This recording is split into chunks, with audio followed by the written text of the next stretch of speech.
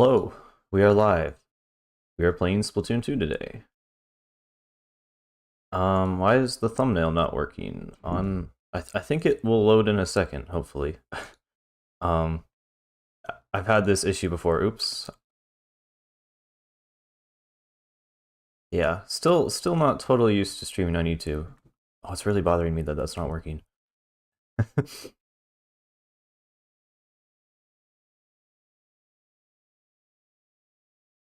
Let me just try refreshing one more time. Okay, it's not really a big deal. Anyway.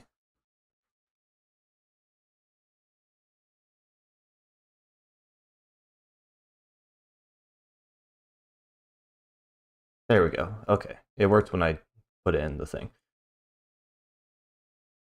Here we go. I'm not reading chat if there's a chat. There's no chat. Okay. Cool. Well, I'm just going to go ahead and get started. Make sure to hit record. And yeah, same thing as last time. We are just doing Splatoon 2 now.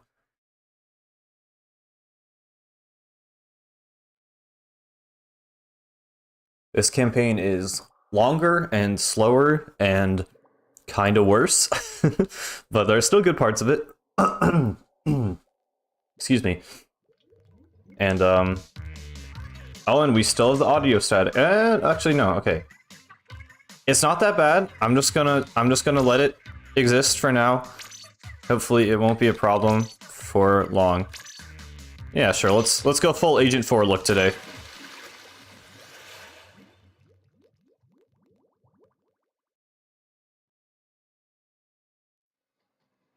I'm gonna... Okay, hold on. I am going to really quickly just re-open the thing, and hopefully the audio will be better now. I think we're good. Hey, Alina. Yes. Another stream.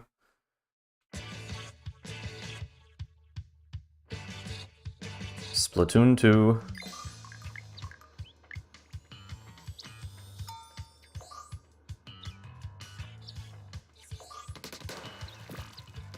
I hate that they don't let you move at the first part. It feels so awkward. Oh yeah, and the camera is so slow.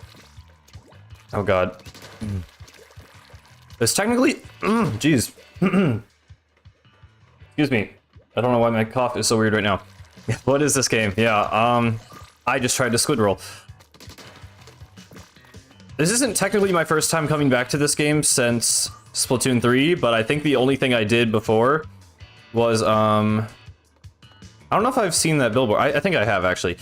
The only thing I did last time was look at the floor, because I was just complaining about the ground textures in Splatoon 3 for that one video.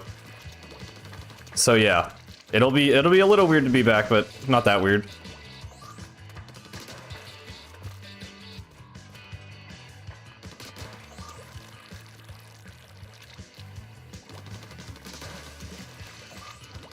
I hate the camera sense. That's the main thing I'm worried about right now. It's just it's so slow.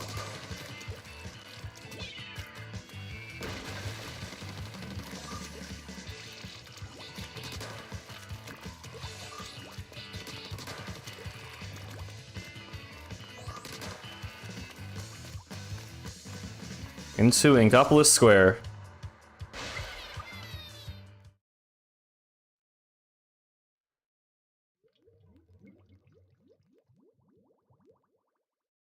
Yeah, it's been a decent amount of time since I've played Octo Canyon. But I played it so many times that, like, I don't know, I still remember most of it. Hello, welcome back to the stream.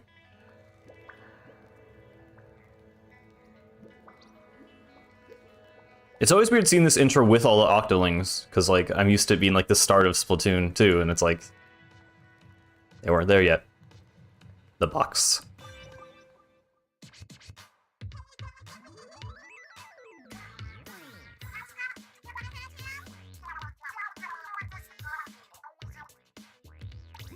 Hey, Alex. I don't miss not being able to skip the news, but I do miss Off the Hook. Oh, okay, I can skip through this. I want to have the story part recorded. I forgot they actually talk about the stages.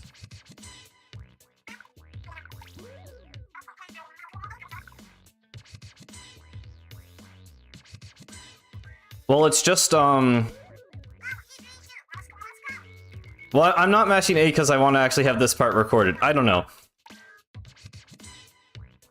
Just in case I ever want to talk about this part of the Splatoon 2 story, I don't want to have to record the entire you know, I don't want to have to make a new account again. That's why I'm doing this, because I want all the footage, so... But yeah, I mean, normally the Octolings... I'm not sure how it works when you don't have online. Like, I guess there are Octoling, like, NPC players? Are there any skips in Splatoon 2?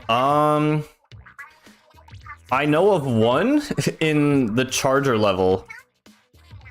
But that's pretty much it. I don't know. This is the campaign I know the least about speedrun-wise.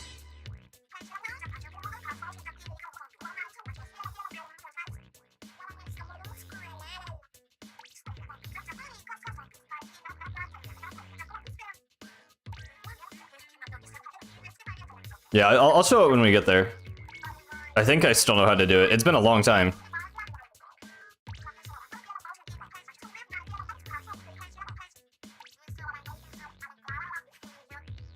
God, this really goes on for a long time when you don't skip it.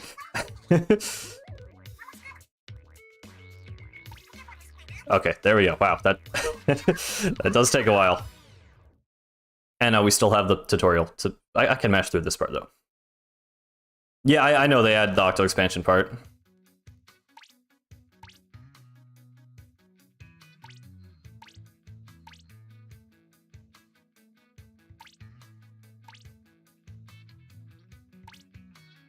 Yeah, they don't limit anything with Octo expansion to Octo Canyon. I mean, you could literally make a new account, and if you have Octo expansion on the console, you could just go straight there. Yeah, there's the extra dialogue for that too. Oh, bro, really? I finished the tutorial exactly at 1 o'clock.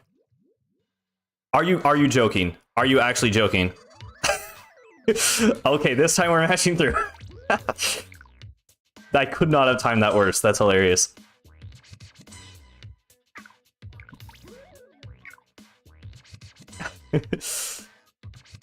Doesn't it only do that if it's also like a salmon run rotation change? I think I just got really unlucky. I don't know if I'll play Octo expansion today. I might.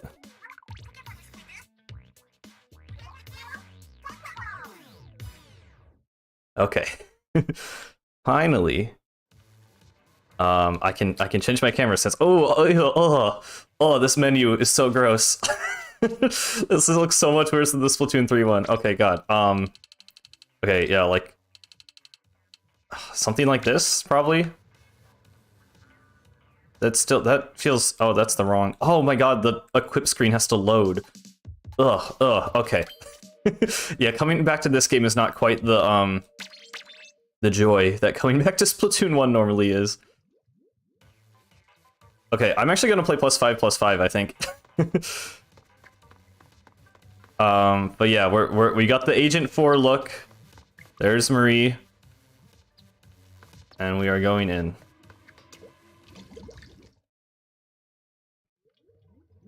Yeah, all the ink colors are way more saturated and stuff. It's weird. Oh, and they'll have the glitter. I forgot about the glitter.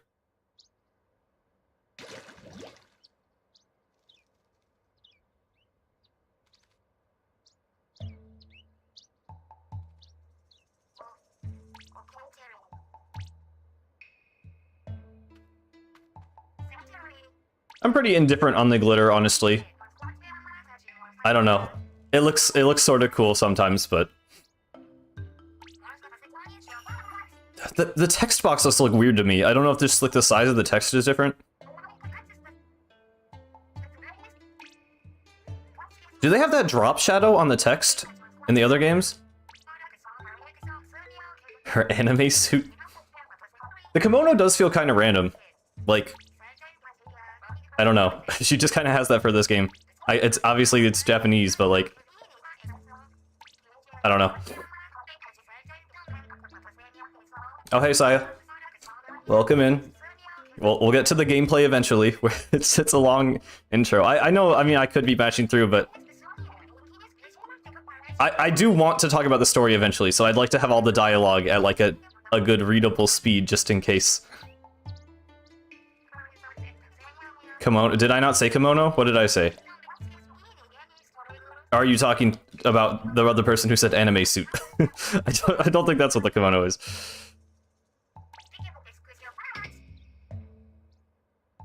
Well, they're like, yeah. I guess they, the version of the Calamari incantation they sang, they got famous from their performance at, like, the, folk singing contest or whatever. So I guess that makes sense. I guess I kind of, yeah. They have the Japanese stuff in the lore. This gun sucks so much. I'm gonna talk about that in the video too. God, it's so bad. Why did they make it so bad? Why is it like this?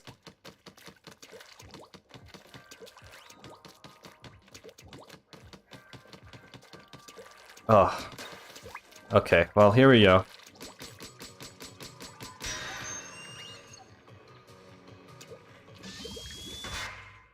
It's even worse than I remember, honestly. This gun is just so... I don't know why they made it so horrible. But here we go.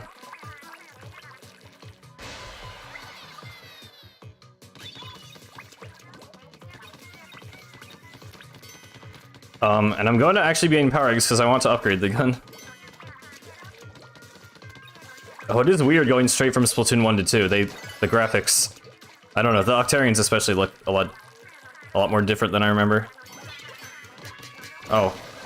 Screwed that up somehow. Why is this... Okay. I feel like that's not working how it normally does, that was weird. Oh yeah, the ink tank in this game is like... I didn't realize till I looked back after Splatoon 3, but it's like it's so much more narrow than the Splatoon 3 one. It's very, like, long. I don't know, I mean, I know it's like because in Splatoon 3 they have like the camelbacks, and in this game it's still like a full tank, but...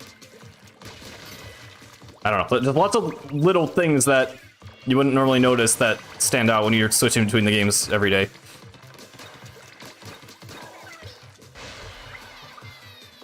They're not hairy.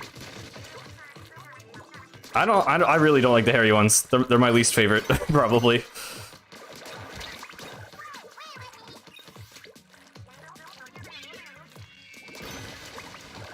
Oh wow, are you guys ready for the best part of this campaign? When you get to shoot this box for like a minute?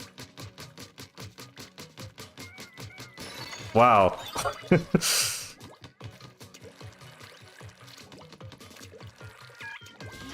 What's over here?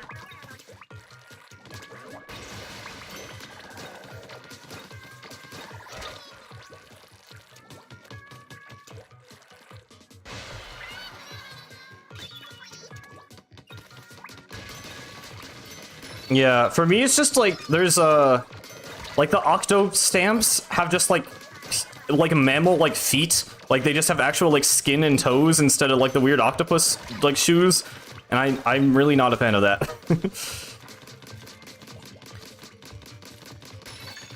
the octolings are kind of cool.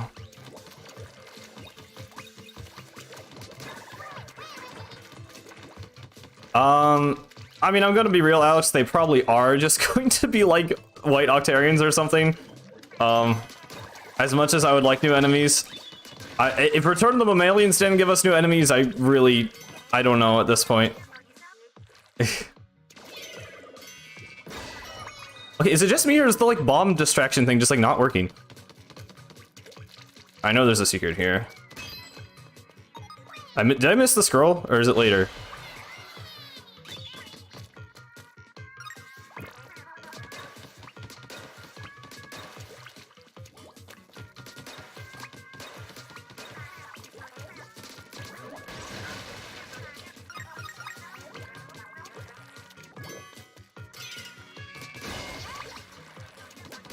God, this, like, it just feels so much worse, honestly. Like, this first level is just so much, like, slower and grosser to play than Splatoon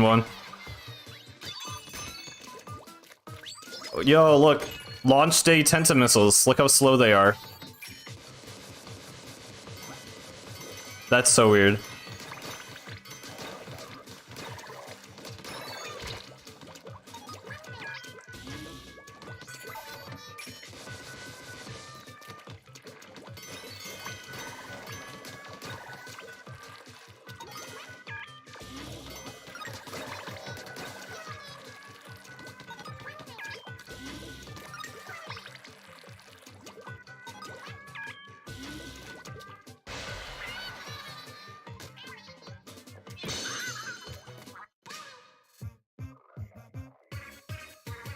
I forgot that the victory music sounds like that. I don't like this victory music.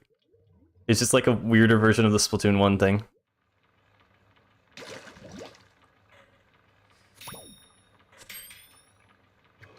Alright.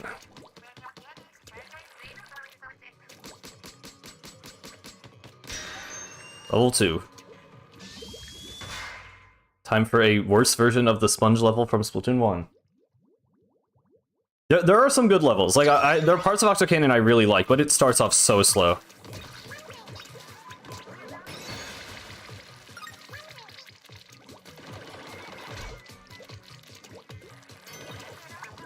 I remember liking it a lot when it came out. Like, I don't know. It wasn't until Octo Expansion that I really started to reflect and realize that this campaign could have been a lot better than it was, but there were good moments. Oh, hey, Red. Oh, I didn't. Okay, whatever.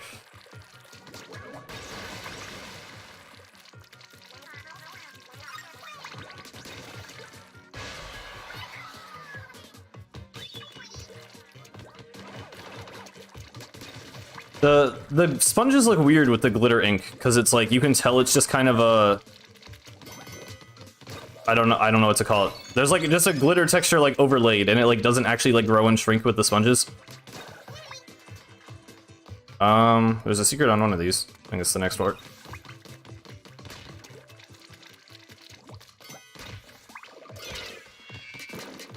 Wow. Okay, every time I do the bomb thing. Really?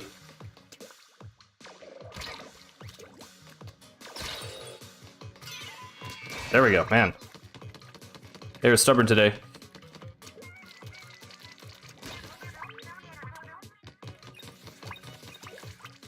Yeah, I don't know how long... I don't know. I don't know how long stream will be today. It depends if I want to do Octo Expansion. The only thing with, like, if I'm just... I could do this one and I could beat Octo Expansion, but I don't know how much of Octo Expansion I want to record. Because I could just do, like... You only need to beat, like, 24 of the levels to actually beat it, but there's 80 levels total. And I might be okay just doing the 24 levels. I probably don't need to record the entire game. But... I don't know. We'll see how I'm feeling when we get there.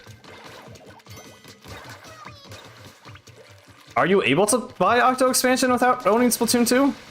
I wouldn't think it would let you do that.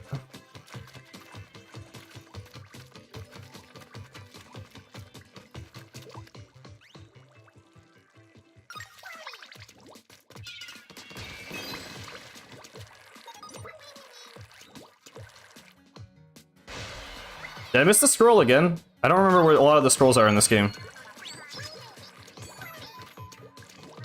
You can buy any DLC if you don't have the game? Really? That's weird. Oh, this is launch Splashdown.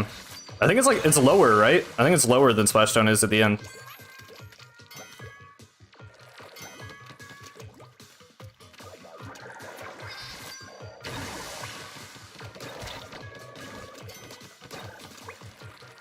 Oh, was it? Okay, whatever.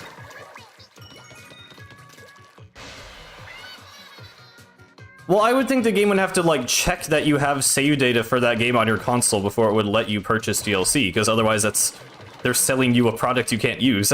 I don't know. That just feels like a protecting against the user making mistakes type of thing.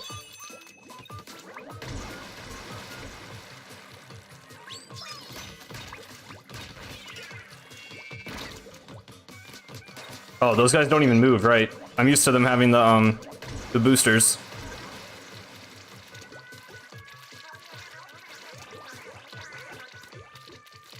I didn't know about this secret until, like, Literally last year. I don't know. Somehow I missed that, and somehow I ended up finding it recently. I don't know why I would have come back here, but I literally don't think I knew that until, like, 2022.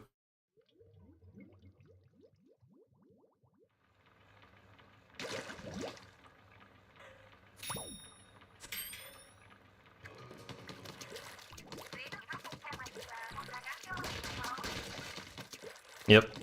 I have little bits of game knowledge that I can share here and there. I know a lot more weird Splatoon 1 and Octo expansion things than this game, but...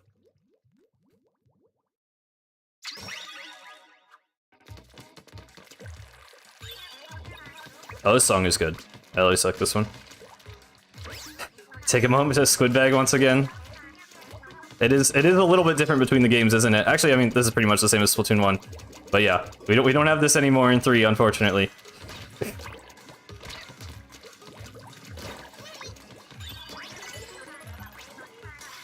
Oh wow, the first ride rail.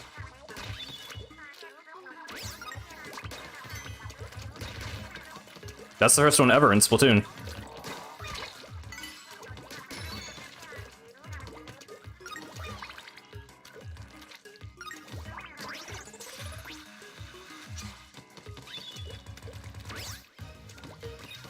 I don't mind in Splatoon 3 that they turn into the blob, I just don't like that the tentacles, like, basically just pop in and out of existence. Like, I didn't even show it. The Splatoon 1 Inkling Girl actually has, like, a fully smooth transition from the hair into the squid tentacles, but they just, like, got rid of that in other games, because, I guess they just want to make it more universal, which is, like, fair, and probably easier to develop, but, like, I don't know. I think it's weird that it looked best in Splatoon 1 and only for the girl, and then it's looked worse ever since. I like this armor. This armor design is underrated. The helmet's cool. I wish we could use it in multiplayer.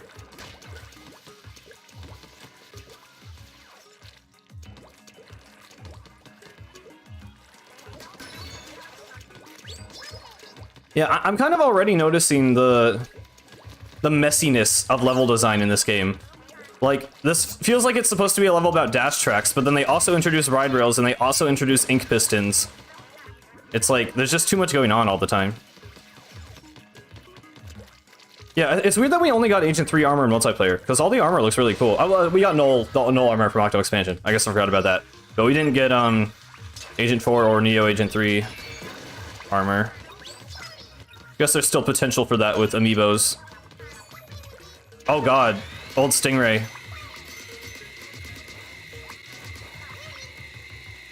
Can I hit those crates from here? Oh, I can. Yeah, that's weird.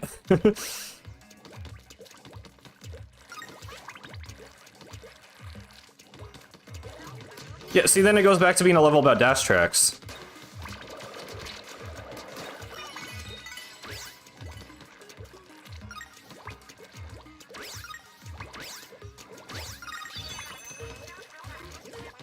Yeah, I mean, this campaign is just so, like, forgettable compared to the other ones, so it's like, it is weird coming back to it, because it's like, oh right, this happened.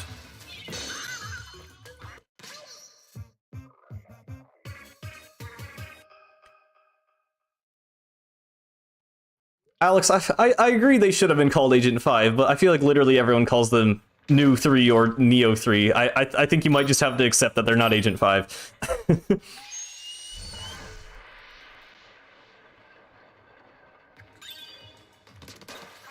Agent 5 does not exist, but it would have made sense for the Splatoon 3 agent to be called that. New 3 does sound dumb, but, like, it's just confusing. I don't know.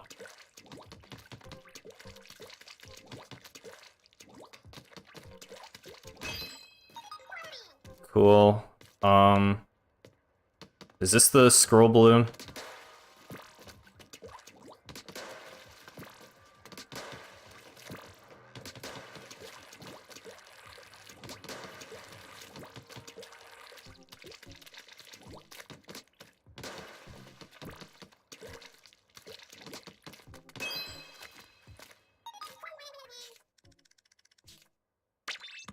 Imagine if Small Fry had its own hero gear. That'd be funny if, like, when you got armor, it got, like, a little helmet or something. They should have done that, actually. That would have been... I would have liked that.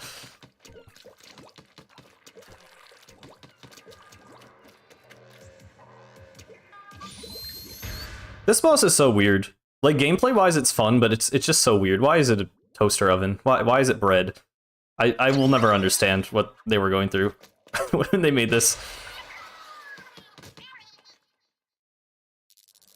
Oh yeah, that's a weird difference between the games. In Splatoon 1, you have to move slightly closer to the boss to trigger the cutscene, and in this game, it's just the second you land. You gotta wonder why they make decisions like that. Like, why would they even bother changing that?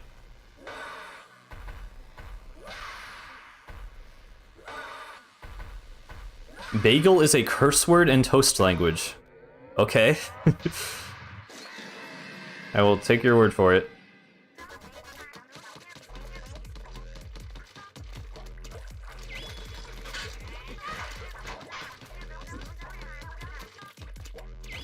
Like, what were they on when they were making this? Like, I just don't... Like, how... I don't know. We need a giant monster for this octopus army. Oh, I know. Let's make it bread. It takes so long to shoot the tentacle. This gun is so bad. It's insane. Neo Agent 3 is like the orange and blue. It's like the orange jacket. It looks pretty cool. I definitely think the Null armor from Agent 8 is the coolest.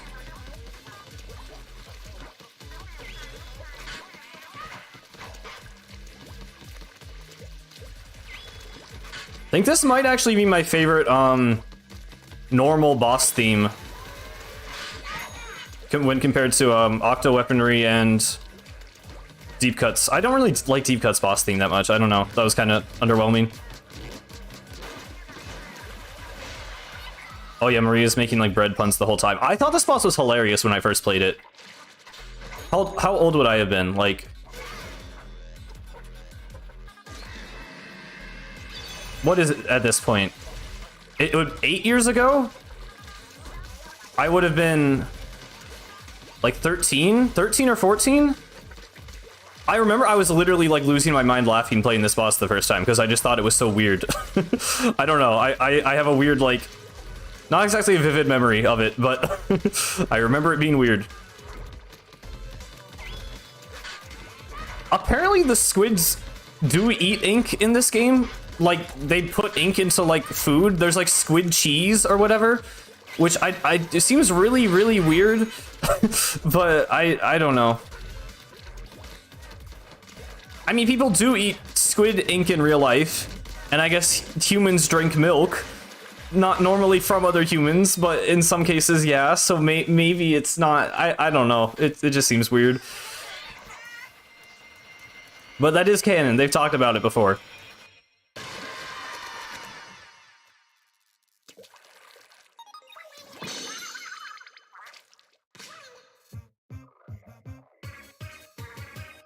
I'm saying it's weird, Eilina. Don't judge me.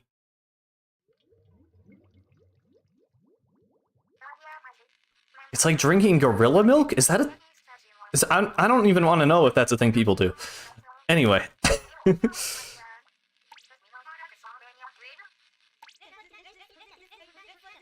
I mean, they shoot ink out of the guns. I don't know. I still don't know if it's like their ink or if it's like, I don't... Maybe we shouldn't ask these questions. You would think if they are squids, they would be the ones producing the ink, but I don't know how it gets into the ink tank or how it gets into the gun.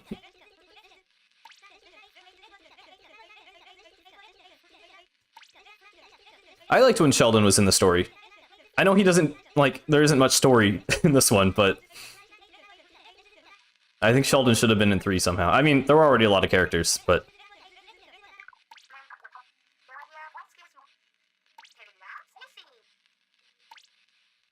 That's true. There are still other species of squids that aren't, like, sentient. So yeah, maybe it's like cow milk. Like, maybe they get the ink from the non-intelligent squids. Yeah, let's go with that. I like that explanation better.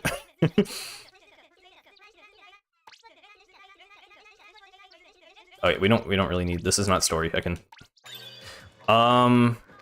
I think I need 800 to upgrade, if I remember correctly. I'm gonna check, though.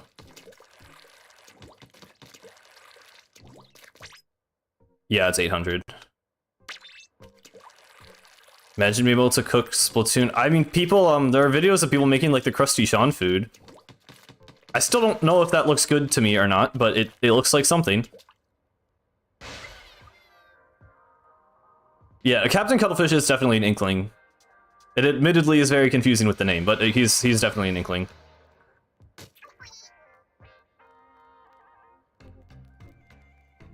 Proof? I mean, I don't know, just look it up. It exists. I've definitely seen it somewhere. Okay, I know that's the roller level, that's the dually level. Let's do dually level, because I like dualies. And I really want to use anything that isn't this gun.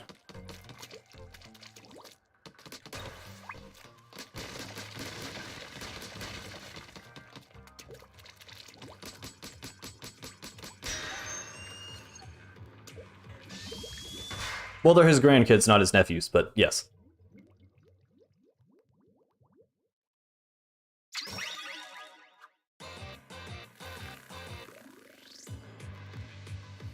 Got whiplash hearing that song for a second because it's a Splatoon 1 song. Okay. These are the hottest weapons in the game right now. That's aged a bit.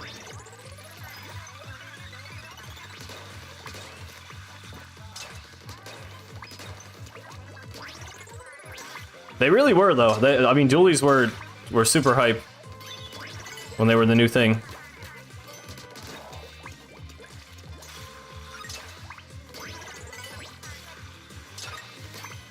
I do not want cuddlings to be real. That would be really dumb. It'd be fine if they were NPCs, but if they were playable, that would be really pointless. They're literally just the same.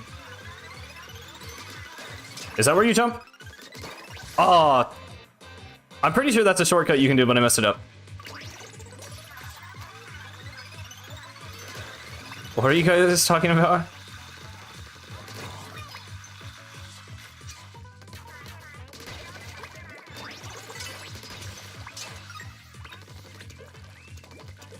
Yeah, Shellafresh is definitely one of the best shop names. I like Man of Wardrobe though. That's a pretty high tier pun.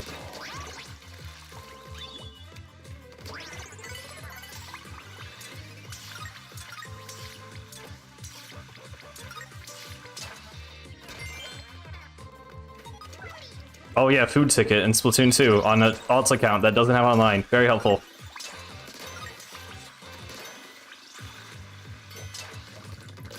I missed the squid ring.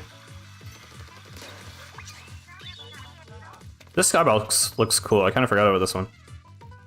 I like that you actually see like the ground, the canyon.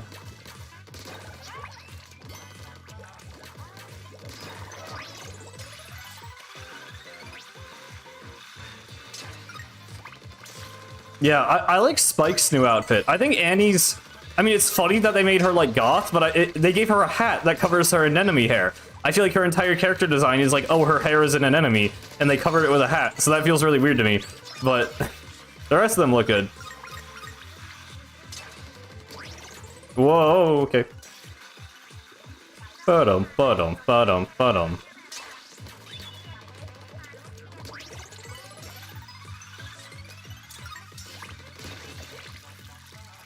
Breadcrumbs is interesting. I don't know how to feel about him yet. He's growing on me a little bit because he's funny. Oh, I really just screwed that up so bad. I don't think I can get that. Okay, whatever.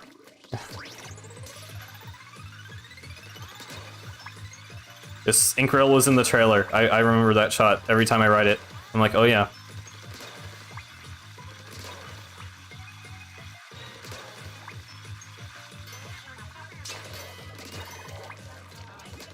I'm trying to squid roll, and it is not happening because it does not exist in this game.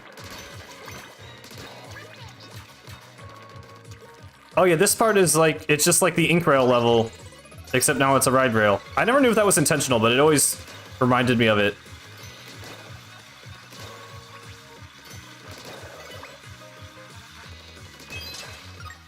There we go. I actually got to scroll on a level for once.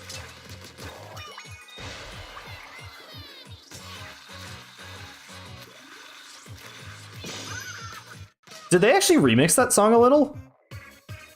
I never compared them back to back, but that one part sounded a little different.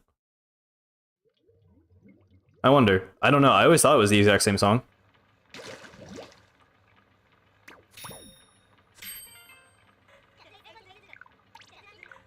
I forgot he does this every time. Oh my god.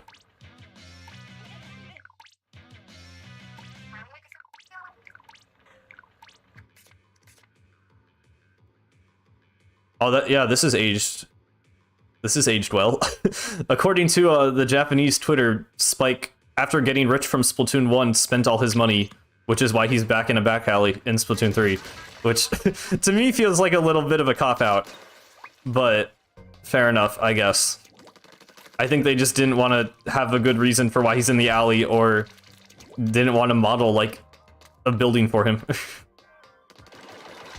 Okay, this is like a really dumb thing that only I care about, but I always really liked this like random bit of like organic design. For how much of this like hub in this game is just like a bunch of blocks stacked on top of each other to make a platforming section, like this just looks so like natural. Like, I don't know, someone just put way too much effort into this random like warped grate, and like no other part of the hub like looks like that. Just weird little details are things I focus on in these games, because that's all that's really left to talk about. Well, that's not true. I'm literally making a video talking about all of them, but you know what I mean. Trying to point out the less obvious, because the very obvious has been said many times before.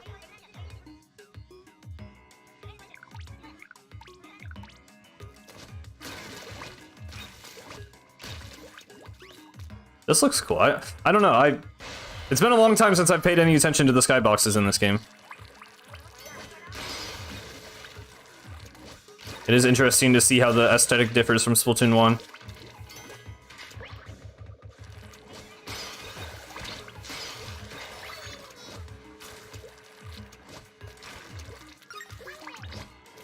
Millennium is cool. Yeah, I didn't use it at all in Splatoon 3, I think. They basically just replaced it with ink wheels. Well, I don't know if that's really an equivalent. I mean, it kind of is. Give me this. Oh, we're good.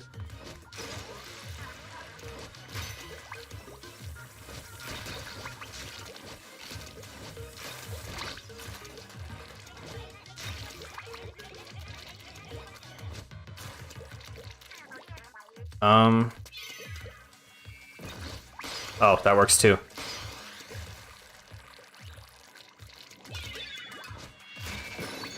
Armor.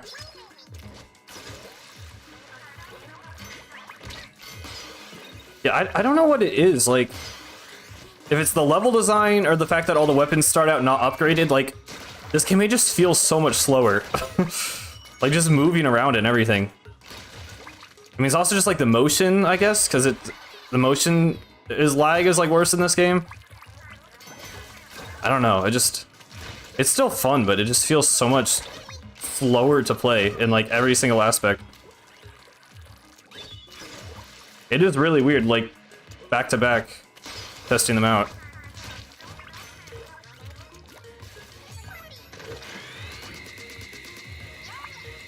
The Bled Boys, yes. I feel like they didn't really get a lot of use out of the Octo Hurlers. They're only used in a few places. I know they show up a little bit in Octo Expansion.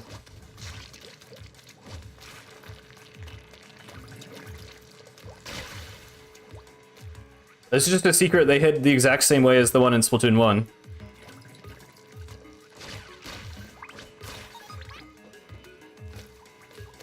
This is another weird instance of them just throwing in an old mechanic. Like, there's just spreaders for this one section here, when that was like an entire level in the first game.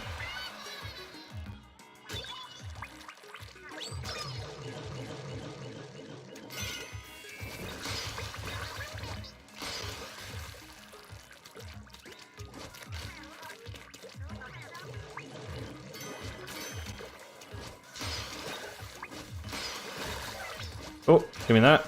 Okay. Oh, nice, I'm at 800. Okay.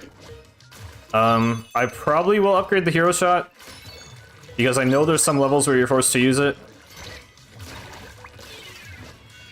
And all the other weapons start out not nearly as painstakingly slow as the hero shot. Oh.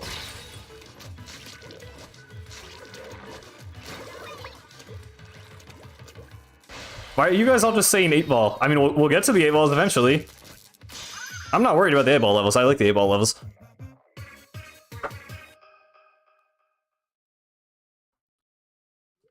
Ooh. But I'm ready to get to the faster pace levels. There's some... I know the charger level is really fun. Which is in this world. Or this sector.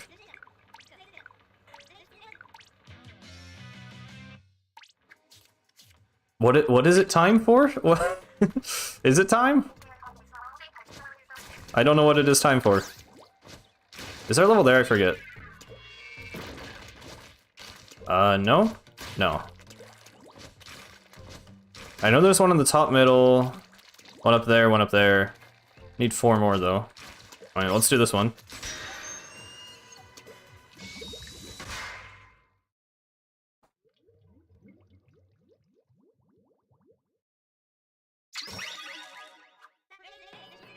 Oh, I should have upgraded. Hang on, I'm actually gonna back out and upgrade the gun if they're gonna make me use it there.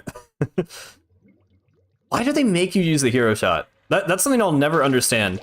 The entire draw of this campaign to set it apart from Splatoon 1 is, hey, you can now use the 9 hero weapons instead of just the hero shot. And then there are levels where they force you to use the hero shot. Like, why? Why do that? There is no reason. Okay.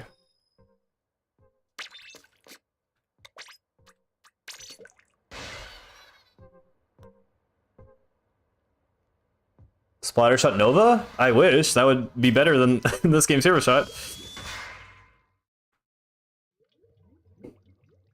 Feet emoji, okay. The stage is a bop? The stage or the music? I don't know. I actually kind of never liked this song that much. Buoyant Boogie? Is that what it's called? It just feels too, like, happy and bouncy compared to what I think Splatoon is.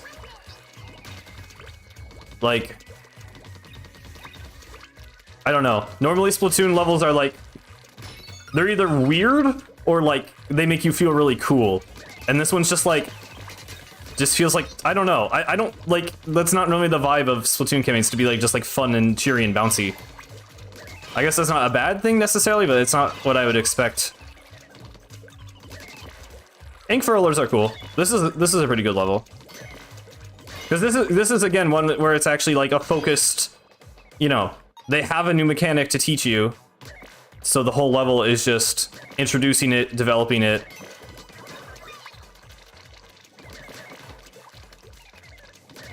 Yeah, exactly. Like this would not appear in the other campaigns. It would not fit in.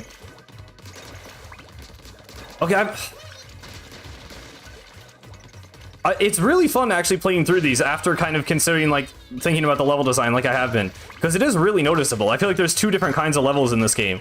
There's ones where they actually had a new idea for mechanic, and there's ones where they just kind of, like, you know, ran out of things to do and just started throwing a bunch of stuff together.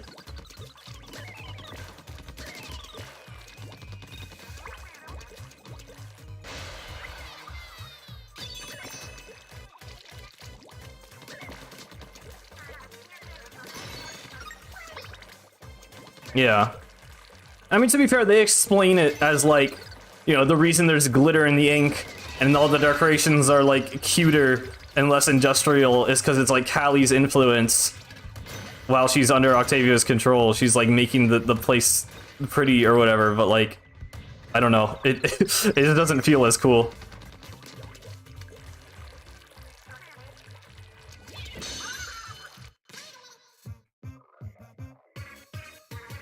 That's a good level. That one is actually good. I still wish they didn't force you to use the hero shot. But it's all right.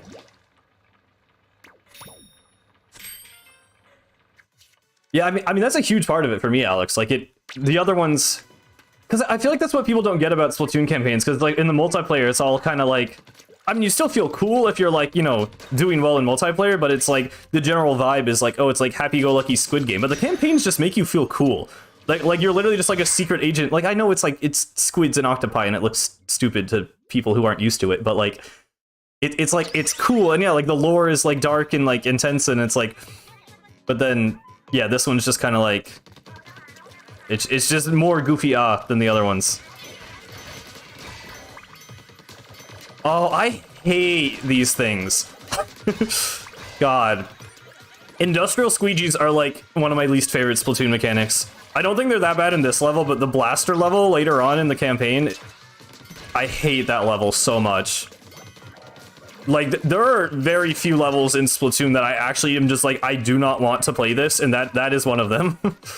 These things just do not function. I don't know. I think in this level it's okay because the path is like linear enough, but it's so annoying sometimes trying to control them. We'll see. I mean, maybe it's not as bad as I remember.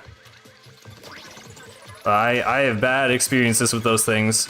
Having to, what's, like, the Exploratorium? I forget. You might know the level I'm talking about. It's the blaster level, where you have to, like, go the 3 different routes to unlock the lockboxes. It's doing that level 9 times with all the weapons was a nightmare. I hate that level. You love them? I mean, they're funny, but they're just so annoying to use. I don't know. I'm not a fan.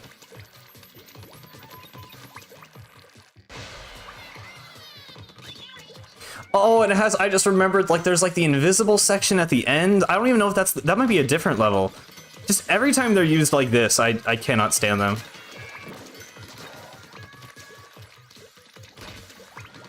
Okay. I just realized this is another level where they force you to use the hero shot. Or do they, or did I just forget to switch off of it? I guess that's possible. I don't remember. Clearly I have the better opinion. I mean, if you're able to enjoy it, I'm not gonna stop you. I wish I could. Oh, the hero... I hate the hero brush stage, too. That's what it is. I hate that stage. I don't even remember why. Well, I remember I don't like that last section. I think it's just boring, and then the last part sucks. Oh, okay, yeah. We'll get there when the time comes.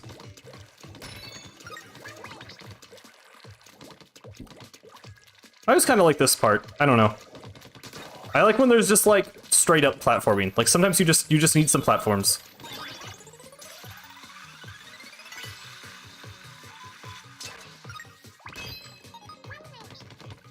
Right. This part's kind of cool. I mean, this part's funny. They put a little twist on it and force you to run away. I like what they did here, but hang on.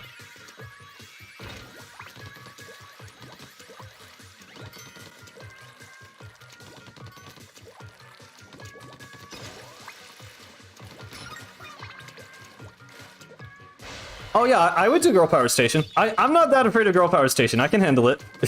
I can't always do it first try, but it's on the fastest route to beat the game. Like, they do it in the speedrun. So that's probably the way I would take. God, this part is, yeah. Oh, see, okay, now it's already, no, I messed it up, hang on. This is the worst part when they spam enemies everywhere, because then you can't control it. I'll just let it do its thing. But I know, I remember getting, like... I don't know if I got stuck here. I know I made my sister play this game, and she got stuck here, and, like, these enemies just spawn infinitely. Like, they don't do that in, like, any other Splatoon level. I don't know why they do it here. But I'm pretty sure if you kill this guy, like... Maybe? I swear they would just keep falling down. I don't know if it, like, takes a second. That's how I remember. That might be like a weird false memory, but I swear, no, there we go. Yeah, they just keep falling down. They just keep spawning in guys. I don't know why.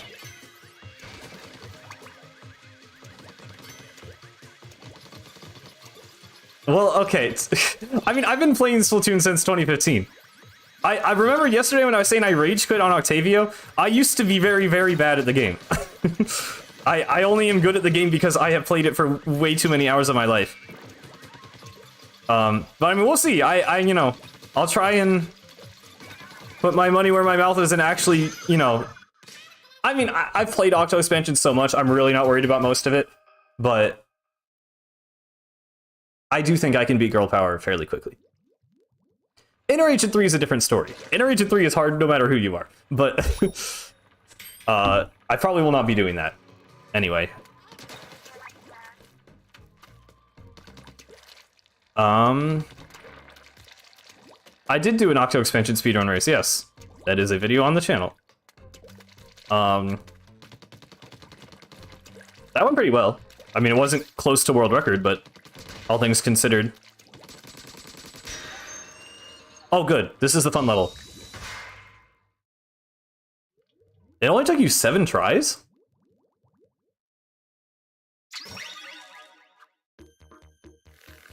You were 3 when Splatoon 1 came out? Wait, how old are you? Old enough to be on YouTube? Hold on.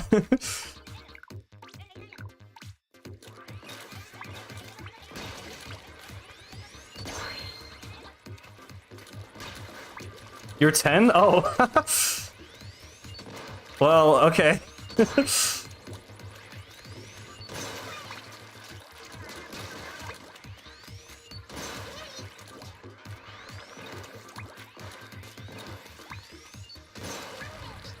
I think Interagent 3 just took me like a half hour of straight tries. Like, it wasn't a thing where I like took a break or stopped. I just kind of played it for like 30 minutes and I beat it. Gotta teach the new generation, yeah. The Splatoon influencer.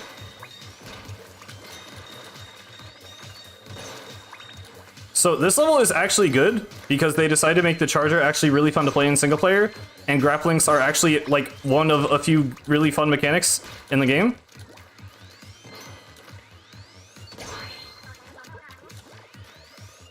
This one's a banger. It also is like the best song. Shooting Starfish is a banger.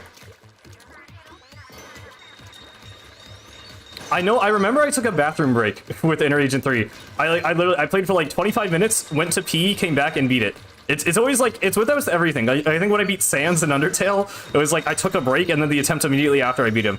That's always how it works for me. I think I literally just need my like, hands to like stop cramping, and then I'm able to do it.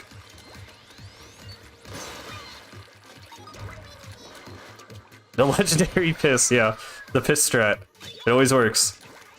Will allow you to defeat any opponent.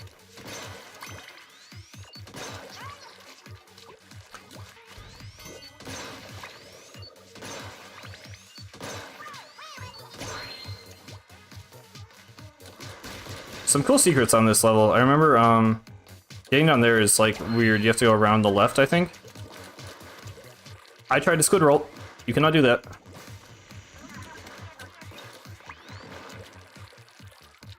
Okay, right. There is a cool speedrun skip that I'm actually going to attempt. Oh my god. How do you get up there again? I forget. Do you drop here? Is that how you do it? I can remember if you drop here, if you end up going here. Yeah, you fall here. Yeah.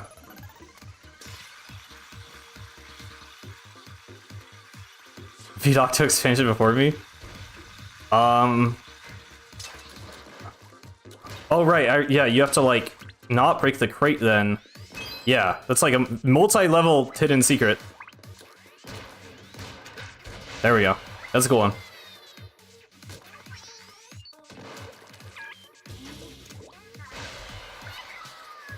Okay, wait. This is where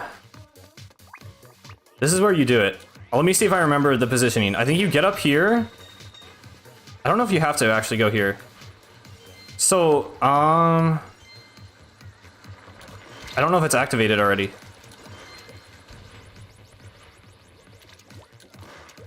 I don't see it. There should be a grap link by this appfish.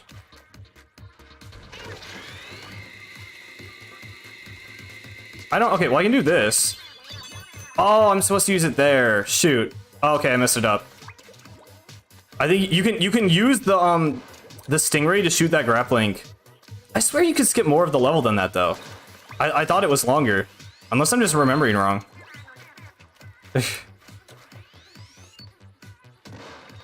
You can't skip Pearl and Marina. Are you beating Octo Expansion or Octo Canyon? Oh. I do want to get eggs because I would like to upgrade weapons if I can.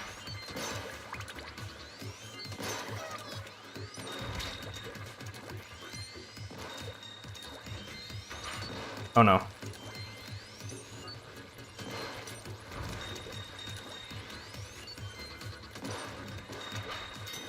This part is a bit trickier than I remember. Really? Do I have to full charge to reach that? There we go. Okay. Expansion? What happens if I beat Octocannon and expansion before you beat expansion? I don't know if that's a bet I'm willing to make, but that would be humorous.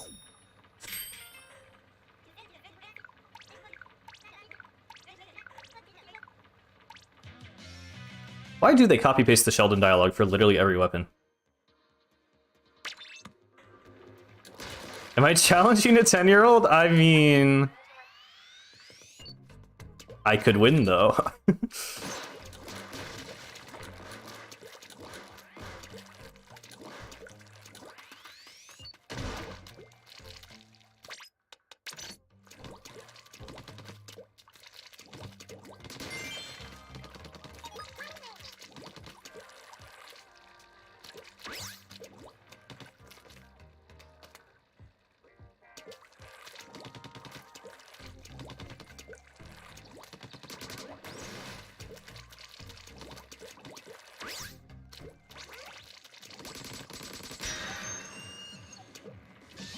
I'm not sure who that "how old are you" is directed at, but if you are asking me, I'm 20. I'm almost 21. You really said I clear this too? I do though.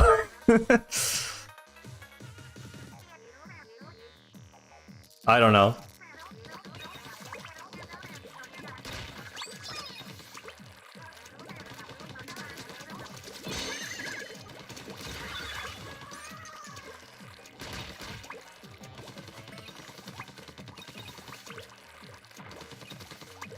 Still don't know how to feel about the octoling levels in this game.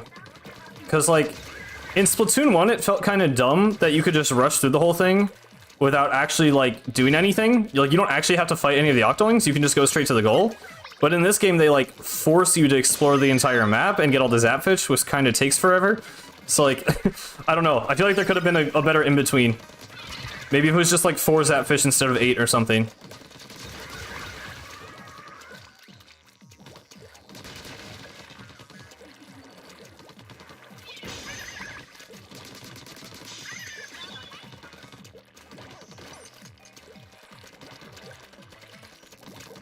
Oh, this is on the old version of the Reef too. They reworked this map in Splatoon 2, and it's not even in Splatoon 3.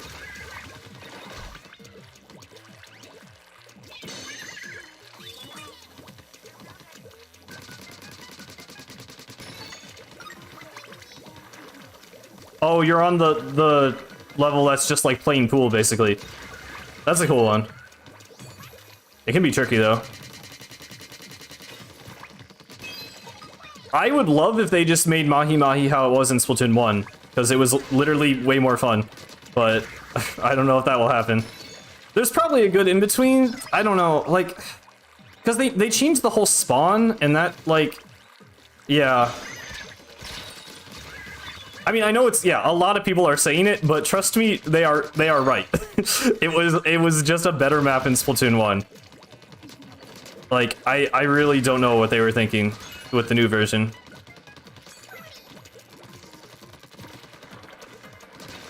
I mean, like, I don't know. There's a few good design decisions that they, like, changed with Mahi Mahi. So I don't, like, I think it's unreasonable to expect them to literally just make it the Splatoon 1 version. Like, I think simplifying which platforms rise up out of the water is, like, a good change. And the spawn, like, is okay. It's like aligned weirdly.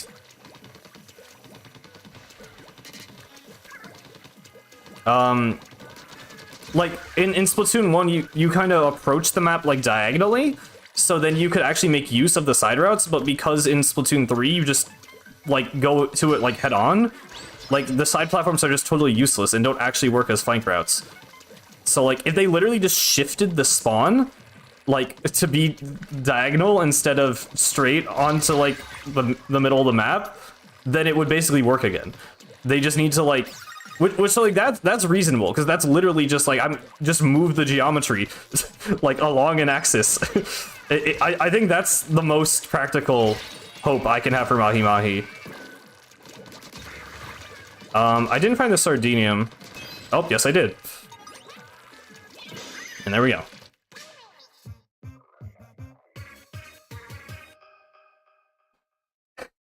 Yeah, you got to be an epic pro and do it without skipping levels. It's totally fair to skip levels, but I do think it's way more satisfying to actually beat them yourself. I don't know. I mean, I never skipped a level in Octo Expansion just because I enjoyed playing the game enough and I liked the challenge. But my favorite map is also Flounder Heights. Yes, I love Flounder Heights. I mean, I made that video where I basically just say I love Flounder Heights like 30 times. So I think, yeah. If you want to know my opinions on Flounder Heights, they are very positive. I do like it better in Splatoon 1, but it's still pretty good in Splatoon 3. It's my favorite map in the game, regardless. So, yes, I'm a big fan. I really like Bluefin Depot also, which is still a Splatoon 1 exclusive stage. I really hope they bring that one back. Oh yeah, the funny the sounds of the collapsing society. We didn't talk about that in Splatoon 1, but that's a thing that happens.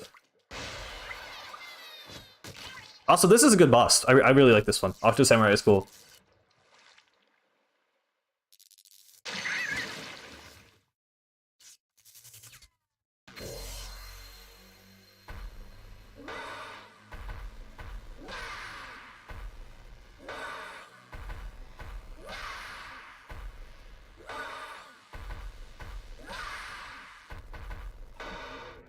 It's interesting that this and, like, Shiver are the only bosses where you, like, are just damaging, like, a thing.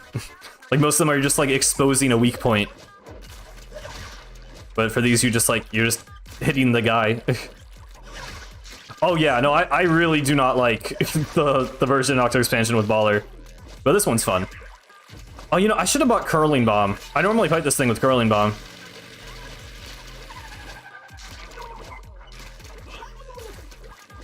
It's fine.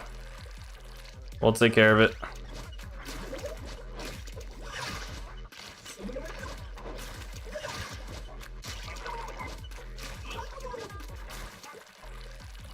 But yeah, Big Man too, I guess. But even that is like... I mean, I don't know. I guess that's a different thing because you're shooting the Manta. Big Man is just weird. It's a cool reference to Mario Sunshine, but it's a weird fight. Can you do the thing in this fight where you get behind him and start rolling in tight circles? Is that... I don't know if I know what you mean. I can try to do that? I was not aware this was a thing.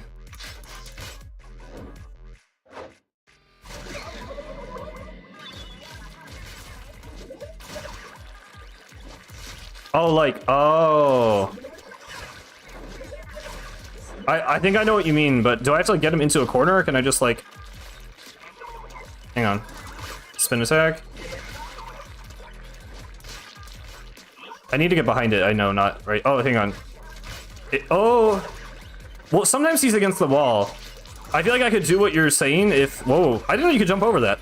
That makes that significantly easier to avoid, actually.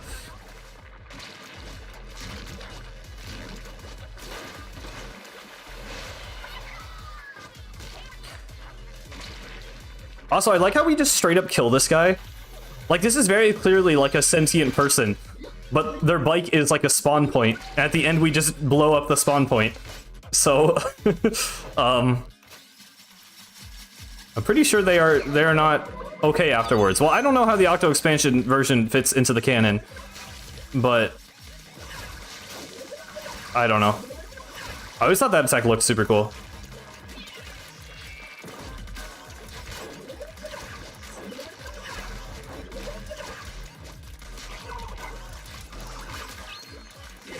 Oh, okay, you still take damage.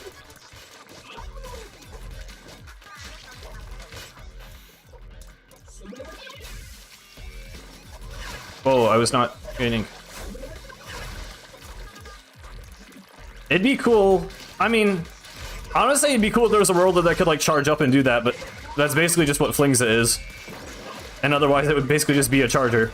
So, I don't know exactly how they would implement that.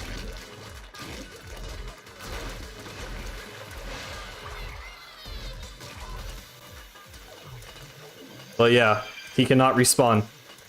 He is dead, I guess.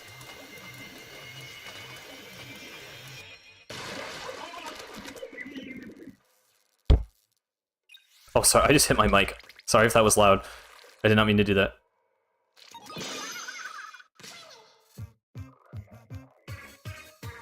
Also, yeah, that would kind of just be Splatana, actually. That's basically all that is.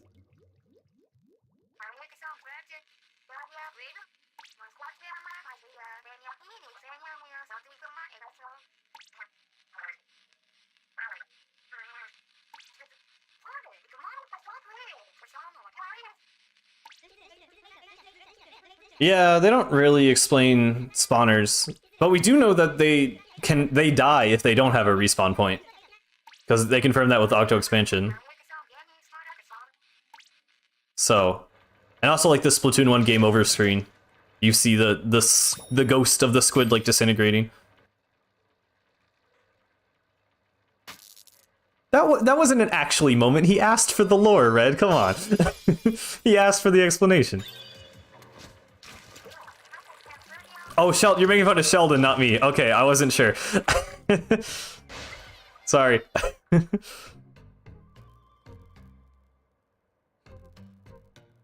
Yeah, Sheldon actually does say actually. He actually... Wow, okay, I can speak.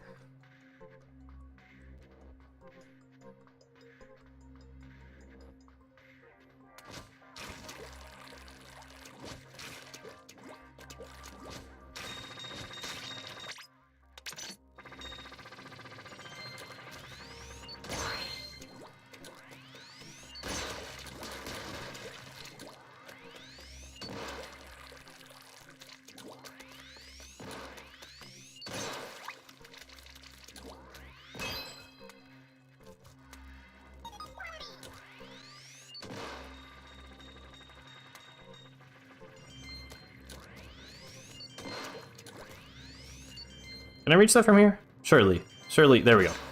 Wow, 1 egg. Okay.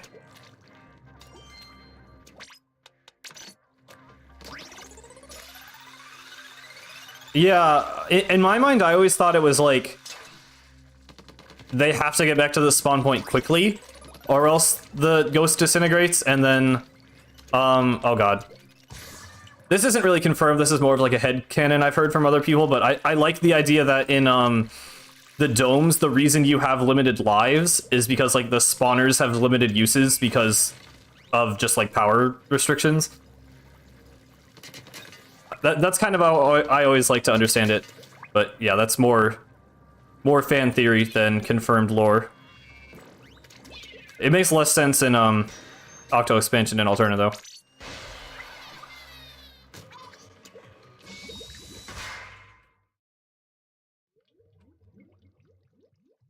Well, I guess in Octo Expansion you technically have unlimited tries. It just costs more money. So that theory still stands, just kind of conveniently because of how the game design changed, where they let you restart from checkpoints by paying. That actually does work out. Because there's no more game over screen.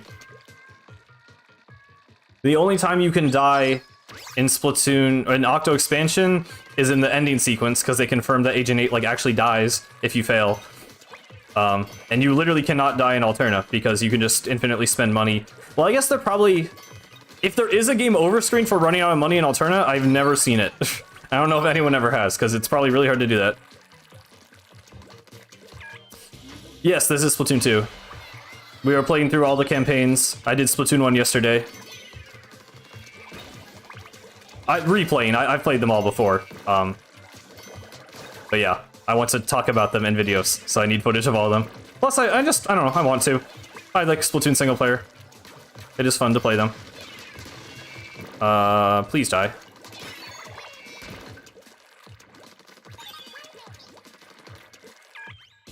There is a game over in Splatoon 2. It looks like the oil spill, and it like says RIP.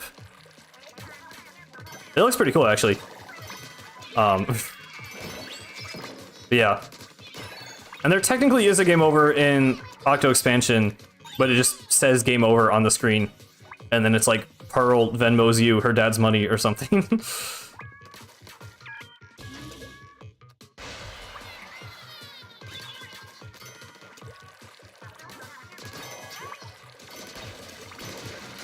Oh.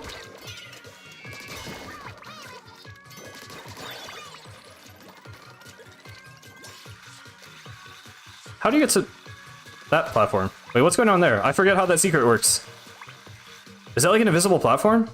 Oh, that's so weird. I totally forgot about that. Huh. Oops.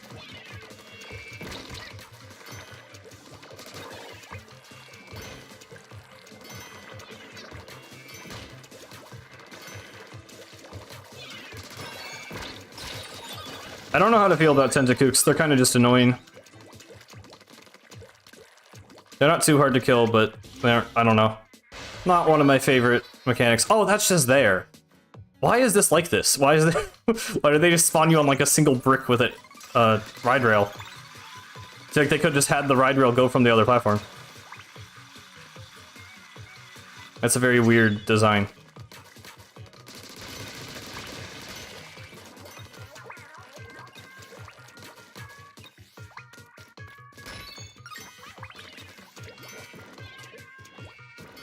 Oh.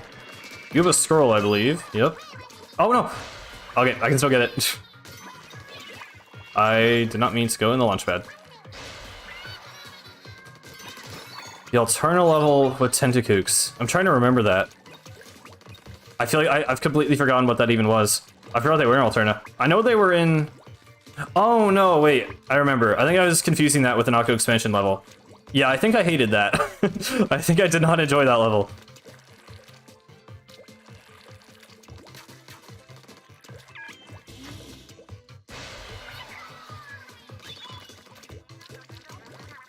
Yeah, it was like the wide open stage with like the towers, kind of. Yeah. I only remember it because I remember the moment when I realized I had to play it again to do it with the other weapon, and I was dreading it. Right, this part. I know there's like missiles at the end that you can get. Oh god. Which probably makes this whole thing a lot easier. Oh yeah, Agent 8 just, like, loses the jacket completely. Agent 4, I mean, not 8. I don't know why I said 8. Too many agents. I don't know why I just rolled off the edge either. Don't worry about that.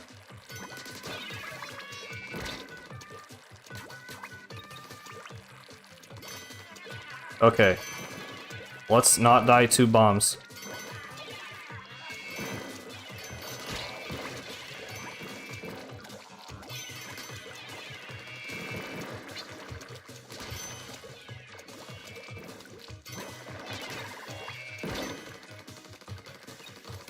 I really missed that guy. Okay. Oh! I could just leave the level now, but I need to kill them because I want to kill them. Die.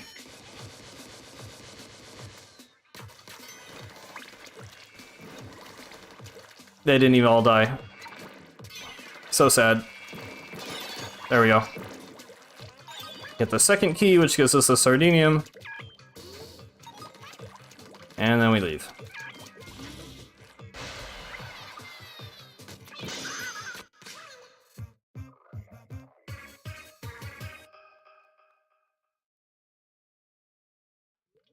How far are we in World 3? This one goes so much slower.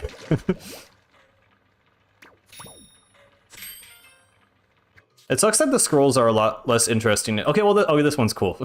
This is the canon reason for why the specials are weaker in Splatoon 2, but yeah, and a lot of the scrolls in this game are just kind of boring compared to Splatoon 1. A lot less like fundamental world building, more just like, hey, this is a thing that exists. Hello, Marie.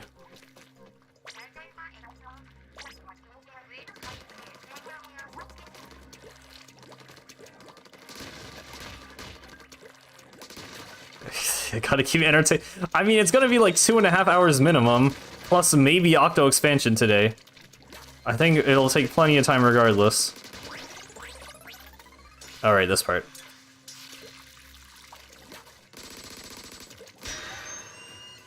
Oh, bounce level. Is there like a big tournament today? I don't know. I feel like there's tournaments like almost every weekend. Maybe not, but I'm still only like vaguely aware of competitive stuff. Like I know competitive players because they're like funny on Twitter, but I don't watch a lot of actual tournaments.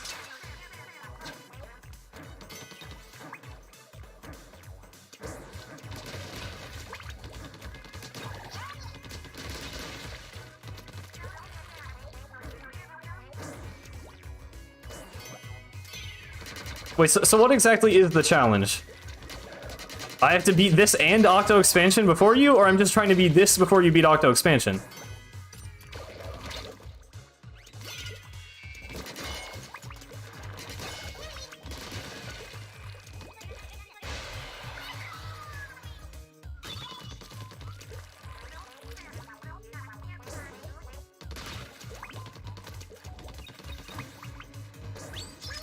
Both? Is that, I mean, is that what, How do I say your name? Mr. Positeeth?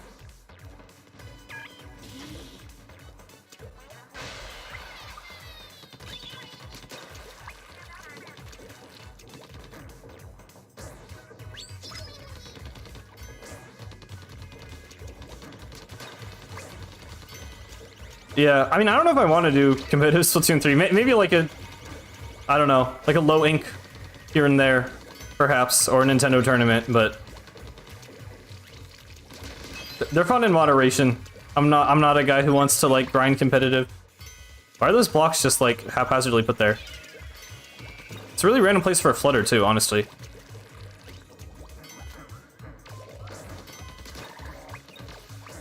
Hello, JBL. The link is only a one-time thing? Oh. I thought it was just, like, low-level teams. I thought you had to, like, be, like, a certain looty div or something to, like, not be allowed to be in low ink or something. Uh-oh, uh-oh, uh-oh. We're fine somehow, never mind. Oh my god. Screwed that up.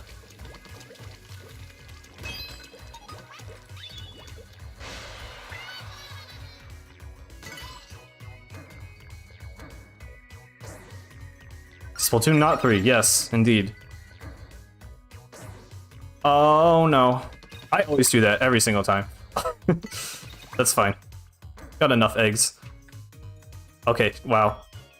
That part always felt so anticlimactic. It's like this giant fall and then your character just like squish.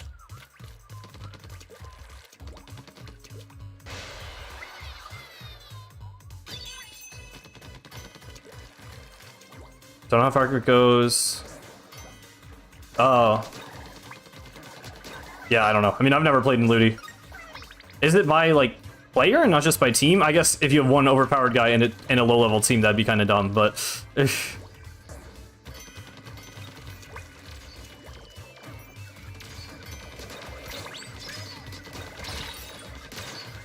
With my lag, they don't know, yeah.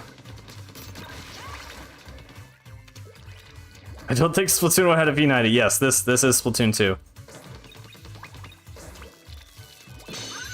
We are slowly but surely making our way through.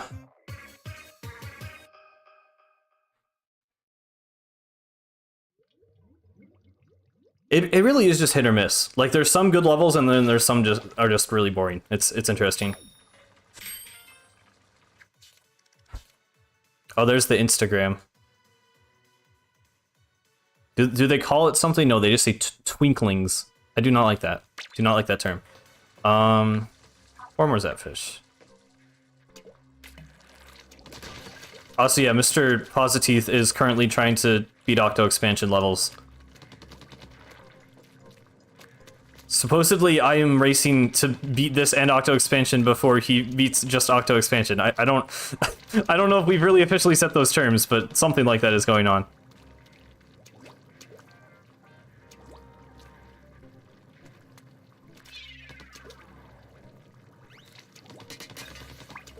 Yeah, I was like gonna say that, but then I decided against it, JBL. Oh, this level's fun. Let's talk about this level instead of the Instagram feet pics. This is the Slosher level. It's the only time this song appears in Splatoon 2.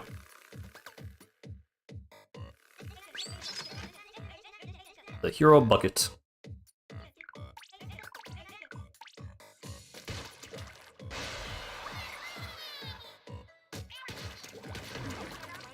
Yeah, this one's cool. I like it's like the only level that's like has the dark glowy aesthetic.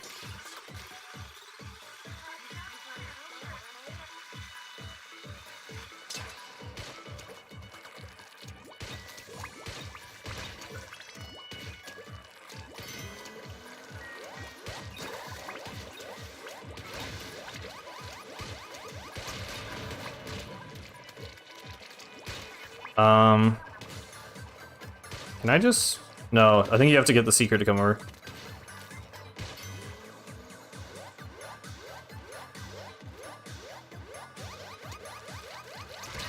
God. This is a weird mechanic. It just feels very janky. Oh my god. But it's cool avoiding them. It's just weird when you have to get on them sometimes.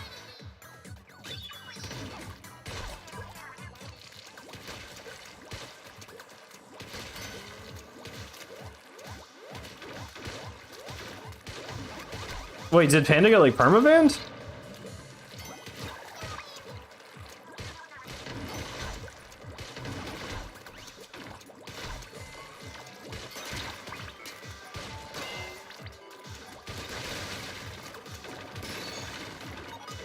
Oh.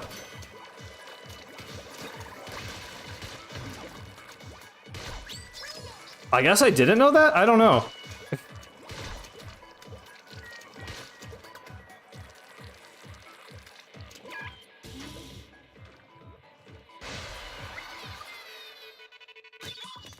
Oh.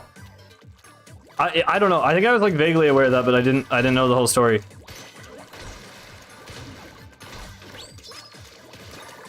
I mean, I feel like they should have known better though. Hacking in Splatoon 2 is like doesn't work. they do ban you.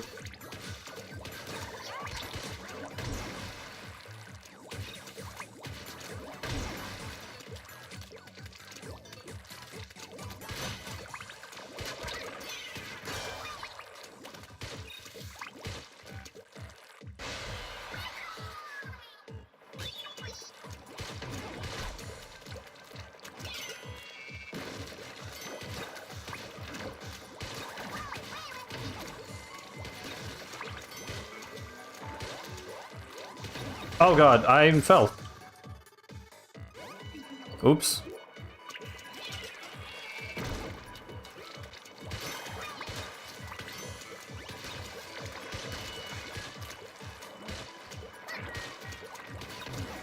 I'm trying to keep up with chat. Red's telling the whole story right now, and I'm trying to game simultaneously. This song feels so out of place in Splatoon 2. I don't know. I mean, it is the only time it plays, so I guess it makes sense, but it feels like such a Splatoon 1 song to me.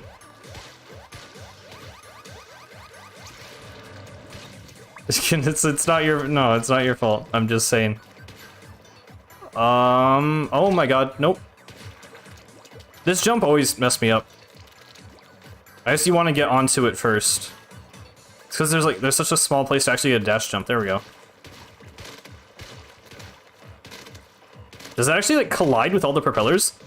That makes, like, a weird sound, huh?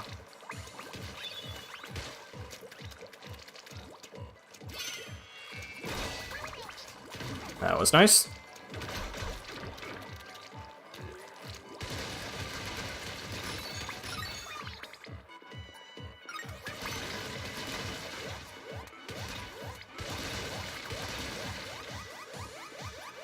Ow. Miss bug with missiles? I mean, super jump would be fun. I don't know. I don't miss anything with missiles. I don't like missiles, period, but super jump would be cool, maybe.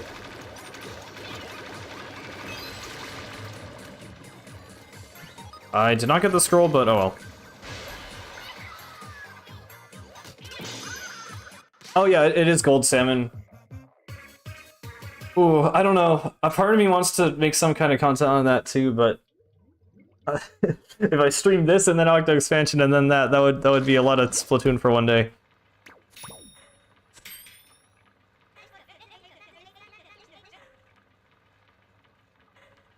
I don't know if it needs a soda thing. I think getting fizzy would be funny.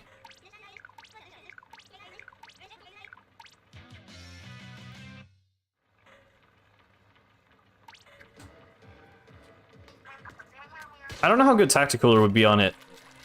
Because, like, I don't know. Does support Slosher exist as a concept? I mean, I guess that's what the missile one kind of was, but it just doesn't feel like it'd be able to get them out enough.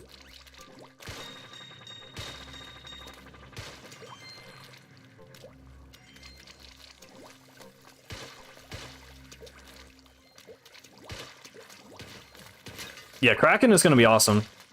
It'll definitely play a little differently than Splatoon 1. Yeah, let's just go Hero Shot. It's gonna play differently than Splatoon 1 because it's like a 2-shot and has the charge thing now, but I feel like it'll be cool. Like, I think it will be very fun. So, I'm excited. Oh god, Humpback. Please never bring this map back. This one can stay in Splatoon 2. We don't need this map back. I don't like this one. Oh yeah, the Toxic Mist from enemies. Did that? I don't think that happened in 3. I don't know if it did.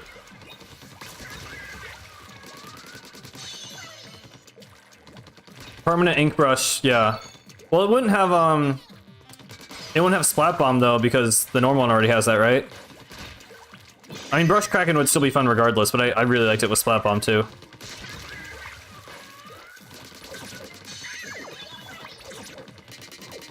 I know some of the secrets are really weirdly hidden. Yeah, like that.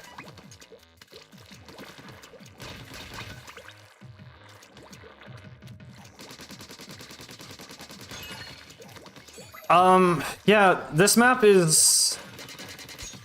It was okay on some modes. I didn't mind it too much in Clam Blitz. It was kind of fun in Rainmaker, but for zones, like, it was just a rectangle on this part here. So basically what happened is people would stand on their plat and just throw Booyah Bomb and Ink Storm and missiles, and like they would just spam stuff on the zone, and like, it just wasn't fun. I don't know. You loved it on zones? I mean, you are entitled to that opinion. What? Did that one just, like, jump off the map? Okay. Not sure. I don't think I've seen that happen before. Unless it got, like... Actually, no, I don't know what happened. That was very strange.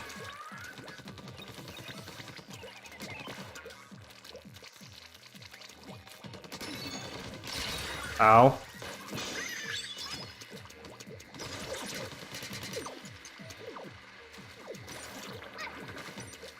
The worst disagreement? What do you mean?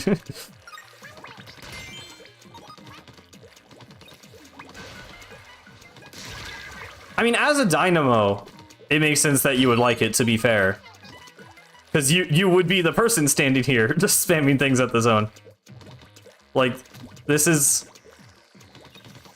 Yeah, Dynamo range from this angle. No wonder you liked this map. That makes a lot of sense. But as for the weapons I like to play, not so much.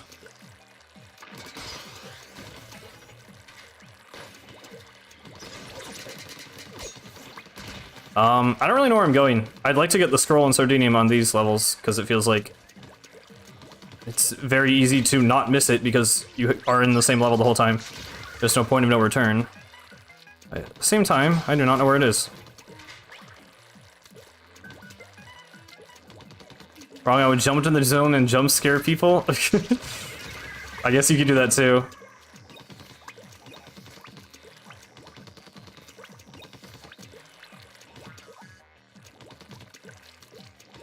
Why do Splatoon maps in 3 have no what? Oh, no cool mechanic. Okay, I thought you were saying something like that. Yeah. I do miss when the maps had gimmicks. I don't know. Splatoon 3 maps are very weird. Especially things like Mincemeat. It does feel like they're less, like, willing to do riskier, but potentially very fun designs. Oh, I did not get the scroll. Did I? I don't think I did. Oh well, it doesn't really matter. Oh, correct, janky, yeah. I did not get Scroll or Sardinium. Okay, well, forget whatever I said about getting them. Where do we have left to look? Oh, up there.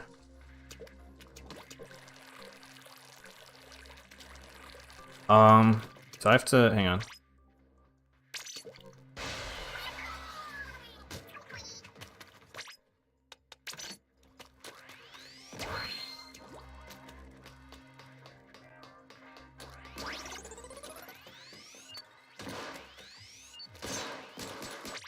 Just give me the shooter. Okay. Oh, this one. I think this one's kind of fun. Forgot the name of the map in S2, but they added ink rails.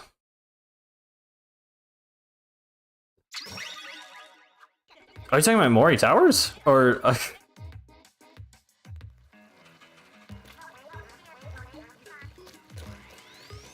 I mean, that might be a little extreme, Alex. I'm surprised you forgot the name of Mori Towers. I feel like that's one of the most iconic maps to remember, but fair enough.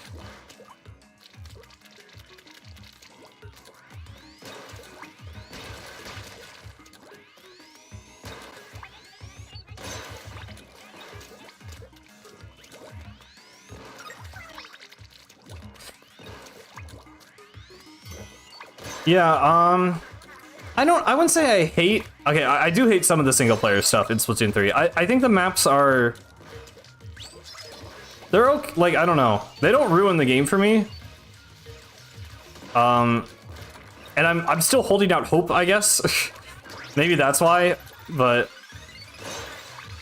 I wouldn't go as far to say, like, I hate the map design. I just think it can be improved. And I think there's still the potential for them to rework maps and design future maps that are better than what we currently have. I totally missed that guy.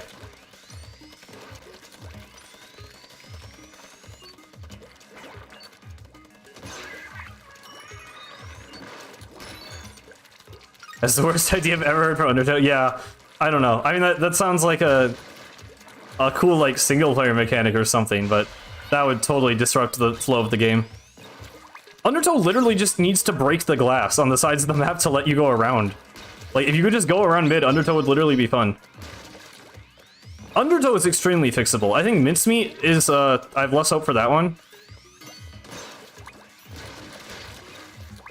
But yeah. Oh, okay. I always really liked this, this little bit of level design. Like, there's this kind of spiral around the sniper, so you're, like, shooting all these enemies while avoiding the sniper the whole time, and then at the end you like get to go into the middle and kill him. This is one of my favorite little things that Splatoon 2 does, actually.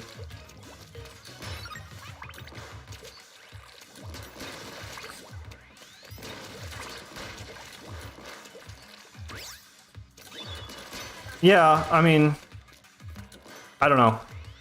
In single player, I definitely think Splatoon 1 is just better than Splatoon 3 in pretty much every way, but multiplayer is hit or miss.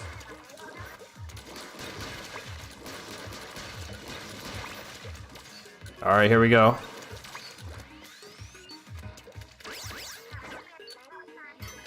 Nice. That just feels cool. I don't know. That's well executed.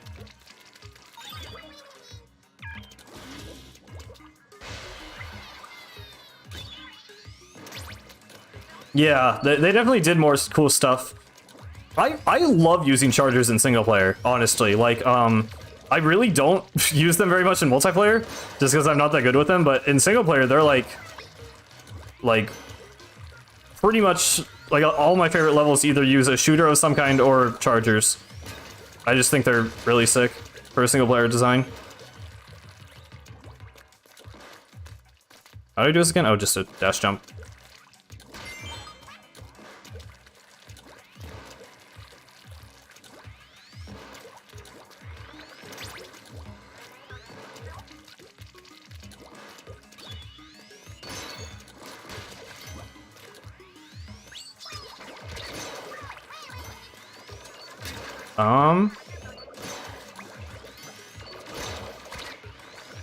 This part is really cool too.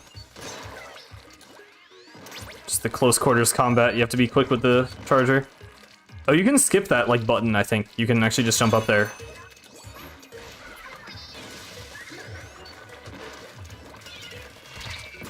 He did not die from that. I don't know why I just default to saying he. Like, literally all the enemies are female Octolings, but I just say he and that guy when I'm referring to things I'm killing in games.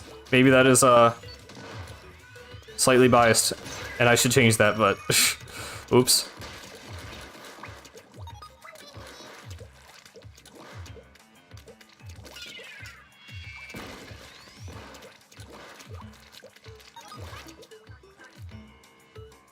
I mean, it is not intentional sexism. I mean, I think I use guy interchangeably for sure. For any gender, but yeah, I guess saying he is a bit more specific. Where are the boy Octolings? I mean, they exist in Octo Expansion. I think it's like, in Japanese, they're literally called, like tacozones, like Amazons. Like taco is Octo, so it's literally like Octo Amazons. So there is kind of like a Amazonian, like, female-led thing going on with Octarian society, which, I mean, I know their king is Octavio, who is a male, obviously, but I think most of, like, the elite soldiers are canonically female. Which I'm pretty sure technically why you don't see them, really, in single player.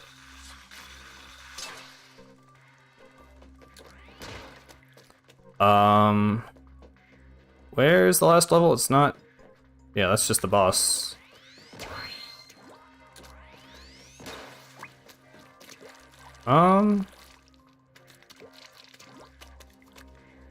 Is it up? I literally forget where it is. Let me, like, just jump. I don't mean to jump there. That's not very helpful. I just want to go somewhere with high ground to look. Can I see it from 12?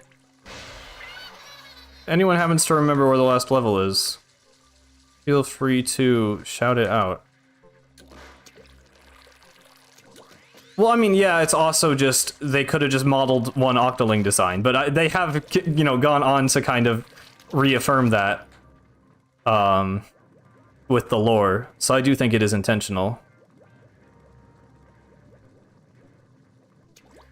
Oh wait, is there not a level over there?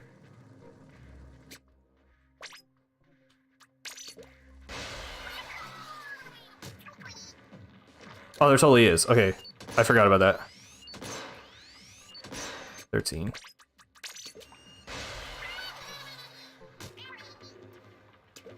Ooh, okay. I like this level. This is the Splatling level. This one's fun.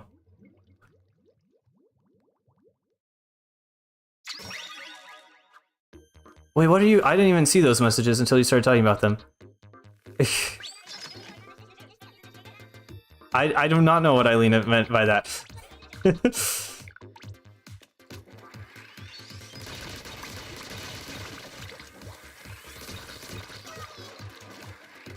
Yeah, that's what I'm saying, JVL. There's just literally no, like, platforming in Alterna. You just get rid of the foos, the fuzzy ooze. I think I did that exact mistake before. I cannot speak sometimes, I'm sorry. But yeah, you just, like, remove the ooze and then walk to the levels, and it's lame. There was no nervous giggle, shut up. No, now see, now I'm gonna, okay. You know what? You don't like how the hero Splatling is silver? I actually think it looks cool. I don't really like the yellow. I think it should have been like silver and like black or silver and blue, but I think the silver part is cool. She is gaslighting. She's actually gaslighting.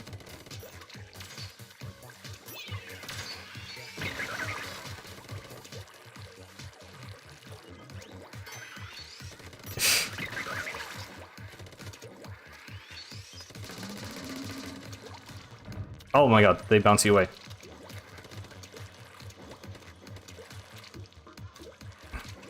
The ink switches are weird, because, like, it's basically just propeller lifts, but they're like, look guys, it's a new mechanic. It's just propeller lifts, but the propellers aren't attached to the platforms you're moving, which, like, I guess makes it a new mechanic? I don't know. I just like this secret, though, that you have to be fast. Oh.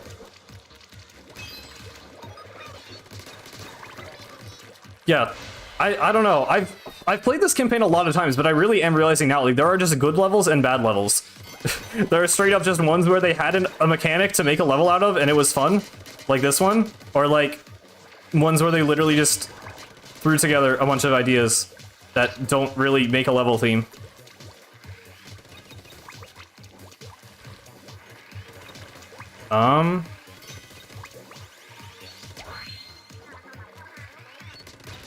Okay, good. I thought I missed something there. I know there's one, I think the next secret, yeah. You can get on top of this flutter. Um...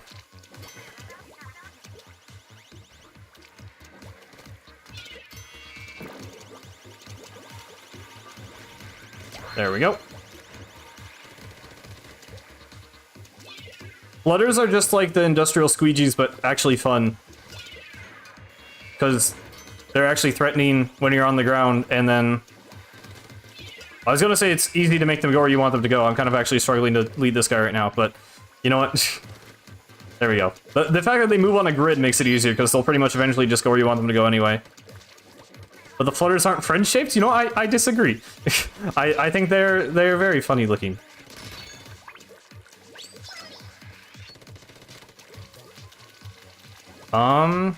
Right, we just head back. I should have bought curling bombs. Someone remind me to do that when I beat a level.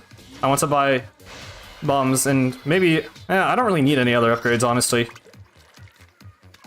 I don't want to upgrade the hero shot, because then the final boss is just going to be too easy. It's already too easy, but...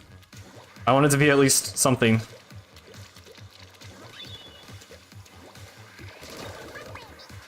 You can agree with Eilina that they aren't friend-shaped, but do you agree with Eilina that the industrial squeegees are? Yes, thank you, JVL. I will remember now.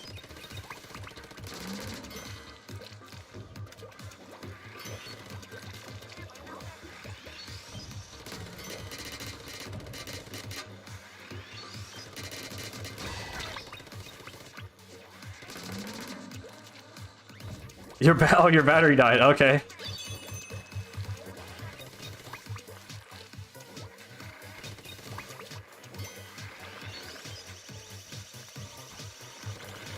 This part was always a little janky. That's not that bad, just sometimes the flutters kind of end up in bad positions. Went pretty well that time, though. Can't I skip this? Yeah, huh, there we go. Goodbye.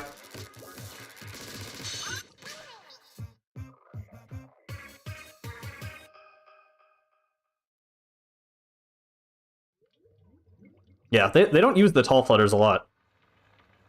There's just like one or two in Octo Expansion.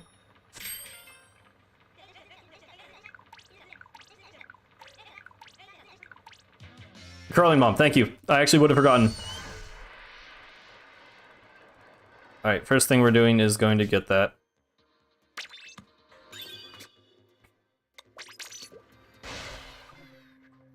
I like that they made the upgrade thing like an actual physical thing, but it's also pretty annoying that you have to go back to the first sector to upgrade. That's only 500. Okay, cool. Do I bother getting Autobomb? Probably not. Yeah, I don't know. I don't feel like I really need anything else. Oh, right, they don't let you go right to the boss. Oh, this is the wrong thing to do. You know, it's fine. We can walk. We can walk there.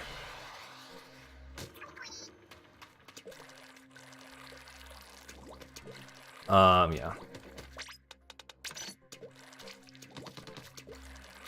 Something else I actually wanted to mention in the video was this is so underutilized. Being able to switch between 9 weapon classes at will is like really cool, and there's like nothing in the game they actually designed around it. Like there's little instances like this where it's like, oh, switch to charge if you use the grappling, but like they could have done so much more with that. I don't know. I'm really surprised they didn't design these hubs more with like the fact that you could switch weapons.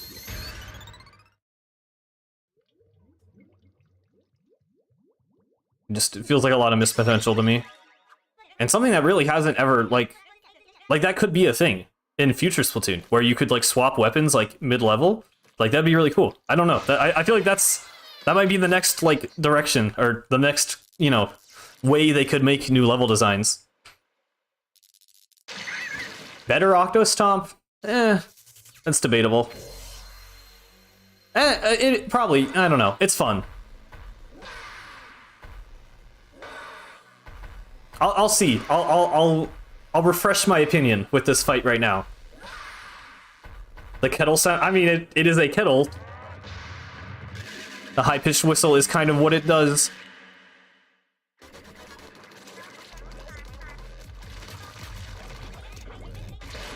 I like that the dialogue mentions the Splatoon 1 version.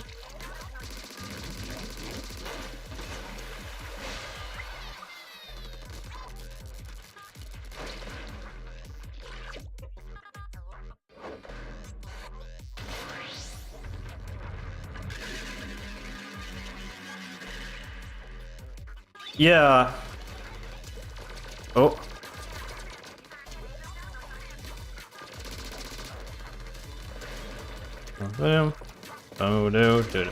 Okay. Yeah, actually, I probably do like the Zompto stunt more. I know the charges that can be kind of janky, and you can get like stuck on the edge of the arena, but it's like that's pretty much only if you're playing badly. But it's something I've seen a lot of people do in their playthroughs, so I don't know. It's weird. Yeah, there's just a guy on top with a gun. I don't know how that works. Like, is he piloting the Octostomp? Is the Octostomp sentient? It's still kind of unclear if the Octostomp is like a character or like a weapon. Because I think the dialogue here is like, Sheldon was like, wait, didn't Agent 3 kill this thing 2 years ago? But then when you fight an Octo expansion, Puddlefish is like, oh, Agent 3 took one of these down 2 years ago or whatever. Like, I don't, the dialogue is like inconsistent. I'm not sure what it is in the Japanese version, but yeah. He has 3 faces now.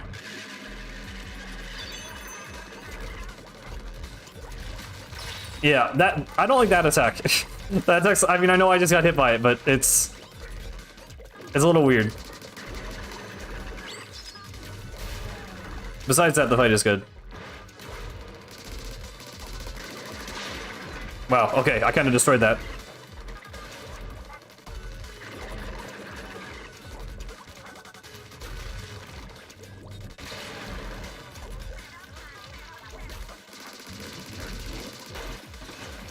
At least that one is fast. I'll give it that.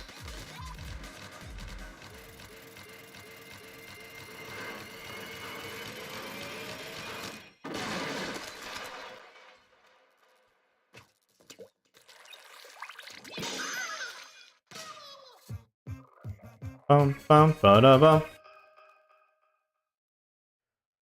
All right, it's been, wow, it's already been an hour. I would have already beaten Splatoon 1 in this amount of time, and we just finished Sector 3. That's crazy.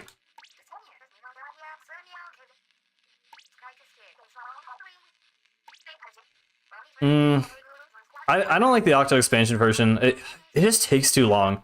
Like the buckle thing has like way too much health. It just gets kind of boring to me. I think that's probably the best version. Dude, all Splatoon story mode drift Joy-Cons. I don't know about that.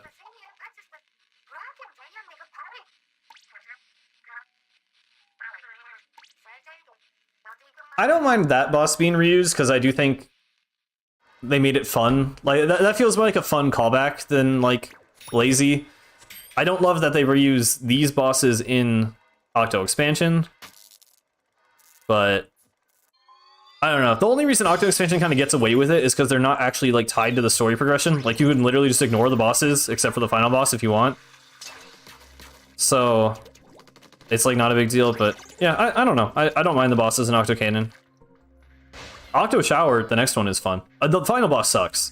The final boss is just the worst version of Splatoon 1's, but they kind of make up for it a little bit with the music and the spectacle. It's still like worse than Splatoon 1, but it's not terrible. Okay.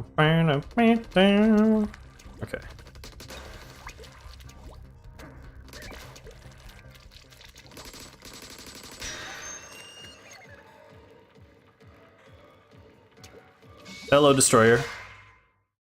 At least there is a boss, unlike Splat 3 having 4? Well, no, Splat, I mean, it has Octavio. It has the same amount of bosses in Splatoon 3. Because it has Octavio at the start, then 3 in Alterna, then the final boss.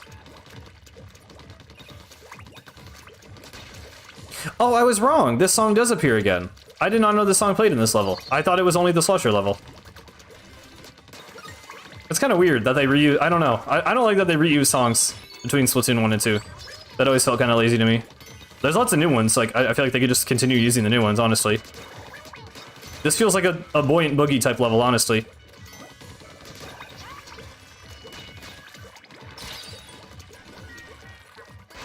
I think he counts. I think Splatoon 3 DJ Octavia was more fun than any of Deep Cut, honestly.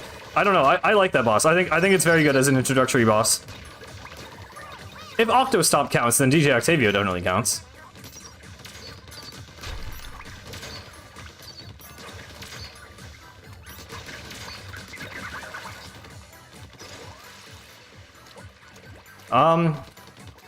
I guess we didn't, yeah, I think they normally don't do news on weekends.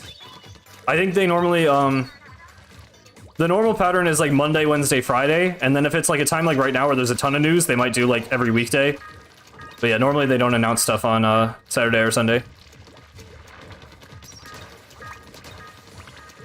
I mean, only real news we have to get at this point is like the weapon kits, right? I guess if they could confirm like table turf multiplayer or league battle, that would be kind of cool too. I don't know if that's coming this season. Hopefully it is.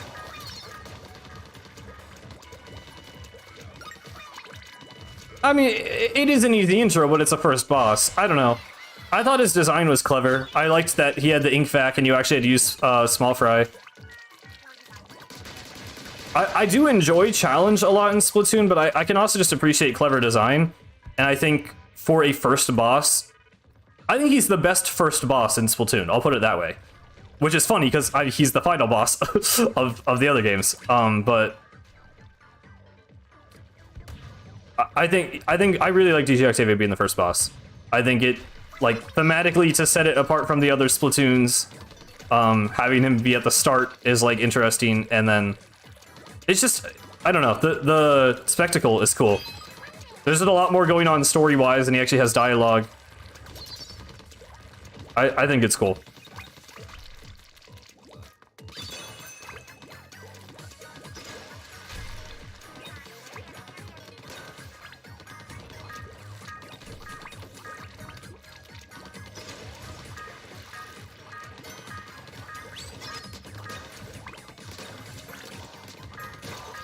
Okay.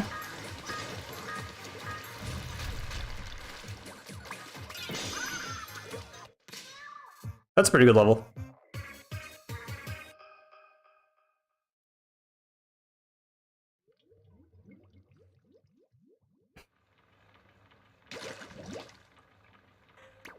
Okay, see you, JBL. A new 3DS bundle for $1,000? Is that, what do you mean by 3DS bundle? Like, just people reselling it because Nintendo doesn't anymore?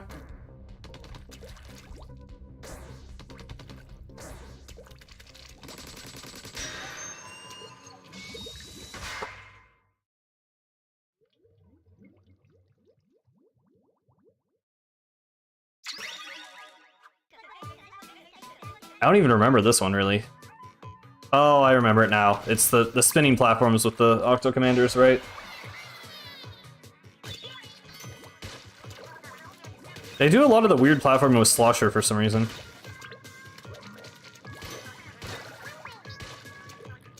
The console in 2 games for $1,000?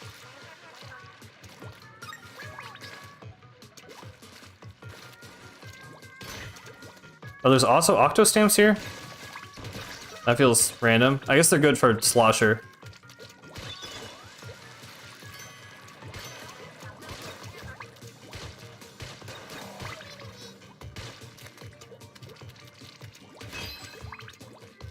Yeah, I mean, it's not surprising, but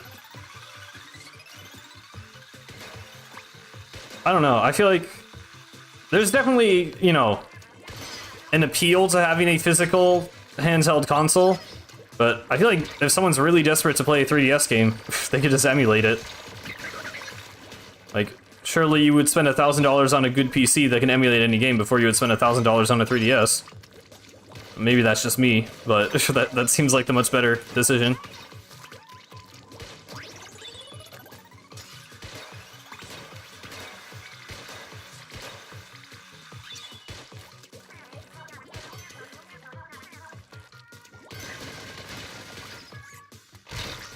That was a weird sound.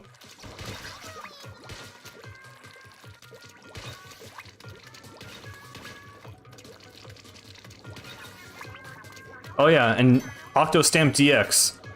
This is a mechanic that exists. It's in that, like, one Octo expansion level.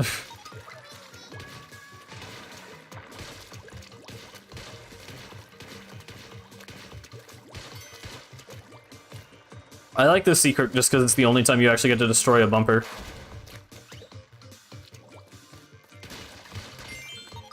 Oh, that was just a ticket. I thought that was a scroll.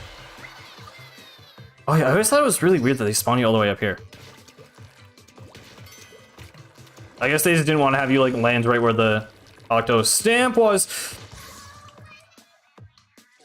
Oh, I remember doing that. That is not the first time I've made that exact same mistake. Man, okay.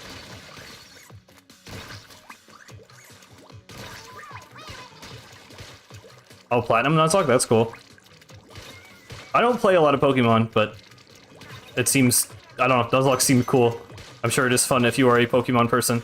Oh god.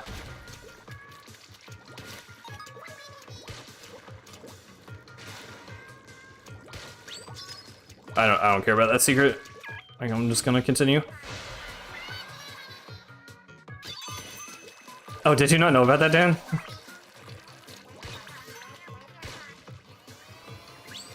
I thought it was a scroll, so I thought it was something everyone knew, but I guess it was just a food ticket.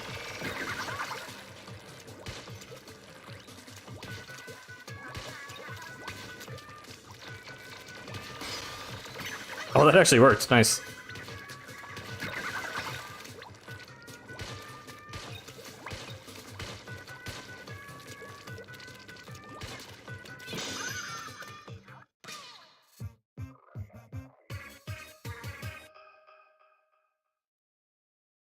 Ugh. I'm excited for this boss. I like Octo Shower, but don't really remember most of these levels that much. Which means they're probably not some of my favorites. It's weird that there's a bowling ball level there and another one in Sector 5. You think they would have spread those out more?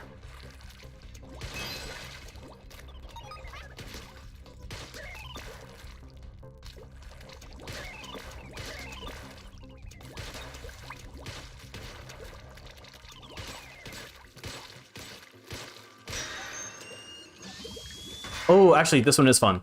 This is a fun charger level. I remember enjoying this one. Wait, or this... No. Yes. Oh, wait, but it's also... Okay, we'll see.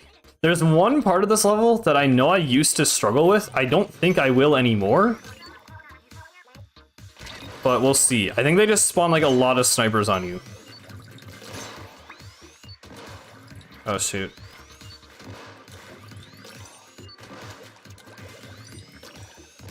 Cool.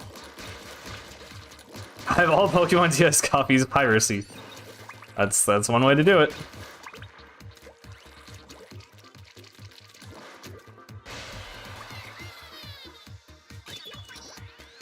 Oh yeah, this is just a weird thing that always bothered me. The dialogue here is literally just them talking about the kind of staircase it is.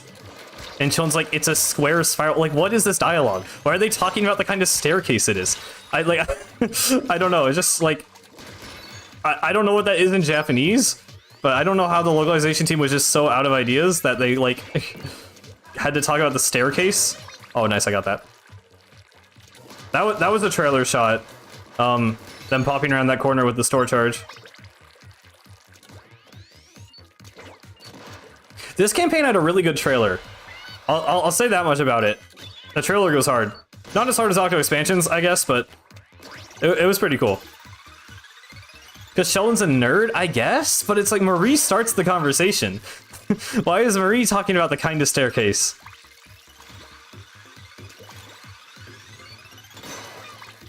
This part, I like this part a lot.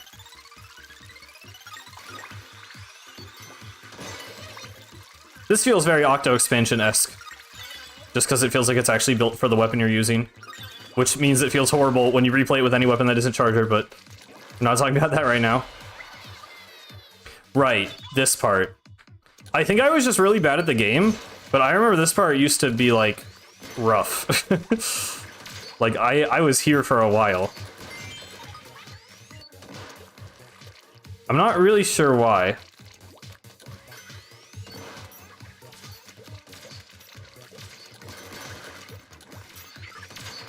I was probably just bad at aiming and moving and shooting at the same time. I mean, this is a little enemy spammy, to be fair. Normally, I don't think they have 2 snipers pointing at you at once. I thought that bomb... Where'd that bomb go? I threw a bomb. Thought it would kill him. Scroll, nice. I actually like this part. I used to think it was hard, but now I just enjoy it.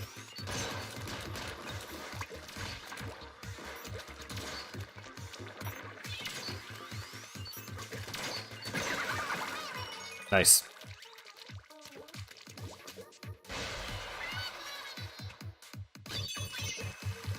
Oh, and then this part's an auto-scroller. Okay. Well, I guess the level kind of falls off here, but...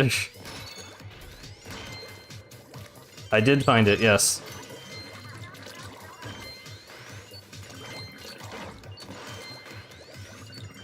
I do like that these guys kind of teach you how to flick. Obviously, you don't have to.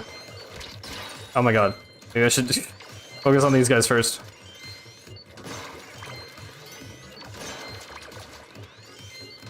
Hold on. Got it.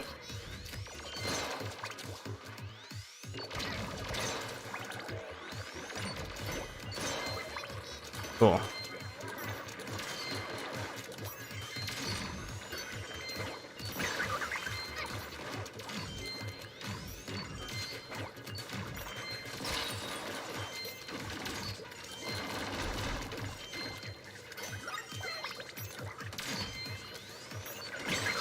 Got it, got it, we're good. Eat it. Yeah, I don't know why she says that.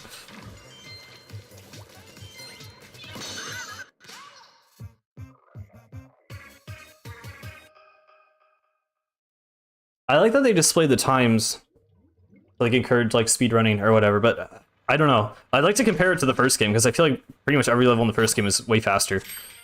But maybe I'm just faster in that game because I played it so many times.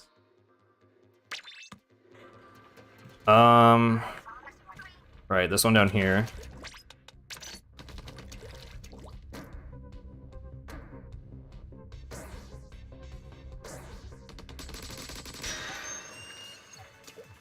Oh no. Wait a minute. Do I not like this one? I forget.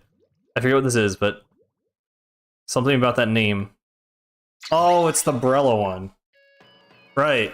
This was the first time anyone ever played Brella, because it wasn't in multiplayer yet.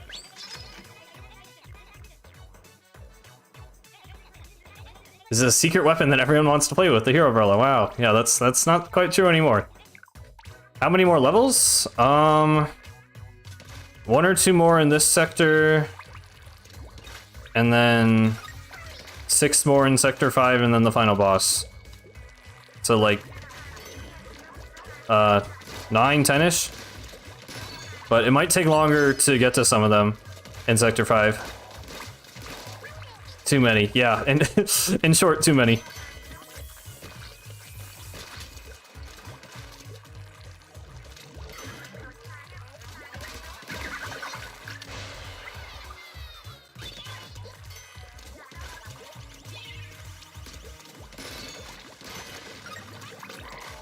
This level's kind of stunted by the fact that, well, kind of all the levels are. So this is something that will be a big point in the video, but I think the reason a lot of the levels kind of suck in Splatoon 2 is because they had to make every level work for every weapon.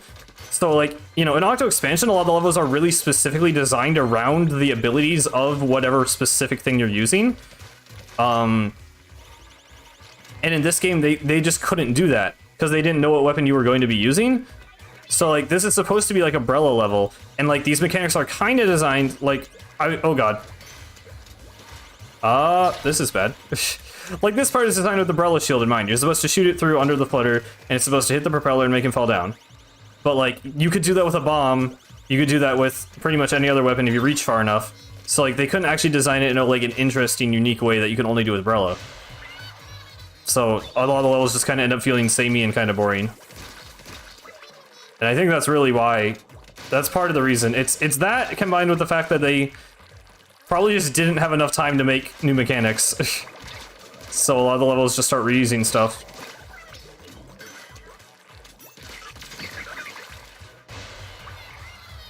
And then they just, yeah, like they just throw in an invisible platform section here. Like, why is this here? This is not an invisible platform level. But now it is, I guess. But only for, like, this part. It just feels very random. Like, this does not feel like something specific to the Brella.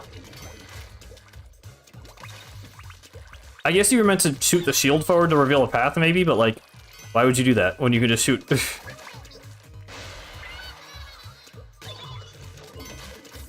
Octo expansion is much better at actually encouraging you to do the fun thing to beat the level.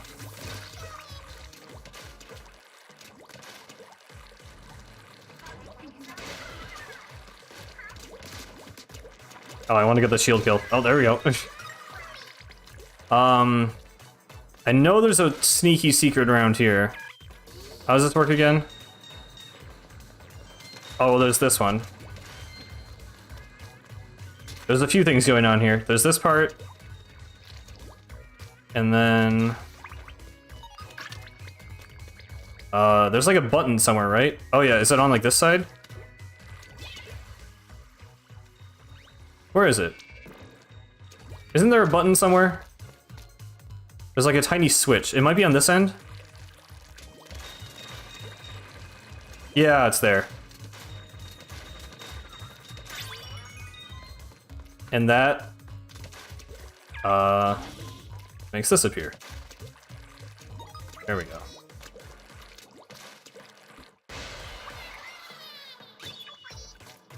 I'll probably play Salmon Run at some point because of the gold rotation. I don't know. Maybe later tonight. It's a Splatoon kind of day. I think I'm just gonna be playing this, then playing that.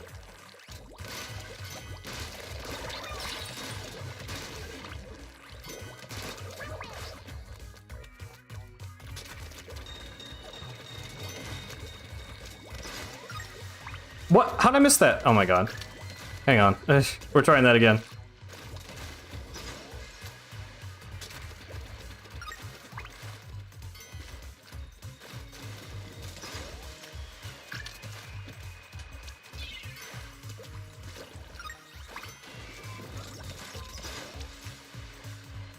Why is it so inconsistent with how it works? There we go. Yeah, I don't... They, like, want you to use the Brella there, but it, like, doesn't work half the time. Well, he can be a viewer while playing Salmon Run. You don't have to, though.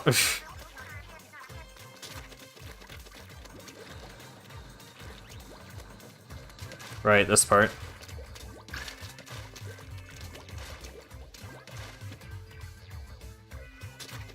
Not sure if that will quite make it in time, hopefully. There we go. Oh yeah, you can cheese this part, which I will be doing.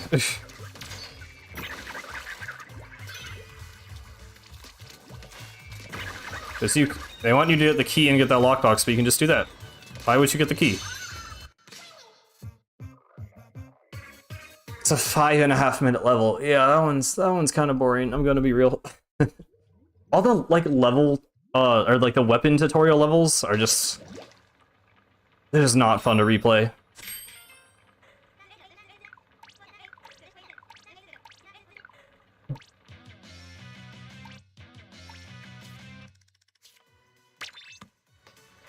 Alright, 2 more Zapfish.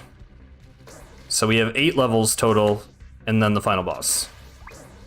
Well, but also we have, the Octo Shower.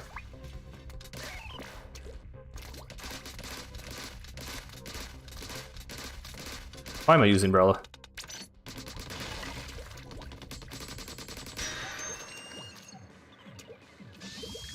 Oh yeah, there is a Moray outgoing level.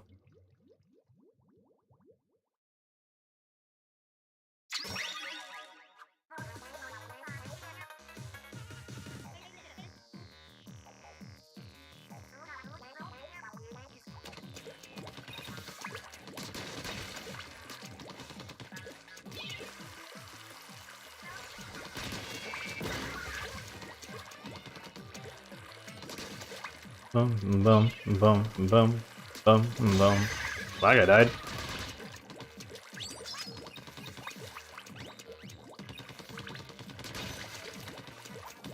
Yeah, yeah. I don't like... I noticed it in one of the images they put on Twitter before the game was out. I'm not a fan of the mammalian feet.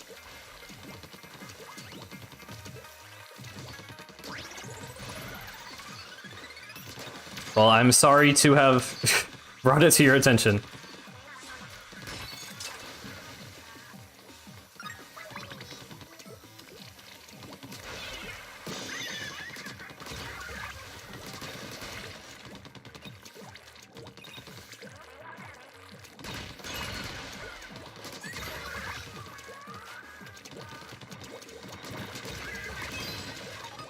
Well, that's where the Sardinium is?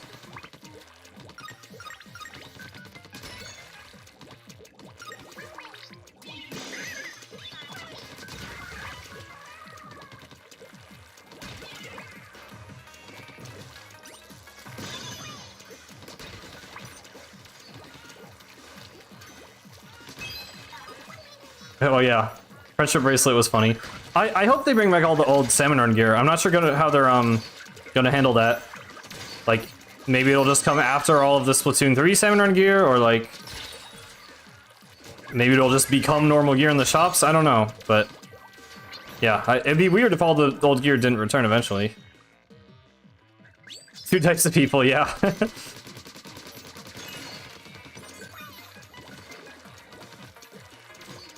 Yeah, and they've only given us hats so far for Salmon Run.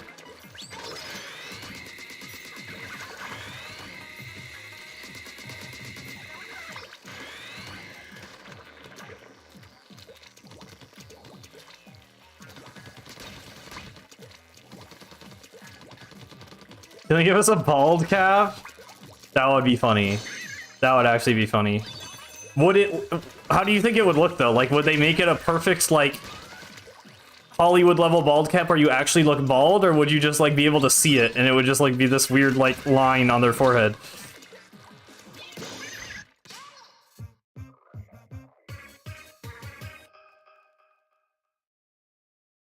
Actually bald? That would be very cursed.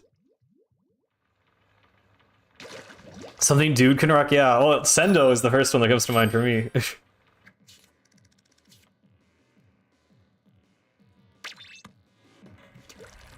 One more set fish.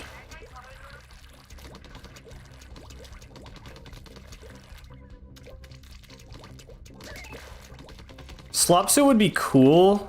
The only thing I'd see them not doing, like... there's no real, like, full body gear. They normally separate... Oh, it's the Experimentorium.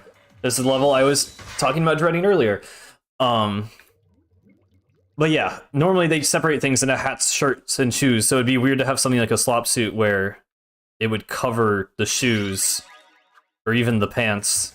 I mean, there's like the Squid Girl dress, so there's the schoolgirl outfits with the skirts that kind of cover the pants, but they're kind of still basically just a shirt.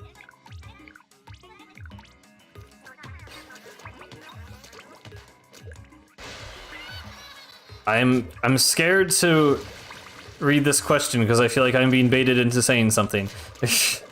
I don't know. What does have 4 letters and sometimes 9?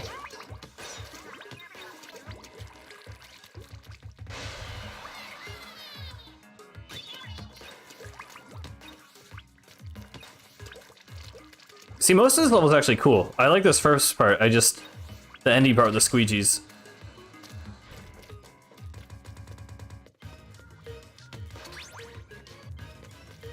Sendo did grow hair, that is true, but he is still a bald man in my heart.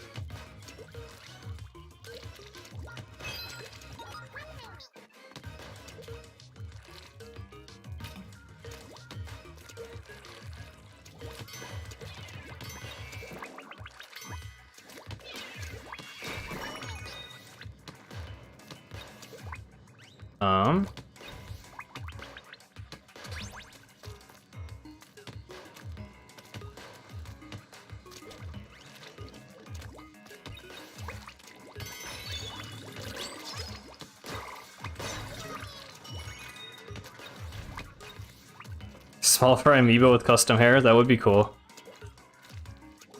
That would mean them producing like 9 different amiibos though, or however many hairs there are. So it is understandable that they would not do that.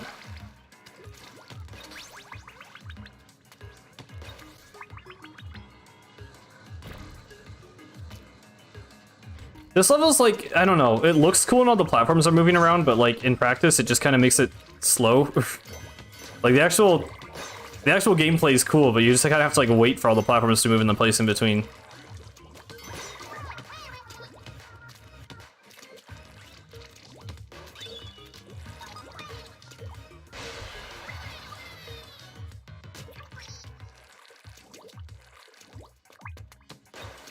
You mean in-game hair? Yeah. Well, what do you mean? I mean, the amiibo hair is one of the options in-game.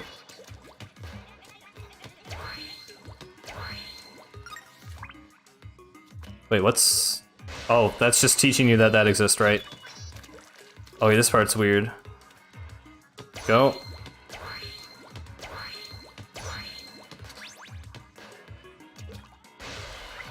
This part feels so janky. I don't know.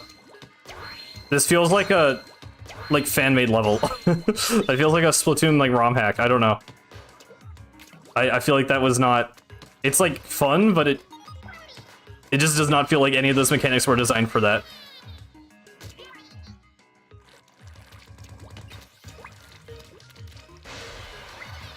I'm just gonna use scale rewards for oh yeah. Yeah, that'd be cool. I mean, I'm nowhere near getting most of the existing rewards, but that would make sense that they would add more over time.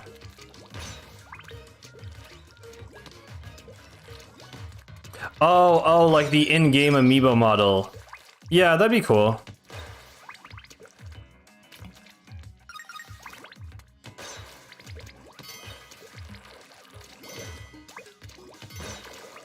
That's kind of how the amiibos always work, though. Like, it just looks like the figure on purpose. And then you customize yourself.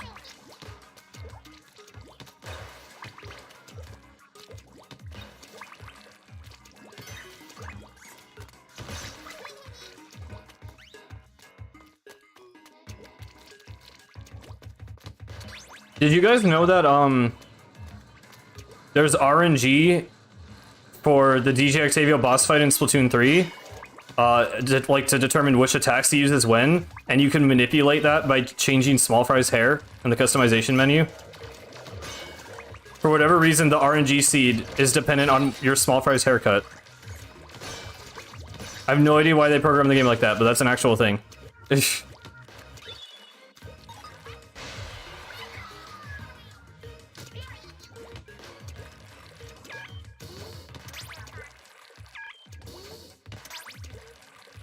Yeah, so I remember now. This level is actually fun up to this point. It's just long, so replaying it with all 9 weapons sucked. And this part is not fun. Oh man. It's not that bad. I'm probably overselling it a little bit, but it's just annoying hearing the alarm of the squeegees the whole time, and it's a lot of things going on. Okay, don't spam, please. Oh god. The game is spamming enough enemies. We don't need spam in the chat, too. Oh my god.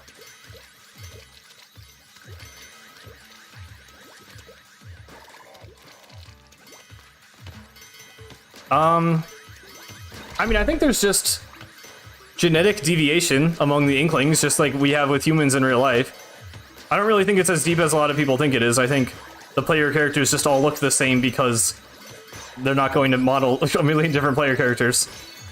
And the idols are specific, so they have more freedom to kind of make them different. Oh god. Oh god. Here's, yep.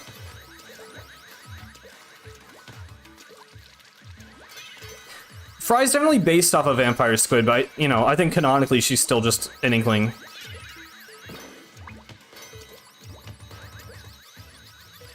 Oh my god. Okay, that was not that bad. It still was not fun, but it's over.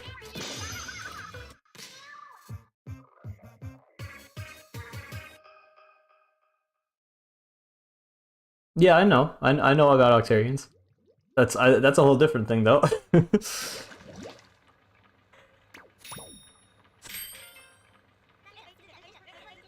Yeah, like there's different types of squids, and I think realistically, it's not like there's probably not a super scientific canon answer for it. I think it's just fun for them to design characters based off different types of squids while still calling all of them Inklings. Like, I think Pearl could be a pygmy squid and Fry can be a vampire squid without that really actually meaning anything different. They're still just Inklings. When I'm in the Splatoon world, my child is born with special eyes. I let me know they'll be an idol. Yeah, it just if they're born with the cross eyes or the Tenatech eyes. That's what I think. Like the Tenatech logo is just a squid eye, but whenever I see Marina's eyes, I'm like, oh, she has the Tenatech eyes, which is kind of a backwards way of seeing it. But yeah.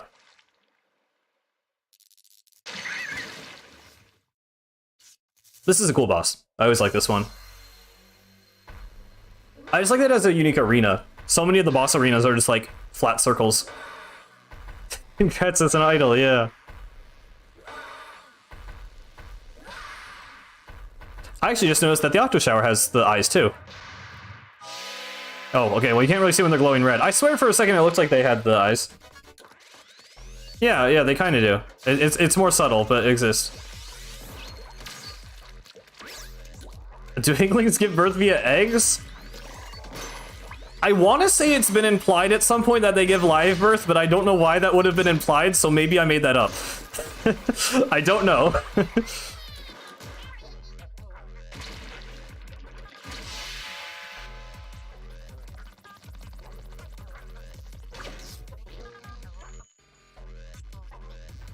Yeah. Yeah, like there are slight like physical differences among different humans from different places in the world, but like we're generally more similar than even the Inklings and Octolings are genetically, so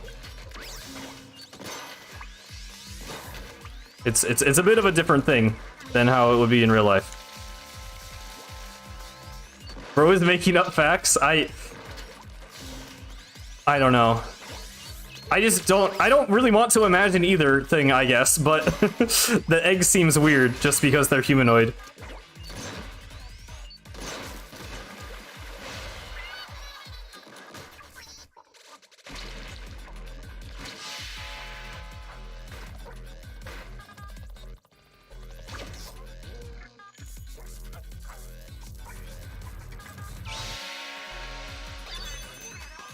I just have to like applaud the visual design on this thing. They really managed to combine a shower cap, a shower drain, and a UFO, and give it a face into a single thing. And also like looks like a bug almost with the legs. Like I don't know. There's so many things going on here, and somehow it actually like works as a design.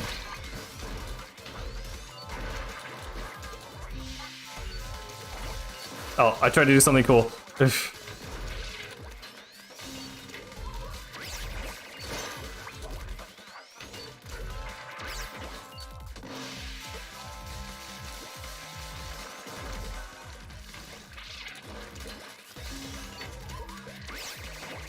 Oh boy. And that's it. Boom and boom.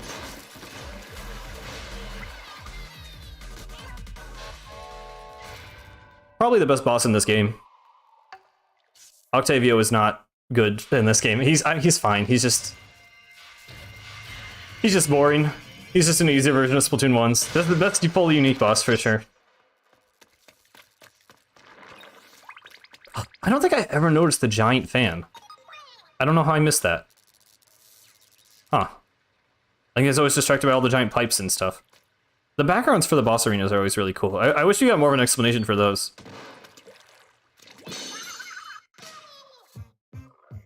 Concept of human shower paraphernalia. Yeah, I guess. I don't know how that works for them.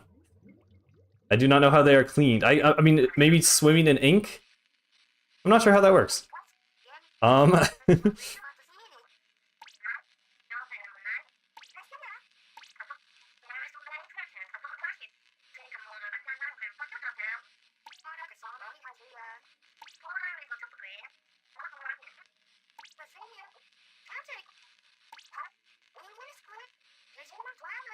Could Callie really be working with the Octarians? No, not really.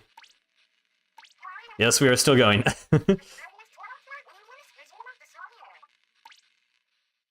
Finally on Sector 5.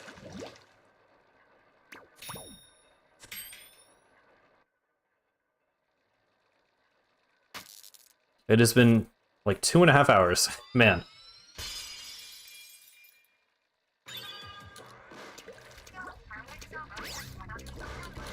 I think this is an entire campaign. I'm like, wow, the game takes more than 2 hours? That's probably weird, but considering the first one can be being so fast. Yeah. It reminds me of how, like, in Monsters, Inc., they think, like, everything children touch is toxic. So they're, like, afraid of, like, children toys and stuff.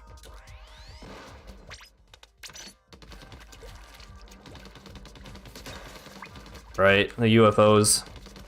This hub is kind of tedious, but kind of cool at the same time. I don't know.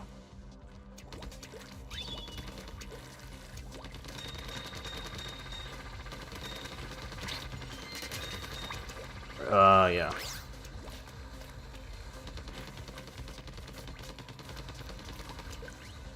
I remember how this works. Oh! Well, maybe I don't. Oh, hey, Smack. What's up? We are still going. We have just made it to Sector 5. I'm not sure why I actually just died there. Okay. That was a little weird.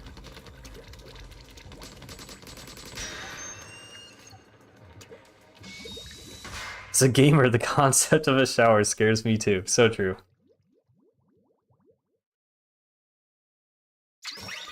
Oh, this level. God, I don't know. So many of these I open, I'm just like, oh, is this one? I think it's just because I had to play them so many times.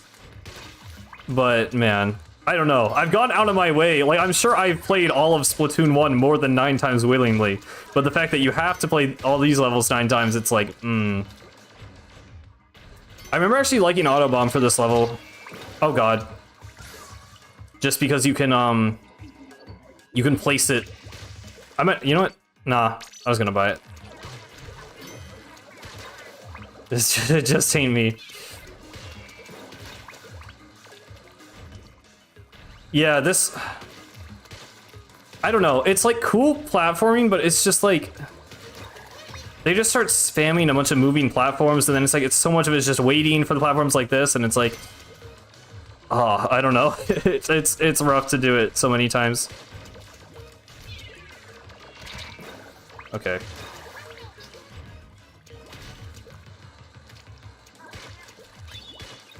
Like, why is that timed like that? Why does that move away when you get here? I feel like there's lots of little, like, quality of life things they could have done to make this level feel better to play. Right. Want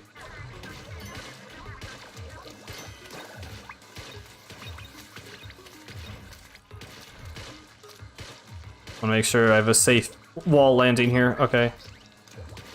I should not have done that. I should not have done that. I should. Oh, I don't need Sardinium. What am I doing? I'll just go. Just go. I have enough.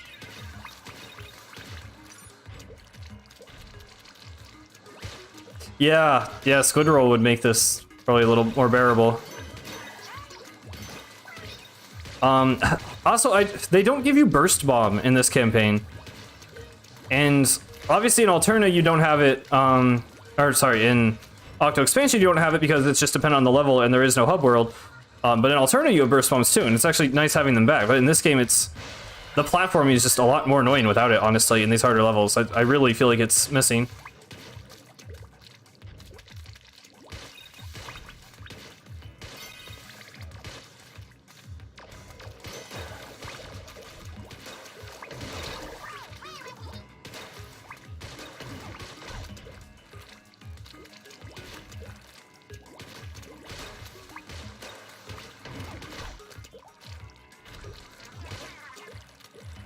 I do like how, like, vertical... I don't know, the vertical movement in this stage is cool. Oh, but then this part is just a mess of weird momentum. Like, surely these are moving too fast for an actual Nintendo game. Surely this feels like a ROM hack. I don't know. Like, look at this. Like, what is going on?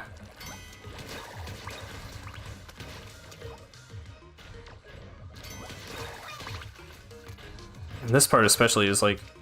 Okay. You can throw 5 burst bombs? Yeah. I mean, I just need one. I just need one for, like, quick painting walls quickly. I know you get, like, really overpowered, and, like, that's cool, I guess.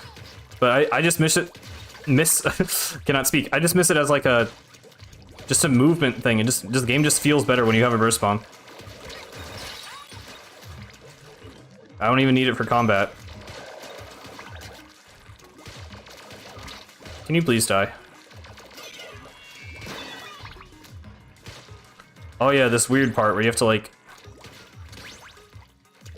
ink this cube.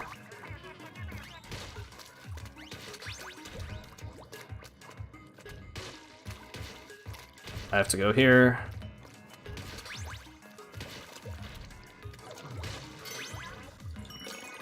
Oh, do I not even have to fight you guys? Okay. Wait, I want these eggs. I don't need them, but I want them.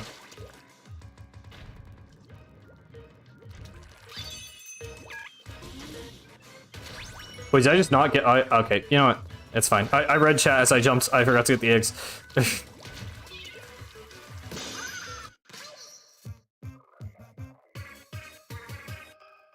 Yeah, well, the skill tree is weird in Alterna, because you can't actually unlock the bombs till, like, pretty far in. Whereas in Splatoon 1 and 2, you can unlock the bombs once you have enough eggs. So... I feel like that's just another... one of the many bad design decisions in Splatoon 3. I really don't know why they locked behind so many upgrades.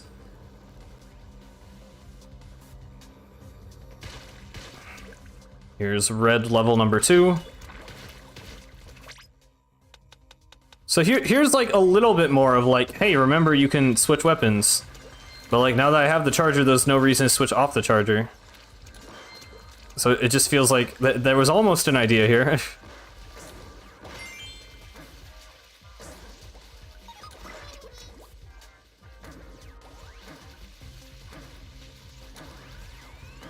Well, there's levels with bombs, but having them permanently for the hub world, and then, well, I don't know. The upgrade system is just weird and alternate anyway, because it's like, you have the hero shot, and you have random weapons depending on the level, so you only actually have the weapon you're upgrading like half the time.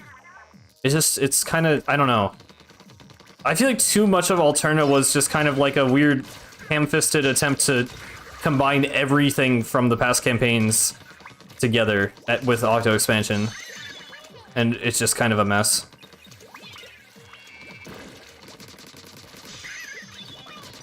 Like, Splatoon does not need a skill tree. I think upgrading the bombs is kind of cool, but like, I don't know. Even at that point, I'm like, the game is just more fun when you have bombs. Just give me bombs. Like, there's not much of a sense of like player progression anyway. It's not like it's an RPG. I'd rather them just give me the tools right away. I think Splatoon 1, it's just fast enough that it doesn't really matter. At the very least, I like the Splatoon approach of being able to upgrade whatever you want in any order. I don't like that it locks you to a certain path with the skill tree in Alterna. I mean, Octo Expansion didn't even have it at all, and I think it's the best campaign, so I really just don't think it's necessary.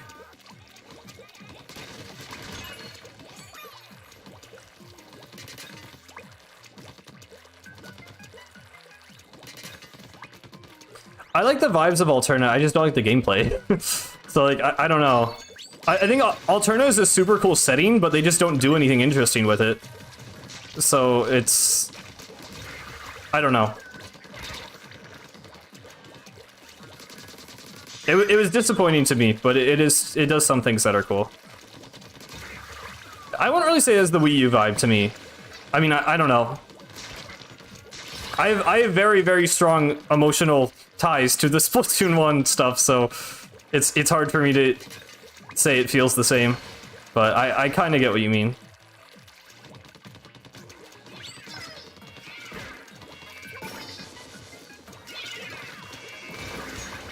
That works. If we all have a place called Ego Forest with no trees, yeah. I I mean, it's just, for me, when I say they didn't do anything with it, I mostly just mean there's no platforming. Like, there's just no gameplay. I don't know. I just really don't get the hubs in Splatoon 3. There just literally is no gameplay. You just get rid of the ooze, and then there's just nothing there. It's really weird. Like, I don't know. I don't know what the intention was with it.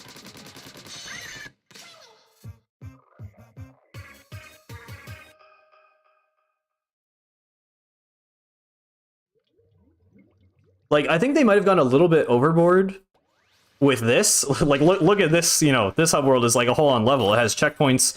Like, there's so much going on here. It's like, maybe this is too much per hub, but surely Alterna is too little.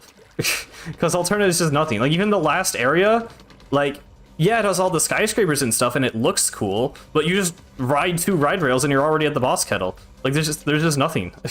I don't know. It confuses me greatly.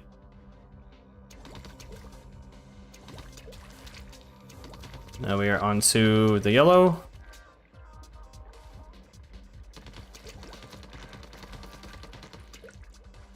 They gave up. Like, yeah. I don't know. I want to give them benefit of the doubt and think it was intentional, but like, I just have to wonder if they thought that getting rid of Fuzzy Ooze was hard. Like, because it's just not. Like, it's barely even a gameplay mechanic. You just look at the ooze and press the button. So it's like, there's just no effort. It's just, I don't know. I don't want to sound super, like, whiny about it, but I just, like... it drives me a little bit insane, because it's so much of the campaign. Like, you have to keep going to the hub, you have to keep clearing Fuzzy Ooze, and it just isn't fun.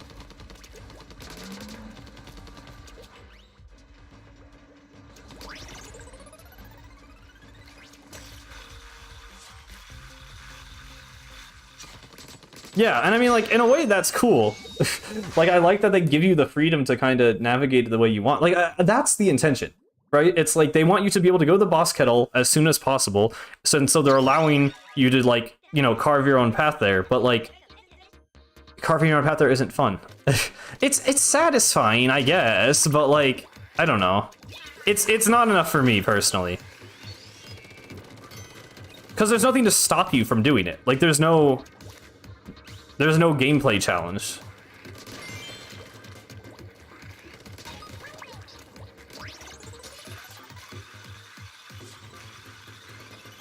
Would you cool if they did a part where you got, like, infect? I mean, I don't know. I also don't like this story. Again, that's a whole discussion for a different day, but... I don't know. Mammalian infection would certainly be a interesting plot point. But I feel like that'd probably just end up being another Sanitized Agent 3 situation. And Sanitized Agent 3 was awesome, but I don't know if I'd want them to just do that exact same trope again. Okay. That's a lot of guys. There's a lot of guys you got there. Okay. Fair enough.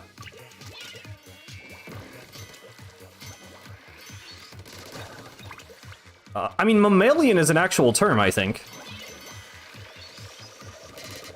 But it's probably the fact that it sounds like aliens. And there's a rocket. I think that's what they're going for.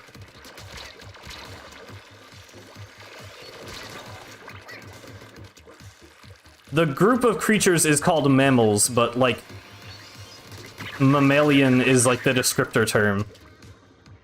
So you could say... Why am I doing this? I already got the secret. There was no reason to do that. I'm sorry. I'm distracted by chat.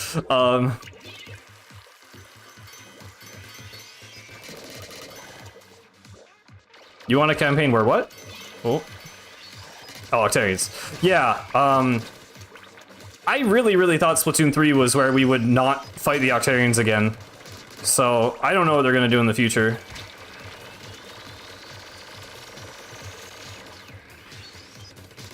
Well, humanoid is a little bit different, because I think humanoid is literally, like, physical... Like, humanoid means something that roughly has a head and arms and legs and stands on 2 feet. Like, that's just, like, a way to describe, like, a creature. I think mammalian is more of a... I thought it was more of, like, a scientific, you know, milk-producing, live birth-giving, hair-growing animal.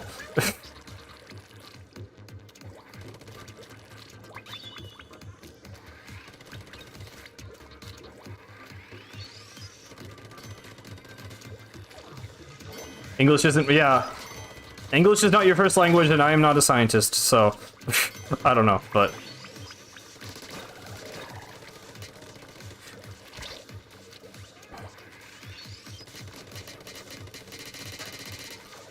I think they could do something super interesting with that, buried in books, but yeah, I don't know how they'd handle it. Because it's easy enough to write that stuff into, like, sunken scrolls, but actually showing, like, an impoverished militaristic tyranny in a Splatoon game would, maybe be a little difficult.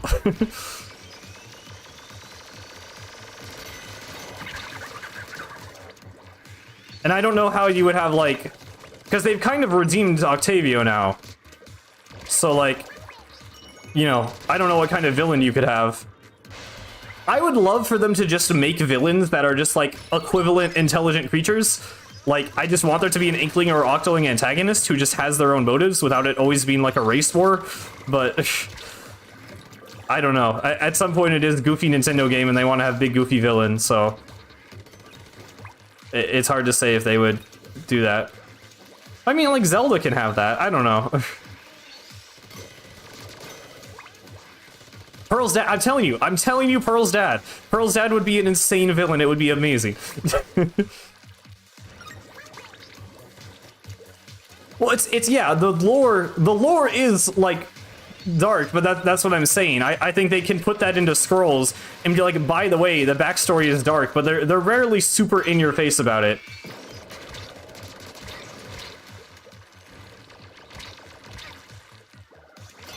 Yeah. Okay, so my hot take with the whole Octavio racism thing is that I actually, like, I think it gives him a lot more, he has more character growth. Like, he gets an arc in Octo Expansion if he's racist at the start. I know people don't like the sound of that, and I understand why, but, like, I think him learning from the story of Octo Expansion that Octolings can be good is more powerful than him just always liking Octolings. So I actually kind of like the localization there, personally, but I can understand people taking issue with it.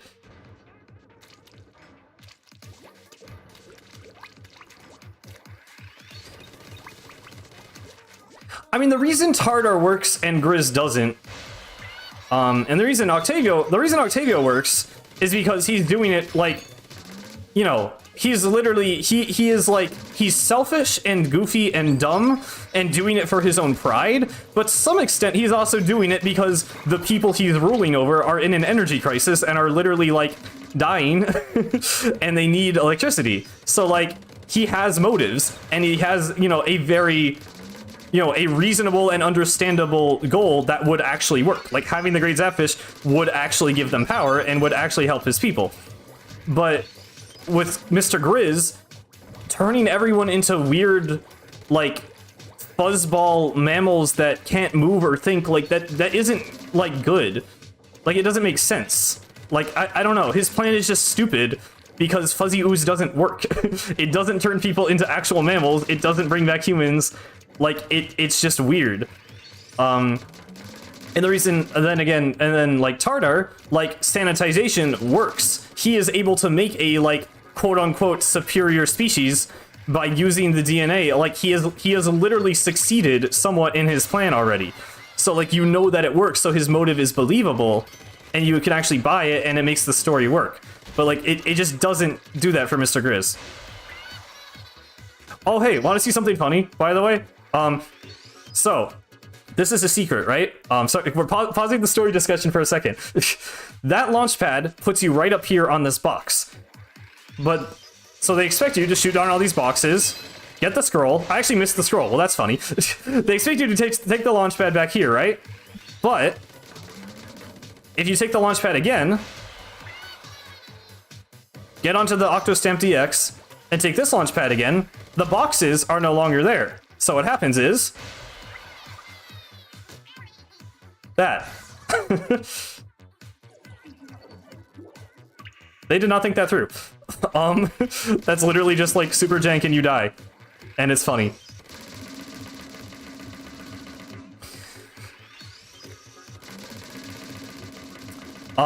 Yeah, Orca is a whole other can of worms. Orca's just kind of nothing. Like, I don't get the point of Orca. I was talking about it yesterday that I really like that video by Arden where he kind of tries to like theorize about what the point of Orca is, and I liked his ideas for it.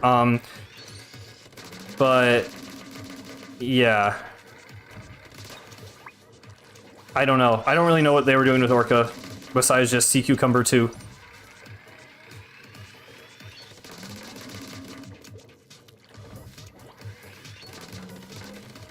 Okay, I don't really need the secret. I'm just gonna go. I mean, Orca is a side character, but like, all the other side characters we've had have been really good. Isopadre is a side character, and he is like literally one of my favorite characters in the entire franchise.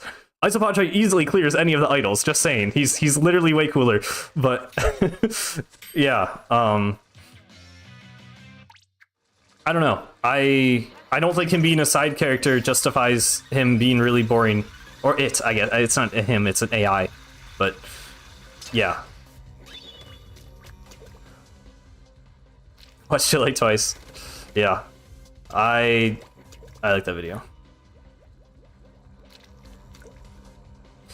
I mean, I think that's just supposed to be a little joke, to be fair, with the dolphin thing.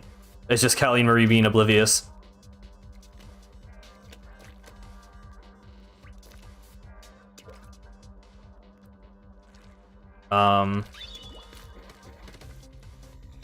Did I screw this up? Or is this how this is supposed to work? I forget. Oh yeah, no, that's the green. Right, I remember. There's like 2 levels for the blue UFO, 2 for the red, and 2 for the yellow, but for this one, you switch from the yellow to the green. There's a whole color coding that actually makes sense once you memorize it, but yeah.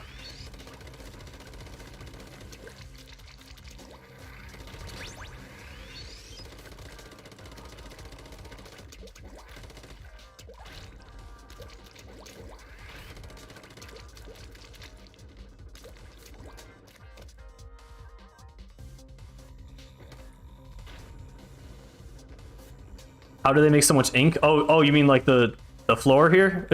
Yeah, I'm not sure what goes on with that. I don't know. To be here, that's also thinking Shiver's boss fight. Because that's not water that the shark swims in, that's blue ink. I'm not really sure what happened there.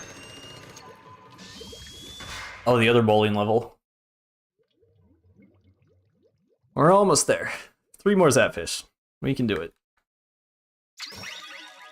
Shiver has been getting busy. That's one way to put it.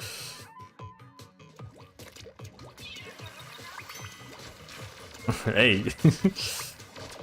Well, what do you mean by that?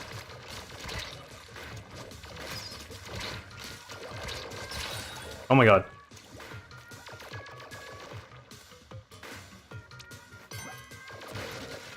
I don't like this situation.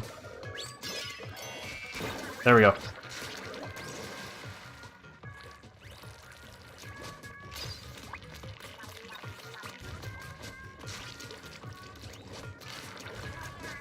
Well, you know, they have the, I mean, if they can make weapons to spread ink, like sprinklers, the sprinklers of doom in tricolor, I mean, maybe they just have mass weapons of ink destruction. They have things like ink strikes.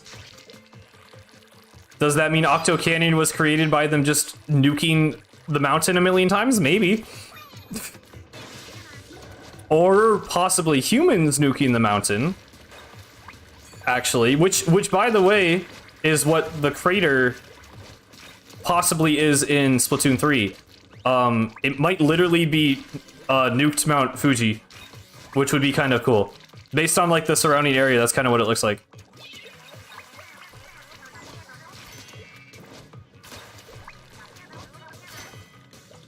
Although why the humans would build Alterna there...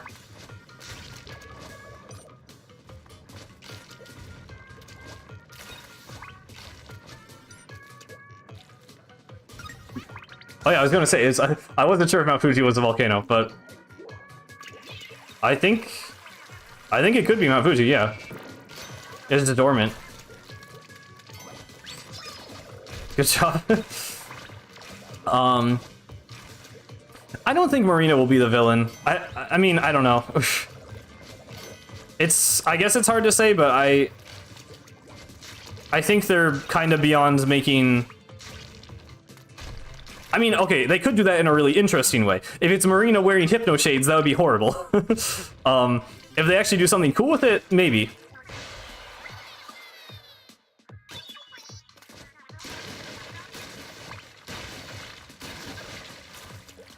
Oh god. Yeah, I mean, that's true. It could be diluted water ink. Oh my god.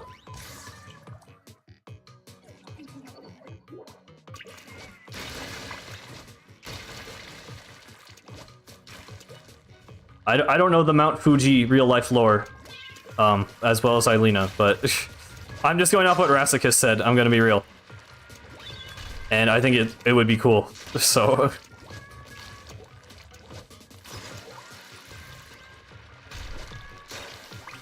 Yeah, I'm not sure... Oh god. I don't know why I'm doing so bad in this level, sorry.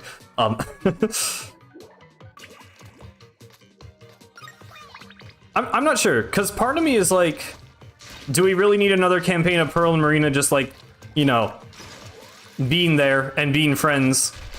Because I feel like they kind of had a nice... Oh god. Wow. I'm doing so bad.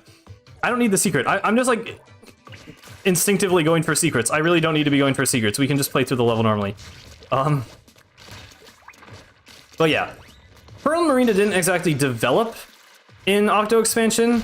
Like, they didn't really have arcs, but they did feel like, you know, it made sense. It was their first contact with Captain Cuttlefish. It was their first time being involved in a single player, so it was new and exciting.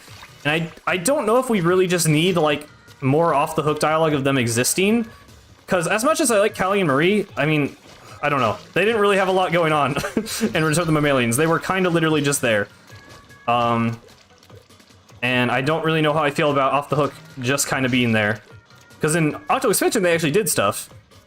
Especially at the end, obviously. But I don't know...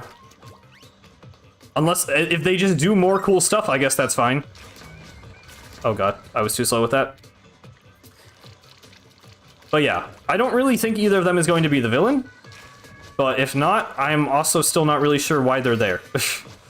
And considering the track record with Return of the Mammalians, maybe they do not have a reason to be there, which would be a little unfortunate. Rip that dude.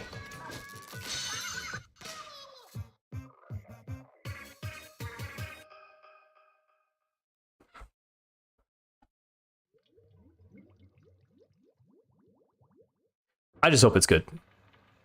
I would really like there to be a new villain. And I hope whoever it turns out to be, it is cool.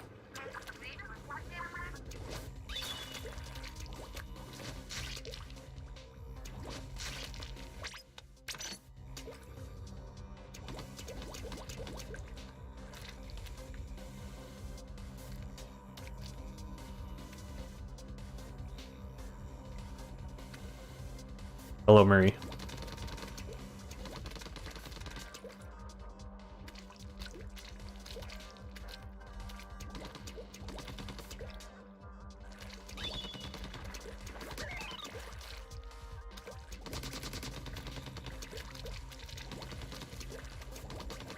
Yeah, I'm really interested by the Tower of Order name. Like, part of me low-key just wants it to be a really long, like, platforming challenge where we're literally just climbing a tower, but I don't know how they would, like...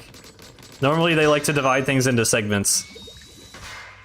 So, I don't know how that would work exactly. But yeah, it's interesting. It seems like they may be doing some kind of different structure.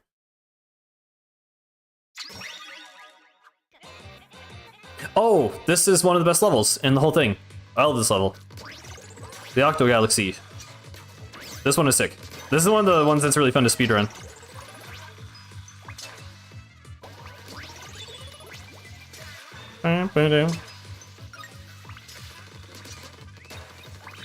Okay, for them to separate into a human digestive system again, yeah. Yeah, I don't know, like, I feel like more unveiling human artifacts and AI and like mistakes the human made is kind of the natural way forward with Splatoon's story. But at the same time, Alterna was so much about the humans that I wonder if they'll steer away from that.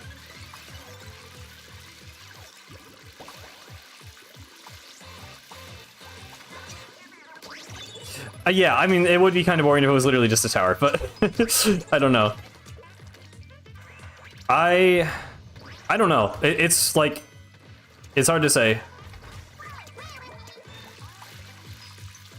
I don't know if I want something different either. Like, I like the way Splatoon's levels work. I just think they've like kind of run out of ideas with the formula.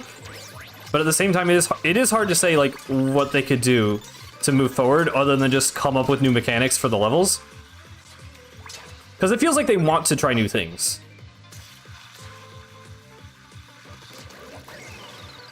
She just called you a squid kid? I mean, yeah, that's what they are. I don't know. Actually, they don't actually use that term in the games very often. I always like that little shortcut thing.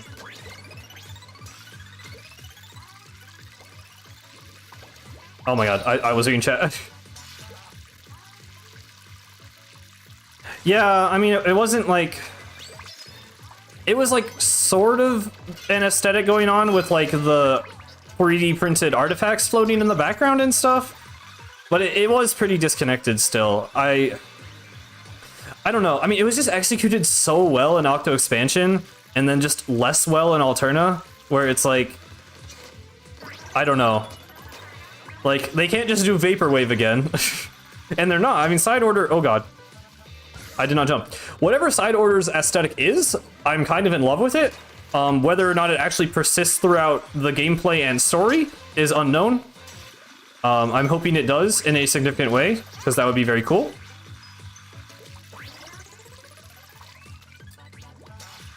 But yeah. Oh yeah, they referenced the Squid Jump game on the gamepad. I don't know if anyone was reading that dialogue.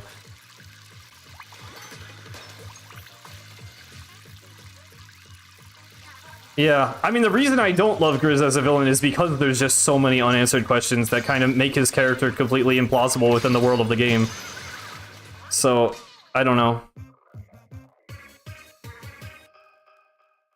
Yeah. I mean, it's easy for me to say, because Alterna was probably my least favorite campaign. It's pretty easy for me to just say, like, make the story better and make the gameplay better. But I would love to give a more concrete answer. And I mean, that's kind of part of why I'm recording this and making this video, to explain the things that I like and don't like in the single players. But at the same time, I still don't necessarily have an idea for where they could move forward. Oof. I'm back here. Who's your favorite vanilla campaign? It just... The hubs being what they were, I mean, I don't know. I've explained that enough, I guess, but yeah, it's... I just think the Alterna hub sucks, and it just kills the pacing. I just think getting rid of Fuzzy Ooze and going to the kettles is just boring, because there's just, like, no gameplay there. And then the levels themselves, are just... I don't know. I thought the levels were too short. Like, Octo Expansion had short levels, but it worked because of the streamlined, like, level select, and you just hop between them. But because Alterna constantly, like, kicks you out of the levels to go back to the hub, it just got really annoying. And I just thought the levels weren't as good. I don't know, there's just very few levels in Alterna that blew me away, like, so many of the ones in Octo Expansion did. Like, there's just so many crazy cool ideas in Octo Expansion, and Alterna it just didn't have those for me. I don't know. It did not hold up, in my opinion. I'm glad other people like it. I mean, I'm not trying to convince people to stop liking it, but yeah. Yeah, I always thought it was funny that Agent 8 just has like a real gun for some reason. Alright, last normal level and last weapon unlock, the Hero Brush. I don't like this level. I really don't like this level, but we're gonna do it. What is the P90? It's, I only know it because of Splatoon, but it's just a real gun, and it's what Agent 8's gun is based off of. It is not yellow in real life, it is like black, like most guns, but it basically looks exactly like Agent 4's gun.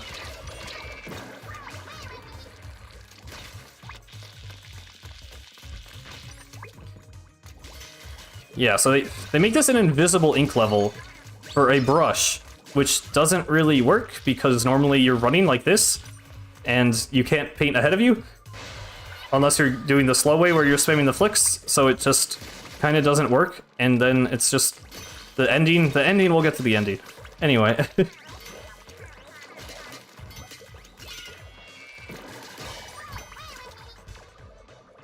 Belgian submachine gun? What, do you know the P90 lore, Smack?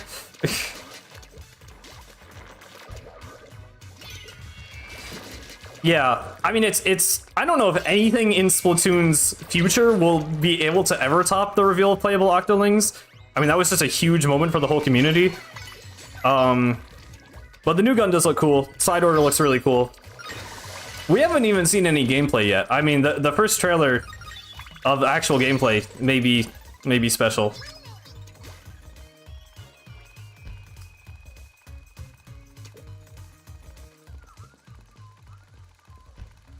Was there invisible level in Alterna? I don't know.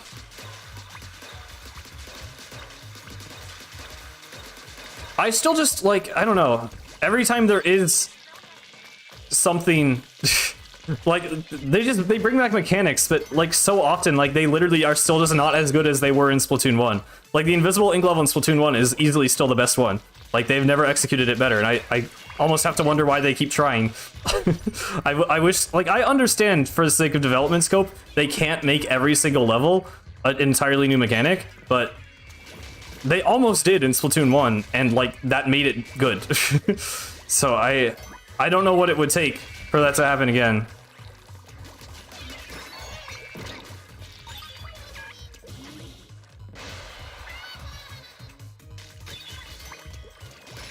Yeah. That would be cool, and that would make sense. I don't really have any desire to return to Inkopolis Square, but yeah, just for the sake of making the waves something else, I get that.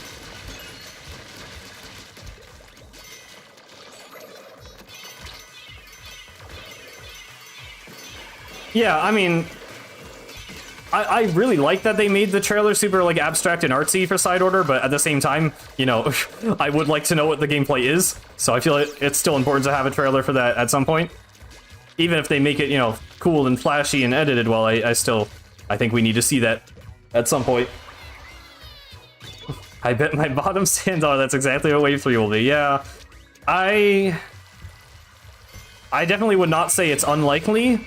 I don't really want it, personally. But I guess we will just have to wait and see. I will not complain if it means Wave 4 is an entire another campaign, though. That may be extreme copium, and probably is, but that would be kind of nuts. It is Splatoon 3 after all, so if they had 3 single players, I'm just saying, you know, it would be cool. I'm gonna kill this Tentacook, by the way. That is very satisfying. Anyway, I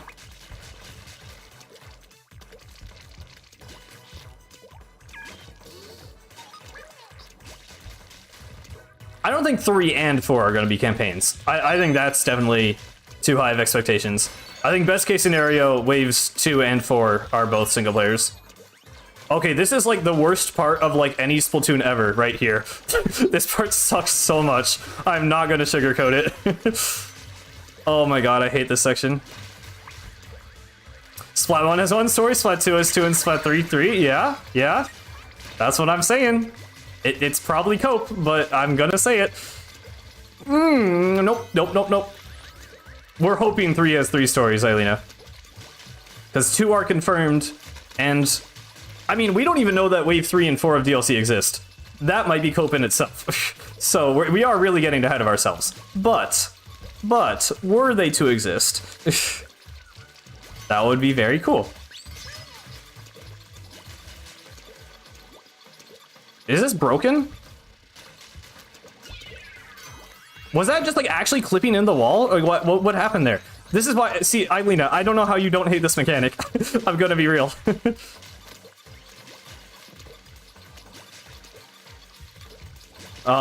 I hope not, because even 3 idols already kind of feels like too much.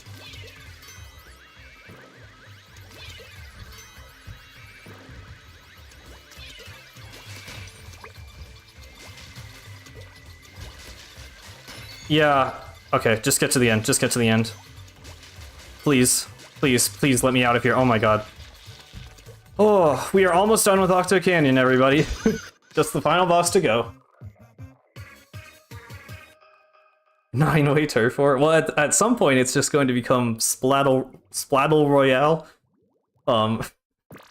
Which I'm not sure how I would feel about, but yeah. I don't know. I think they're mostly just leaning into the 3 thing because there's lots of different ways they can apply it. I don't think that will continue to be a trend. There it is. Big UFO. I think an 8-player free-for-all mode that's like deathmatch would be actually very cool. I would not complain about that. I think they could handle that well. I think 8 ink colors would be a little hectic, but I think they could maybe manage it.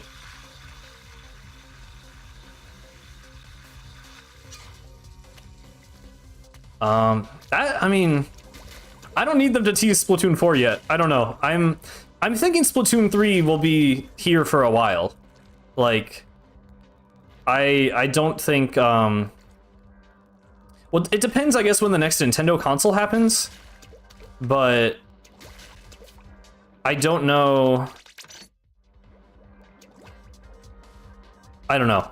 I think the final Splatfest might be like something hinting at whatever happens in the next game, but I don't know. I don't know about DLC.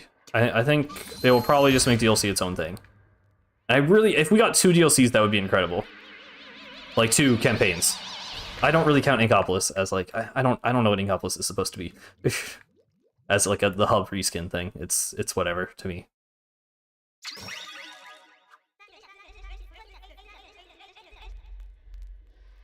Here we go.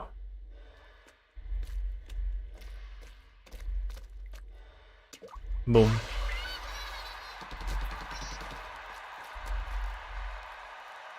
Yeah, I mean, it could like really vaguely hint at it. I don't know.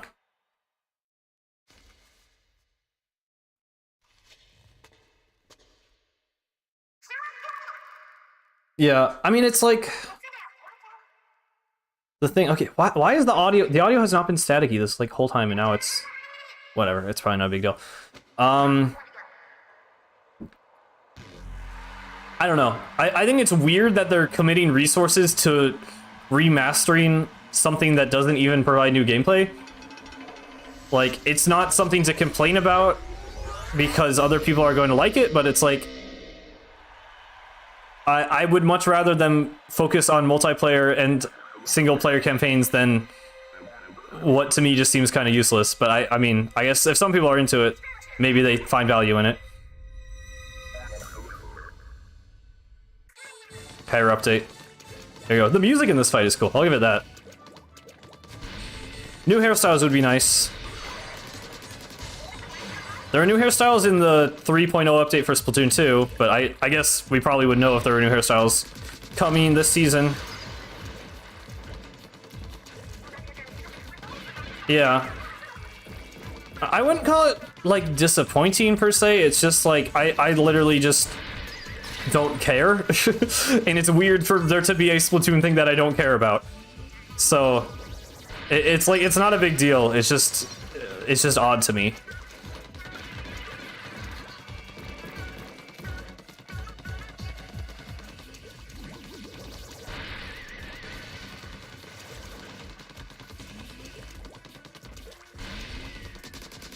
Yeah. I just, like... I don't know. I don't feel like they're experiencing Splatoon 1 by experiencing the hub world. Like, that's like if they made a Mario Odyssey DLC that just let you walk in, like, the outside of the Mario 64 castle. Because those players didn't get to play Mario 64. Like, there's no real gameplay there. It's just, like, an area to exist. Like, I don't know. I don't feel like it really... It provides a very, very small fraction of the Splatoon 1 experience, which is cool, but ultimately, I feel like does not matter that much. Yeah, the expansion pass is just $25. So yeah, everyone's saying it's like, oh, $20 for the campaign, $5 for the hub skin, which is, that makes sense. And I mean, it's just weird. I don't know. It's weird that it's the same purchase to me. Like, and they called it like Wave 1 and Wave 2. Like, I think the presentation of it is a bit weird. It doesn't really bother me, but it's just like, I think some people are confused by it, and that doesn't really help.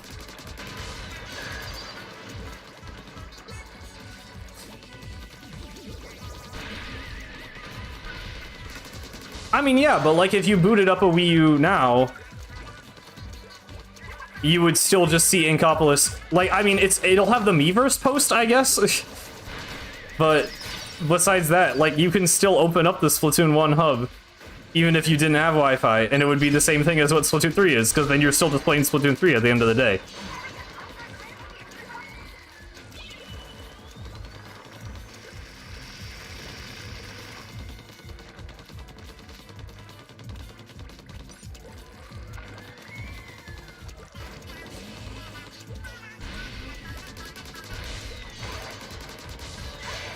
Well, yeah, but like... you can use it, though. I mean, you can walk around Inkopolis Plaza with no Wi-Fi. Or, I mean, I guess you can't... I mean, you can't, like, use gear and stuff. I don't know. Like I get it. I don't know. I just think it's a weird level of Splatoon 1 content. Like, they're bringing back a part of the game that people will remember and have an emotional connection to, but like realistically is not the point of the game. So like it's fine. It's okay. It's sort of cool. But I'm just kind of have to wonder why. Why is that what they happen? What they happen? Why is that what they chose to do? Get a massive haul at Walgreens?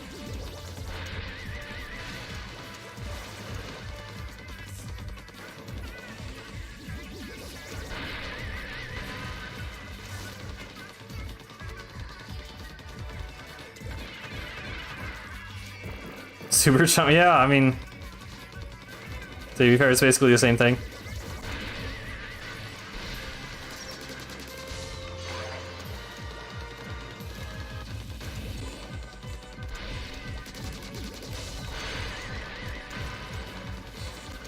This boss legit takes the like exact same amount of brain power as the first boss in Splatoon 3. I don't know why they made him so easy.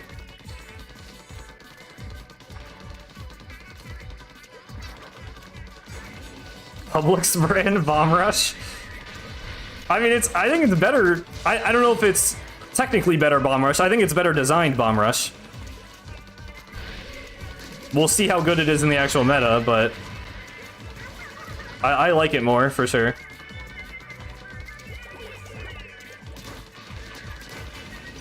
Like, I don't know. I guess the best way, I think in-game, like, once I do it, it will be cool because it will kind of just feel like you're exploring the city.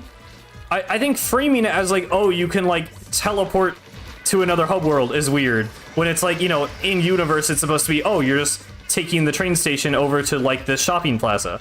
So, like, I guess that's what they're going for. Like, if it was... I think my thoughts would be very different if it was a brand new hub world with a functionally identical gameplay. So, like, I guess I get from that perspective, because for people who never played Splatoon 1, that's what it is. So, like, I guess I see why it's cool. I don't know. It's just weird. It's just weird. I just don't... It's not like a normal thing for a game to do. Super Jump would not be a counter to Kraken. Yeah, Kraken's invincible. And in Splatoon 1, Kraken could literally just delete bombs. I don't know if Super Chumps will be treated differently because they're a special weapon, but that is not the thing that's going to stop Kraken.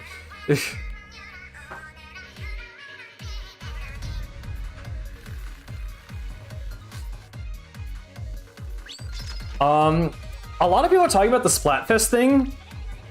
The thing is, I don't know if that matters. I don't know if they're actually going to get unique dialogue for Splatfest. So like it might just not matter. Like, I guess whatever the middle team is will feel underrepresented because it doesn't have a second idol supporting it, but I don't know how much they actually care about that.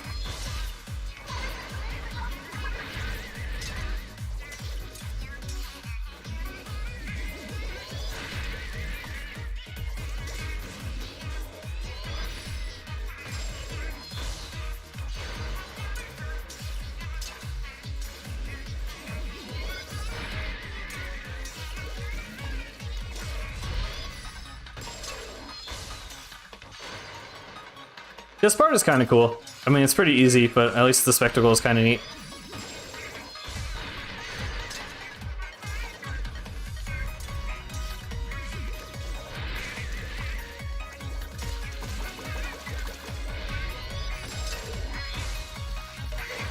Oh, that wasn't the last one. Boom.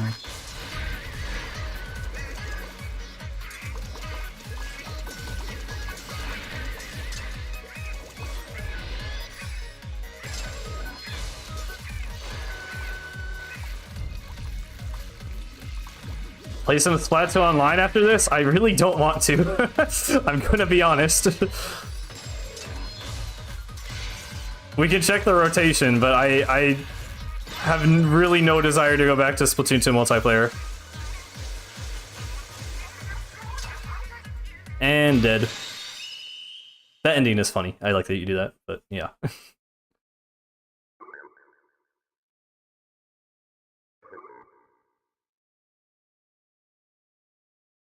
Well, I love Splat 1 online. I don't know. I mean, the plan was to either end stream now or play Octo Expansion. And I'm not sure which one of those I'm gonna do yet. Boom.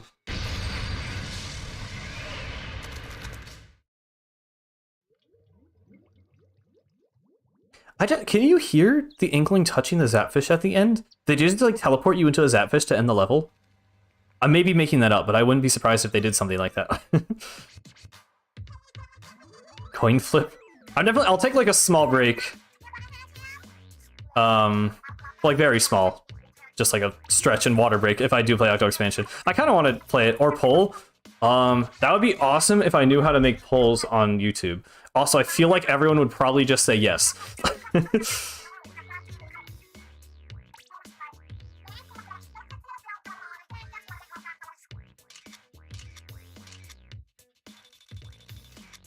I don't want to speedrun. I don't know. I'm probably not going to ever talk about this part of the story, but just for safe measure, I want to have the whole story in the recording. How long does Octo Expansion take?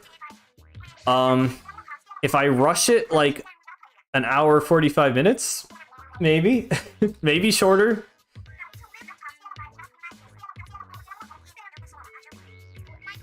I would not be completely opposed. Well, no, I'm not skipping levels. The entire point of doing this is to record footage of the levels. Also, I am opposed to skipping levels in Octo Expansion. I don't do that because I like playing them. That's the whole point. This next song request comes from Freshly Fried Boy.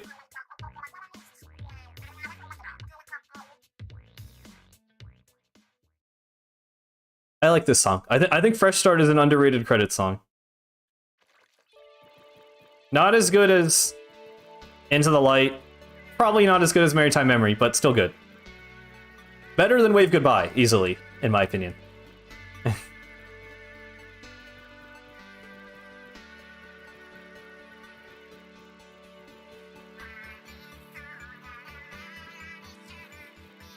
Yeah, the artwork in the credits is so good. I'm really disappointed Splatoon 3 didn't have that, actually. Like, I mean, obviously that's just a little thing, but man.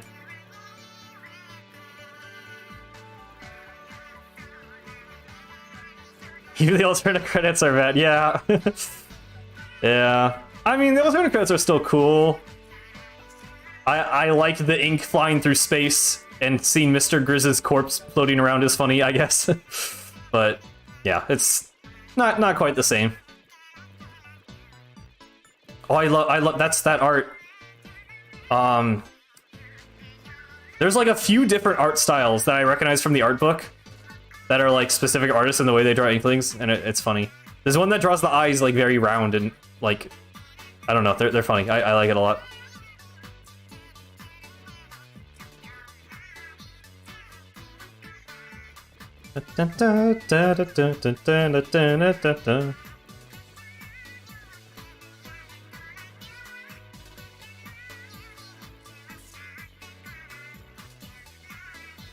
Freshly fried boy? Did you? Red might be a little bit behind. He just said that.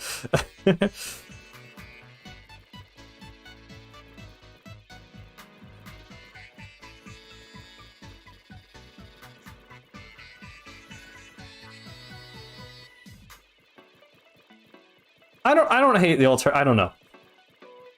I'm come down hard on a lot of things in Alterna. I'll give them a pass on the credits. Actually, no, I won't, because you know what? They didn't put in the Nogami 3 pose. He did the 2 pose for this game, and it shows up in the credits. He did the 8 pose for the Year of the Octoling, and it shows up in Octo Expansion credits. And he did the 3 pose, but they didn't put the 3 pose in the credits. I don't know why they didn't do that. Yeah, it's a YouTube issue too.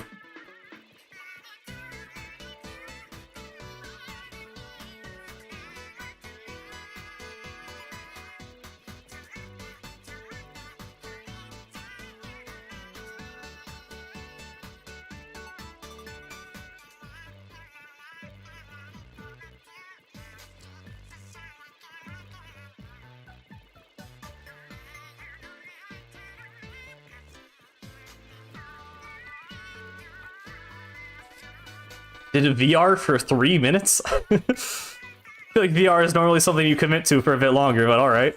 Fair enough. Welcome back to the stream.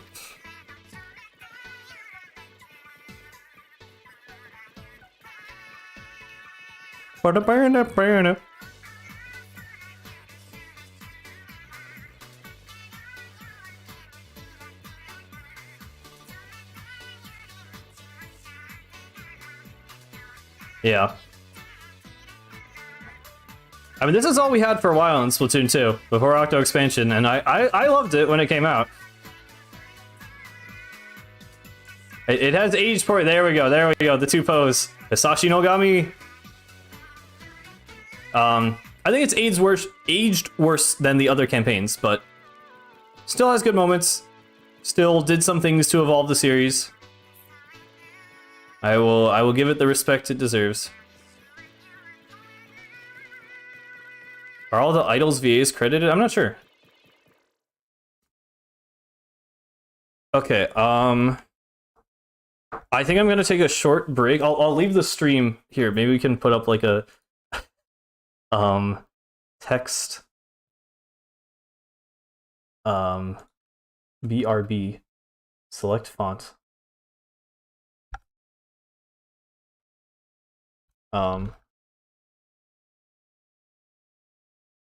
Okay, we're gonna put this here.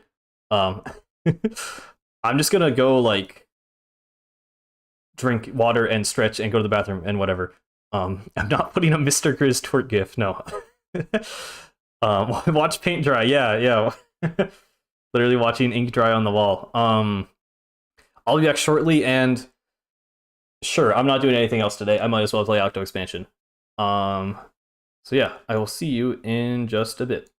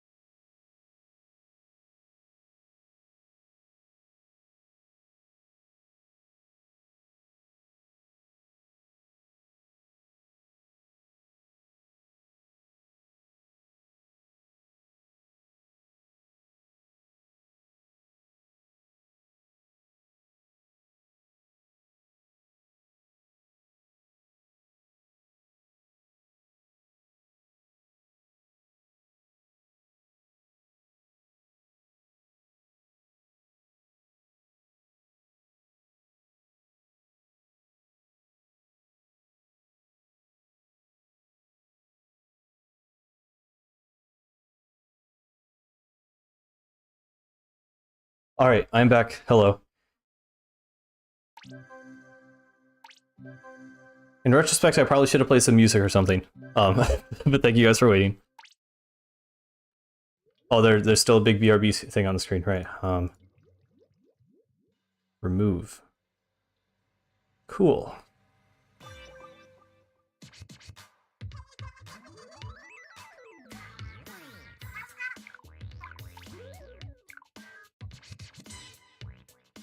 Throwing back, yeah, because the news.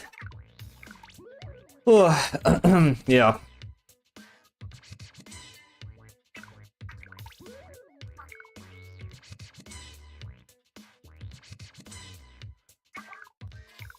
I mean, the break is essentially still going on.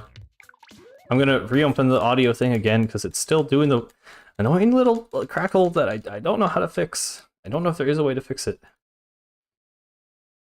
I assume Splatoon is still plenty active, yeah. Oh god, the character. For some reason, it didn't bother me when it was in the Agent 8 outfit, but it's so obvious the character models are different here. Yeah, Splatoon is definitely still active. It's not like everyone immediately buys the next game the second it comes out. Hi, Spike.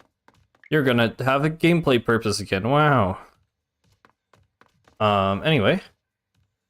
We're gonna hop right in. I'm going to start recording. And let's do it. Would you like to enter into a story that echoes up from deep underground?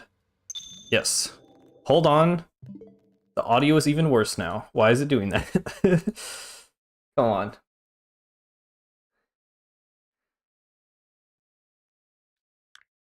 Surely we're fine now.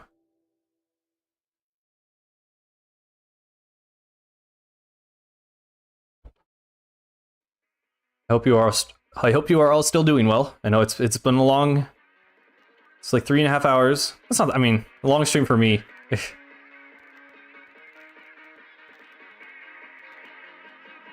Competition starting now. Oh, okay.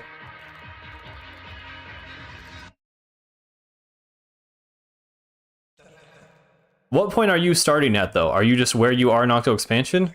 I don't know what you're exactly trying to beat.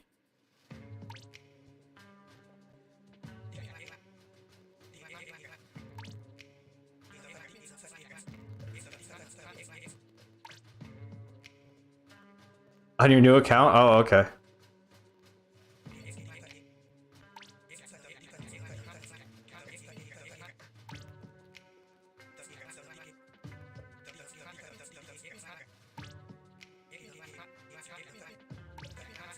I might have to get out the image of the route. There's like a... I just have a picture of the map that's the fastest way to get the 4 things. Oh, sorry, I forgot to advance the text. Oh, we were already moving on to customization. There we go. It's around here somewhere.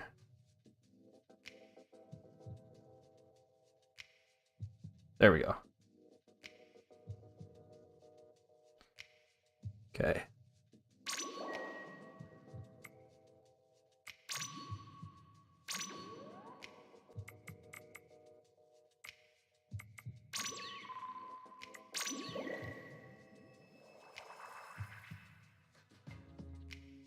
I wonder why the customization is in like that weird test tube space. Everyone had so many theories about that ended up just kind of not mattering at all.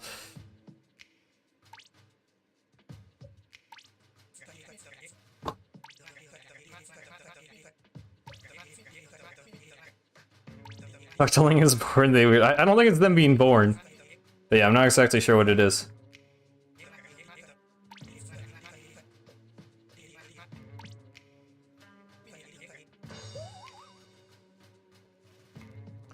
God, the start of this campaign is still just like so cool. Like this area just has like so much detail. Like this is the only time they really put this much like level of like look at that. Like they didn't have to make that light sparking, but they did. Like there's just so much more going on here compared to all the other campaigns with the intro to make it actually feel like real and lived in.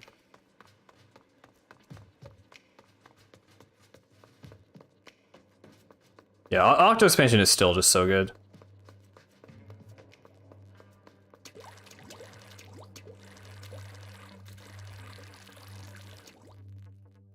Yeah, if you ever get a chance to play Octo Expansion JBL, I mean, it's really just on a whole nother level from every other campaign.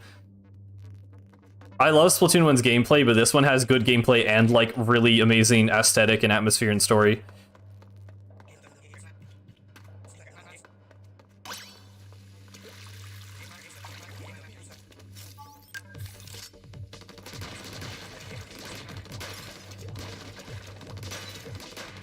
Also, I liked when these crates were unique to the Deep Sea Metro. I kind of didn't like that they reused these in Alterna.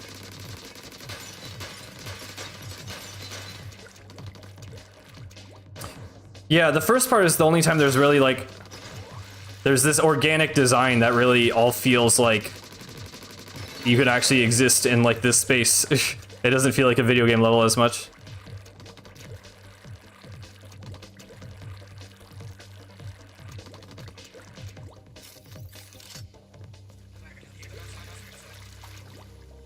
Are we going to have a spoiler policy so JBL can experience the story organically?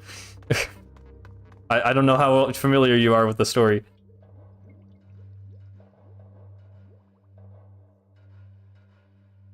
Oh yeah, even this part was so hyped because this was the first time we had like actual cutscenes. Oh, what? Not sure how that happened.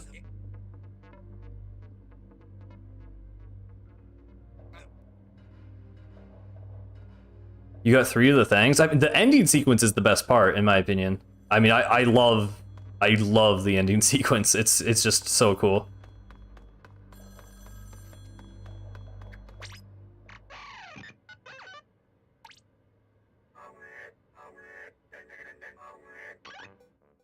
What is? Wait, what? Sorry. Where is my other controller that it thinks it's? It's saying my Pro Controller is player 2. I'm so confused how it's finding another controller.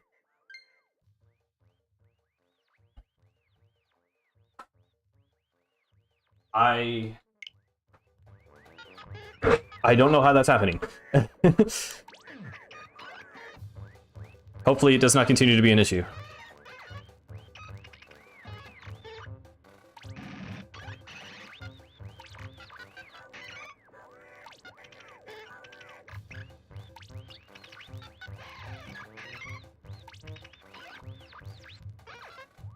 I would enjoy that quite a bit, Smack.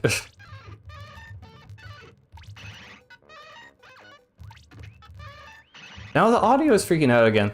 There's, okay, weird technical issues happening. Hold on. Everyone's playing along? That's funny. Okay, 1 second. Just gonna... Sorry if the audio cuts out. I think it does for everybody and not just me. I mean, not. Hold on. Okay, maybe we're good now. We'll see.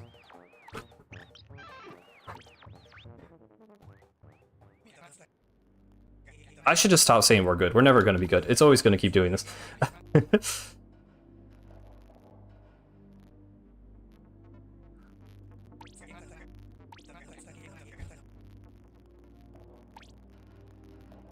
think it's just my headphones. I don't know if you guys even are hearing the annoying issues I'm having, but God, it's so annoying to me.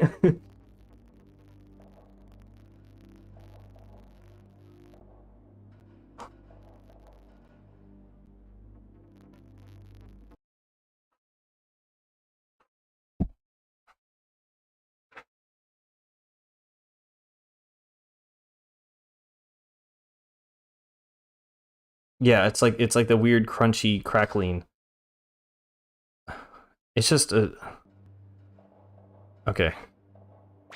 I don't know what causes it, but it's been a problem ever since Splatoon 3 for me. I think it's my like headphones or something with my capture card.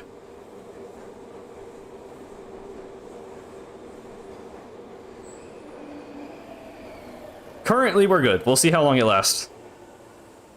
We were fine for most of Octo Canyon. It was just towards the beginning and end that it was an issue, so.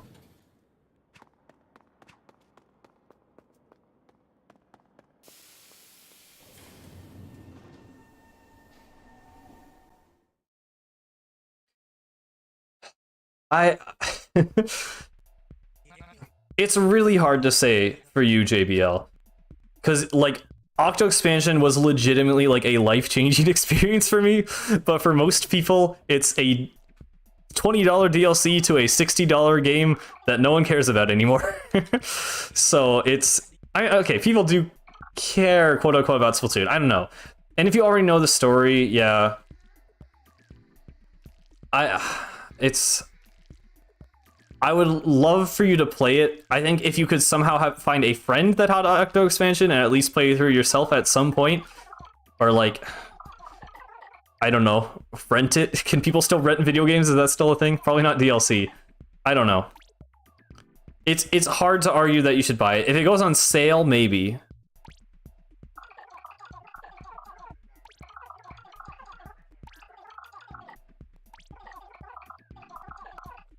Gift cards, that's an option.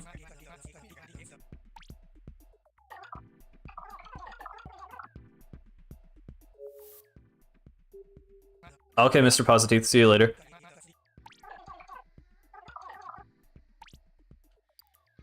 If you, yeah, if you have the Nintendo Switch, like, expansion thing, which you probably don't, but if you do, it does come with that.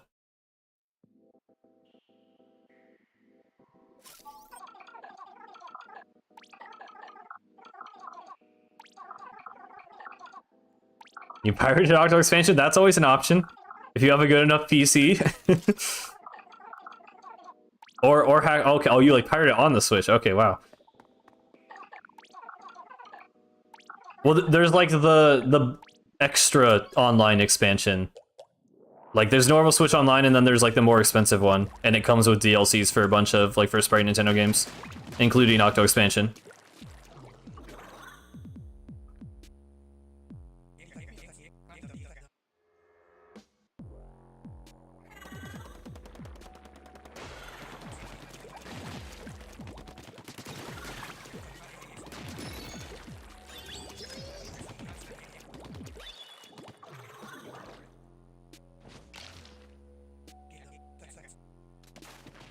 Yeah, I mean,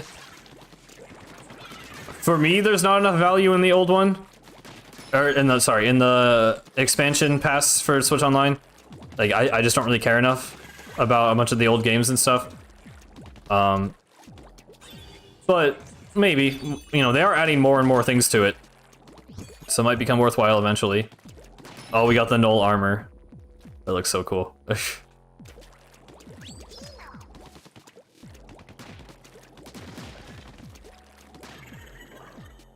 Yeah, well, I think Game Boy now is on the normal version, and then Game Boy Advance is on the extra version. Octarians hunting Octarians.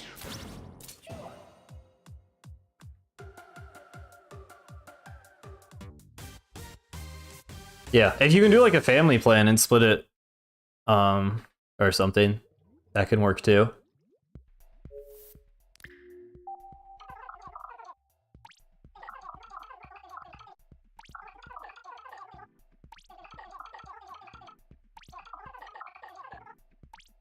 I love the mem cakes. They're cool.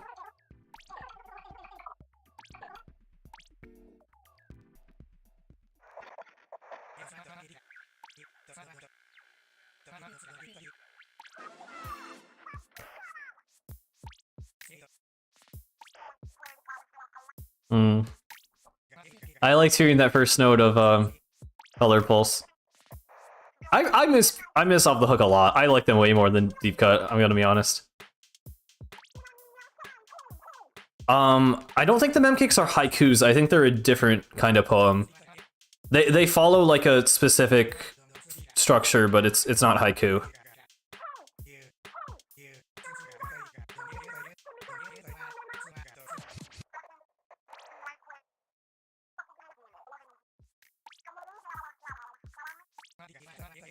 Mount Nantai. I still like. Surely we go to Mount Nantai at some point, right? I was honestly expecting we might in Splatoon 3's DLC, but I don't know if that's what it looks like from side order.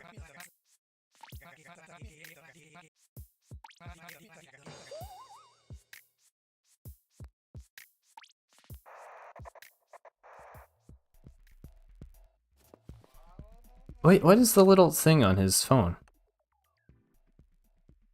Is that the Wahoo World character? Is that the fresh fish cat thing?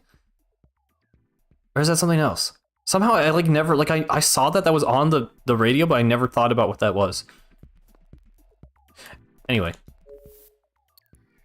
Let's do this one. Is this getting tense?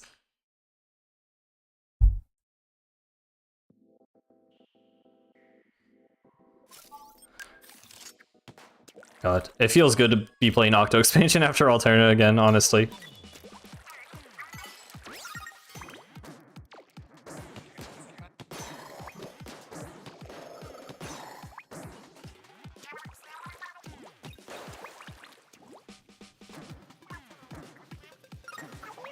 I watched my friend play a bunch of it for the first time, over winter break, but he didn't finish it, which kills me, because the ending is the best part, but maybe he will eventually.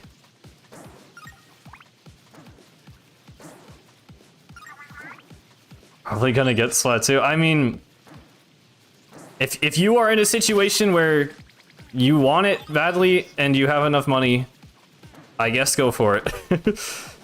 I don't know. It depends if how much you value the game and how much you value your money. I don't know. I think the online is just worse than 3. I mean, the maps are arguably better. There's currently a lot more variety in the weapons than Splatoon 3. And maybe you'll like some of the specials that are exclusive to this game. But besides that, I don't know. Ow, I was scratching my nose.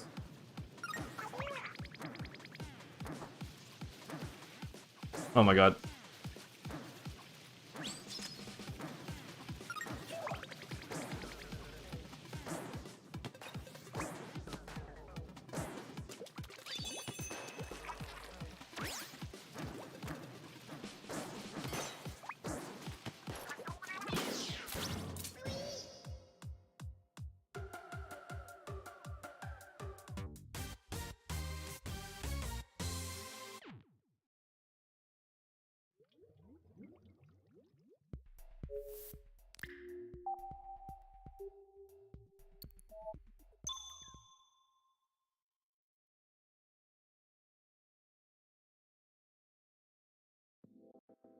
I think he just means the multiplayer, Elena, which I would mostly agree with.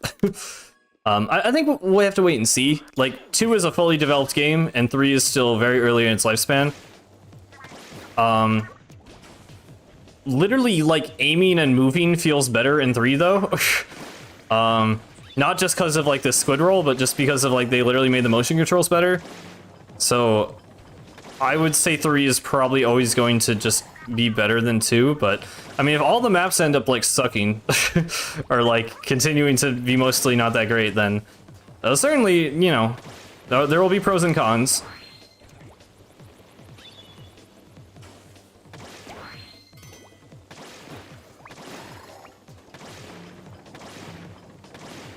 I mean, if you want to honor the coin toss, yeah. I just don't want you to regret it. But if you don't think you will.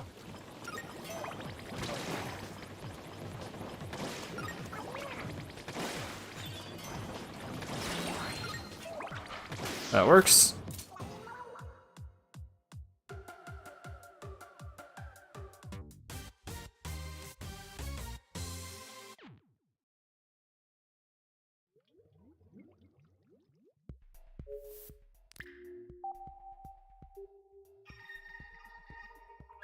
I love that Agent 8's thumb on the CQ80 perfectly matches your actual movement with the control stick. It's just a weird detail, but I just enjoy it. I'm not going to be reading through the chat logs. We're not going to worry about that this time.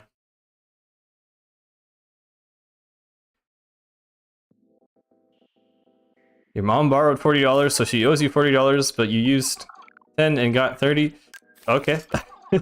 I mean, if you can pull it together, pull the money together and do it. 8-ball levels. I love 8-ball levels.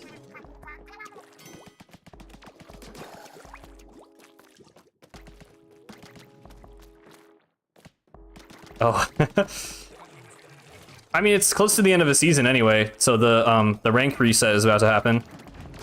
Or the rank decay. Oh, that hasn't happened in a while.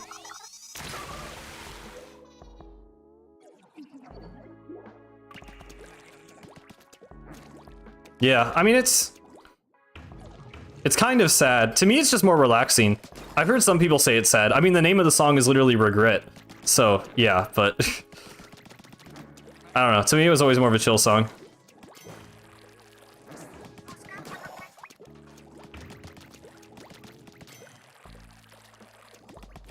Please die, please die. You haven't done any rank up battles yet? Well, now's the time. I remember, oh, hey, look, sea cucumber. Okay, somehow I'm actually noticing a bunch of things that I'd never noticed before.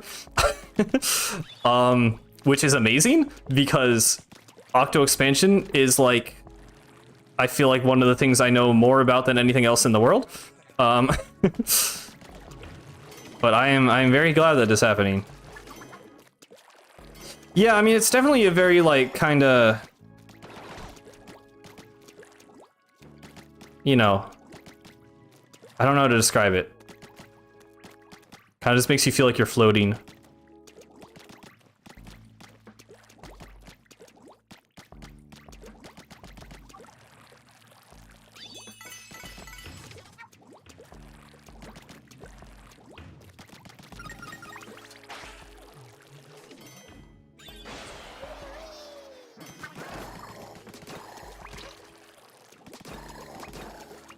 That went fairly well. I feel like sometimes this part is kind of slow. Wow, that was the fastest I've ever done that. Oh, okay, am I jinxing it? Get it through, get it through, get it through. Come on. There we go. Oh, shoot. If I stopped shooting, I would have gotten it.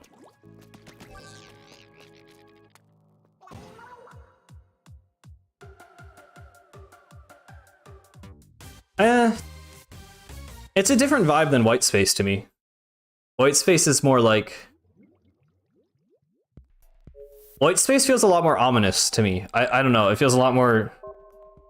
I mean, maybe I was just always on edge when playing Omori.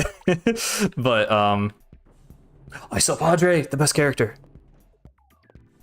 Besides Agent 8. Agent 8 is my favorite character. Isopadre is second place. The idols are somewhere else. Actually, Agent 3 would be next. They call me Isopadre. He's dressed like a gang boss, but he is shaped like a friend.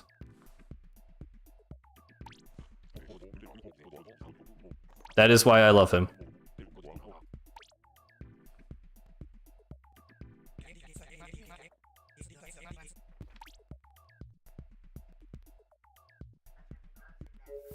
I keep trying to... You know what's happening? I was pressing the left bumper. Because I'm like, oh, it's a hologram menu in Splatoon. You press the left bumper, because that's how Splatoon 3 works. Nope, it's the X button. Splatoon 1 is not on the Switch. No.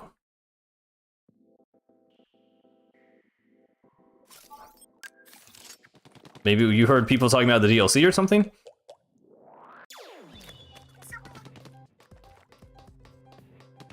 Oh, that's a limited ink level. I'm stupid. That was to reset, by the way. I died on purpose. The articles are probably talking about the DLC. That would be pretty clickbaity if they literally said it like that, though. Uh-oh.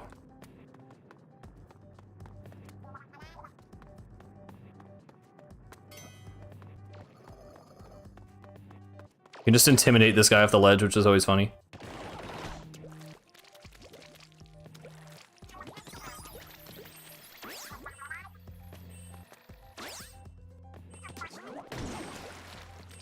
Splatoon 1 does not have a DLC.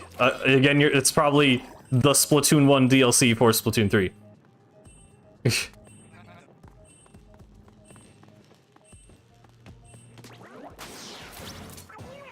Closest thing Splatoon 1 had to DLC was the amiibos, which were not downloadable content, they were purchasable content that you tap onto the controller.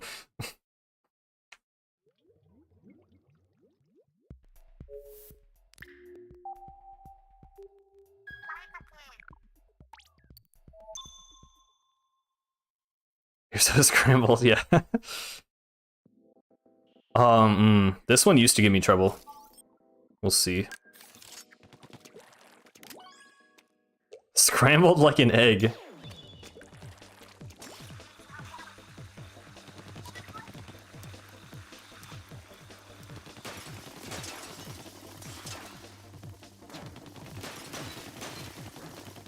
Okay, good, I got that.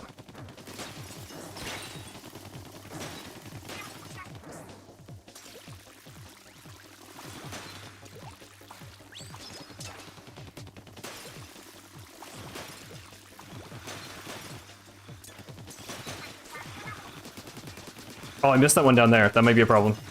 Never mind. Oh. I remember hating that level. Maybe I only hated it with Jet Squelcher and Slosher. I'm surprised I had that much time at the end. That's insane. I remember this used to be really hard.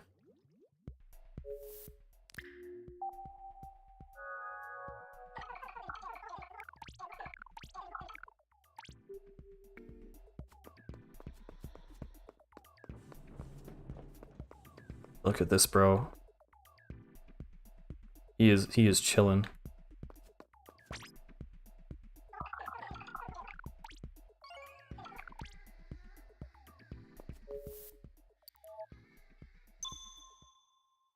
It's 11 p.m. Oh. It's not that late. I like curling better for this. I meant ink brush, not curling. They all have curling.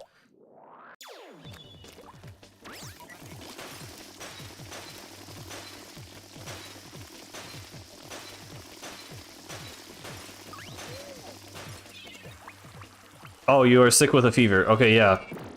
Go to bed whenever you feel like you need to. I appreciate you being here for as long as you have been.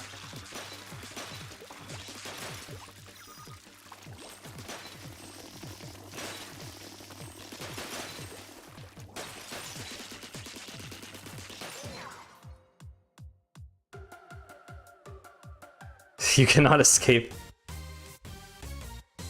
I've been kind of nailing these. I know I've been playing a lot of Splatoon single player, so I'm very I'm hardly rusty, but I don't know. I'm surprised this has been mostly going so well. Oh, hey, girl power station. Well, this might be where that stops happening. We'll find out.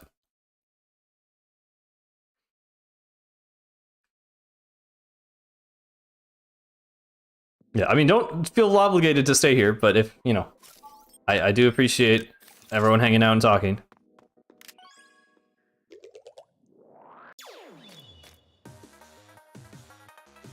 I definitely will not be streaming tomorrow. I'm not sure when the next thing will be. I think I'm going to stream Return the Mammalians again. Or, not again. Well, technically I did stream it before. I streamed the finale, but you know what I mean. I'm going to replay Return the Mammalians. That may not be until either, like, next Friday. It'd be nice if I could do it earlier, but I'm gonna be pretty busy the next few days with school stuff. And by pretty busy, I mean like really busy. So we'll see.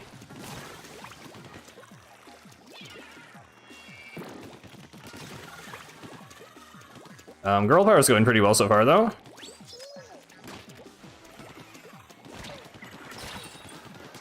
The second you aim at them while they're standing on the ledge, they will super jump.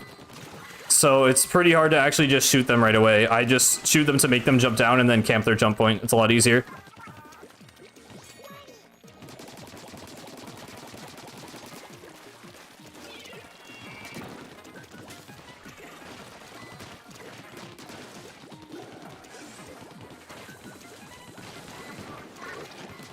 Uh-oh. Oh, man. I strayed too far from the orb. Wow. They really just annihilated that.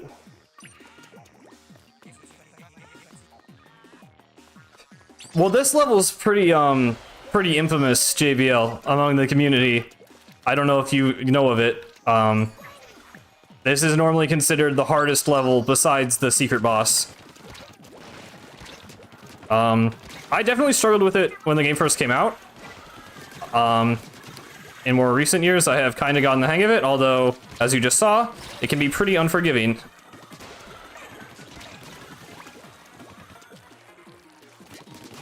No, it would not go well if I used Brella.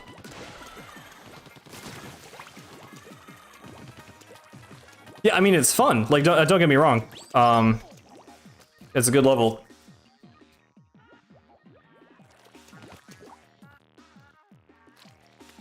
Okay. Shoot, they broke my armor.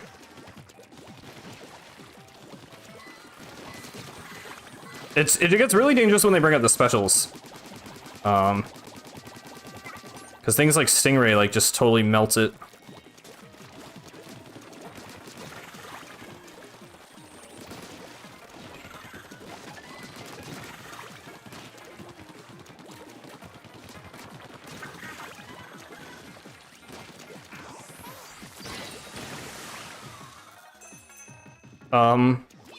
I think that's the last one.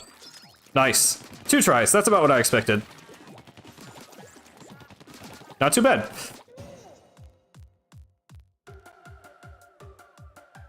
Yeah.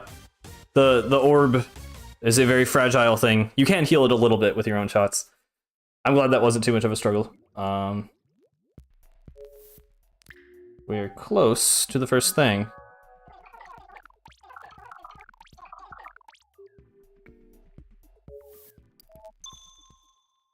The audio is unfortunately crackling again. I have literally no idea why, because I did not do anything.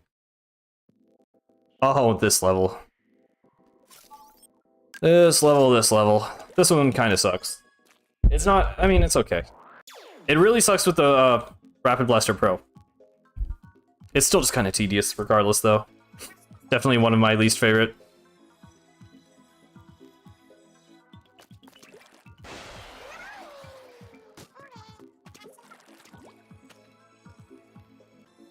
Okay, good night, Elena. Thank you for being here. Hope you enjoyed the stream.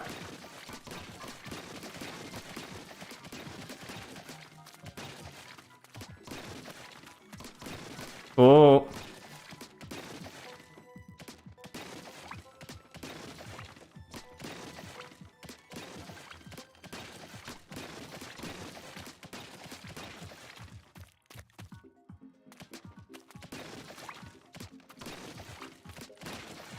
Oh, I thought I broke one. They show you which boxes, but, yeah.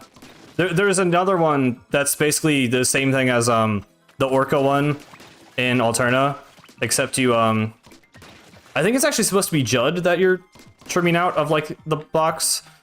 This one would be a complete nightmare if they didn't tell you, which ones to do.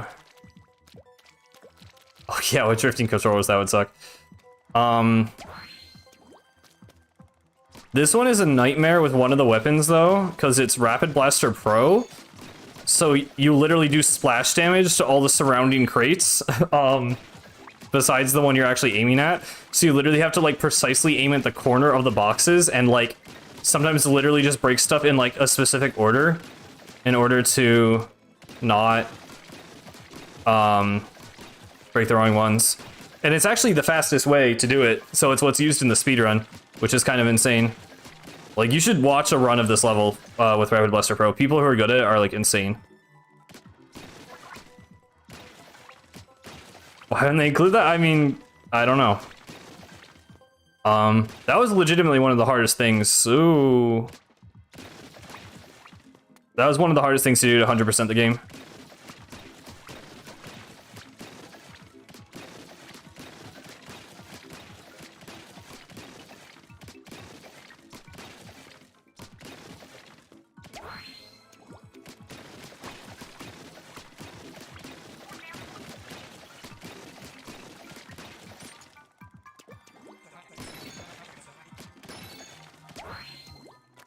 Oh yeah, they give you a key, which you can use to unlock a checkpoint.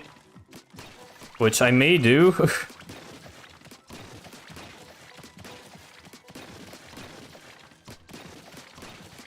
I mean, I'm pretty close. Okay, I might actually use this because I'm scared.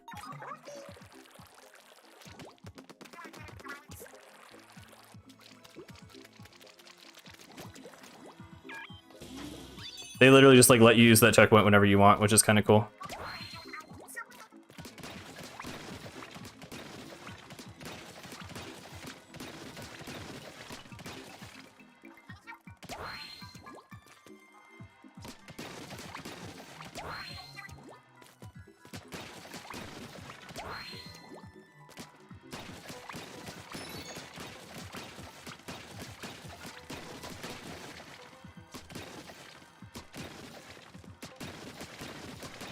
Is that it? Yep. Cool. Octopus.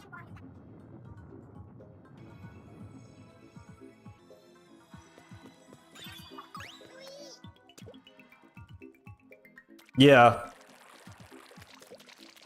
I mean, that's definitely, it's not so bad once you know what you're doing. Like, that run was pretty okay, but it is very annoying if you mess up, even if you do have the checkpoint.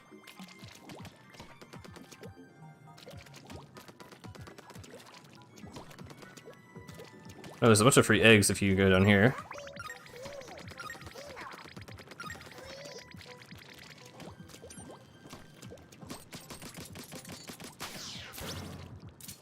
Nice.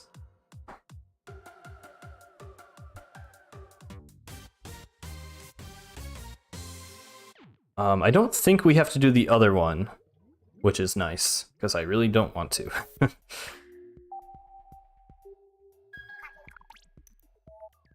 Oh, this is right. This is the boss. Yeah. Yeah, that would that would be very bad. This is pretty cool. This is one of the better boss refights. It's honestly like kind of easier than fighting it with the charger, honestly, but it's fun.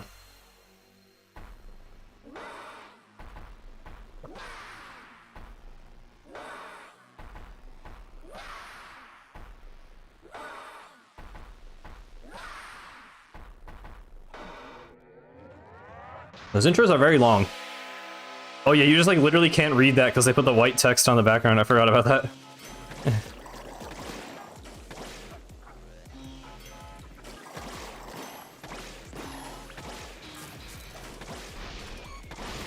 Whoa.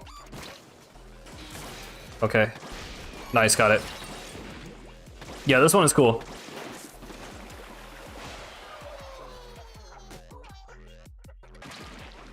I don't think the boss itself has actually changed too much. I think the main gimmick is just that you... actually, there might have not been 4 octocopters on phase 2. But for the most part, it's pretty much the same. It's just the fact that you're fighting it with the inkjet. Yeah, no, I would assume that the Japanese text is probably just smaller, so that it's not a problem, but yeah. It would have been nice that they put like a drop shadow or something behind that.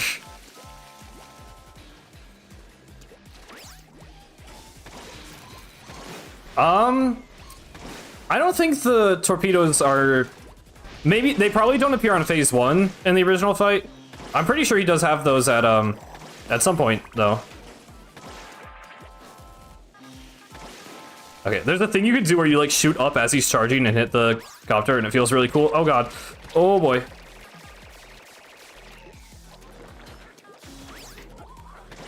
Oh, I missed. Oh, God. Oh, my God. Oh, no. He's doing it again. Okay, okay. He backed away behind a wall. I don't know why he did that, but I am not complaining.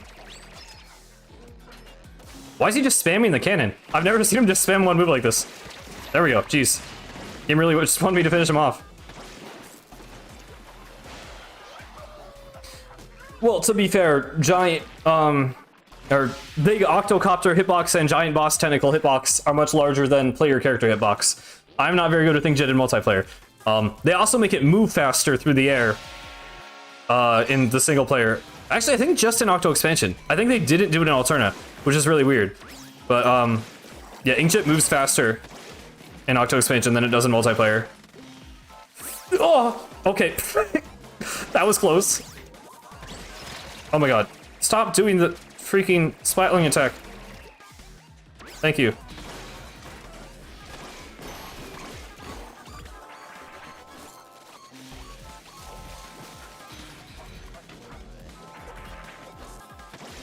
There we go. Goodbye.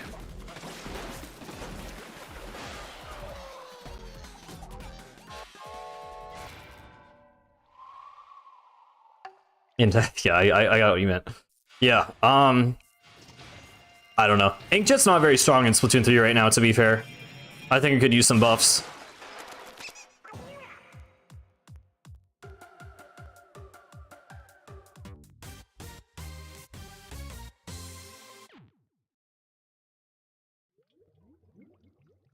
There's also only 2 Inkjet weapons in the game, so there may be some more later on that are kind of work a bit better with it.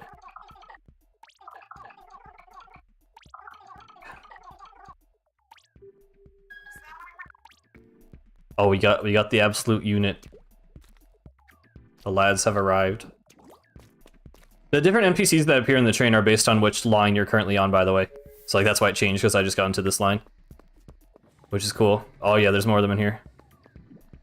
Hello, gentlemen.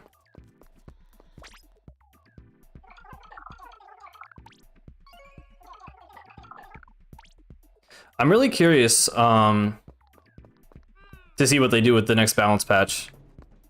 So he's about to take your lunch money, yeah. I love that they turned Angelfish, of all things, into, like, the buff jock guys. I love the character designs of all the weird dudes here. It's just... I don't know. Like, depressed businessman fish. I just love Octo Expansion. I don't know. Everything's just, like, weird and goofy, but also creepy and ominous, and... I just love it. I just love everything they do. There's no flaw. Okay, well, except for that one level that kind of sucked with the crates, but besides that, aesthetically, there is no flaw. The theming, the music, the visuals are on point all the way through, and I am obsessed with them forever.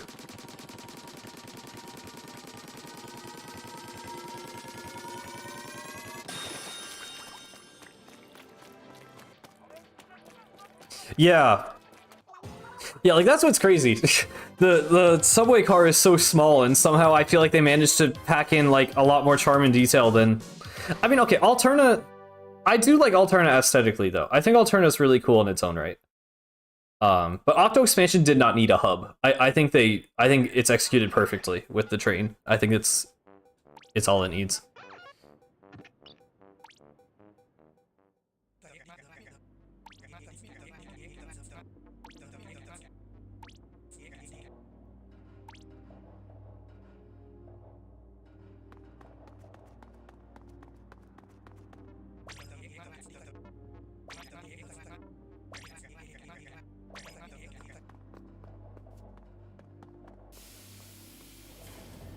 Yeah, like, I just, like, it doesn't feel like it's missing something. I'm just not sure Splatoon games need hub worlds. Like, I think Splatoon 1's was done pretty much to the perfect extent. Splatoon 2's got kind of tedious, like, it was kind of cool, but, like, at some point I'm like, I kind of just want to get to the levels. And then Octo Expansion was like, hey, what if we just didn't do that? And actually, it's perfect. And Alterna was like, hey, what if we did that, but really boring and long and pointless? So, yeah, obviously I have some strong feelings about that, but... I kind of hope the next DLC just doesn't have a hub world.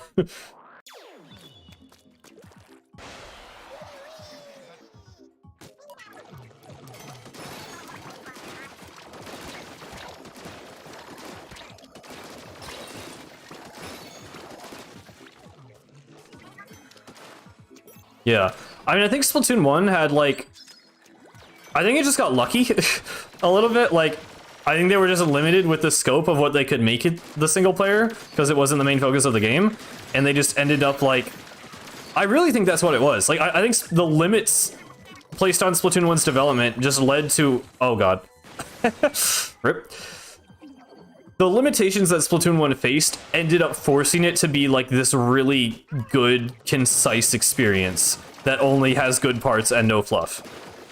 And I think by expanding the production value of the other campaigns, it actually ends up hurting them because they feel obligated to add in a bunch of stuff that just doesn't need to be there. I'm out of ink. I might die. Oh no. I'm gonna go down here and get this armor. It seems like a good idea.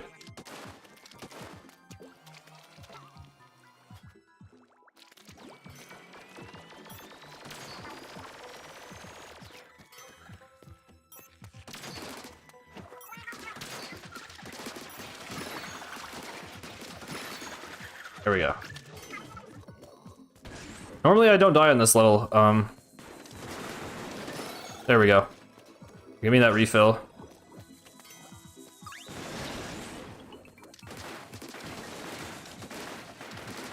Bro, okay. He did not stop dodging.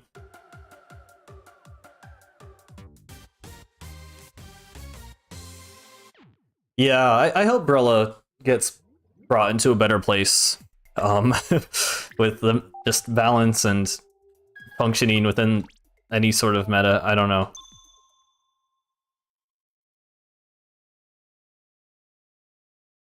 You thought you saw a stinger? Well, were you talking about the mem cake? There are salmon run mem cakes.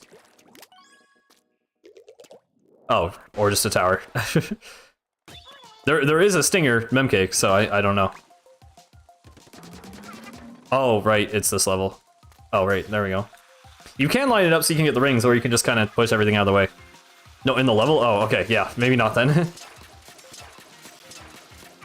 think that's technically the fastest way to move on rails.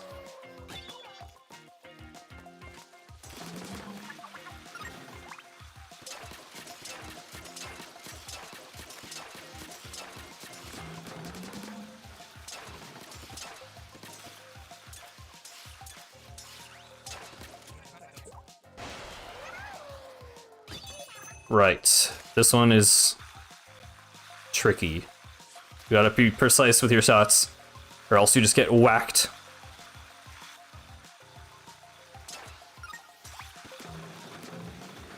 Oh.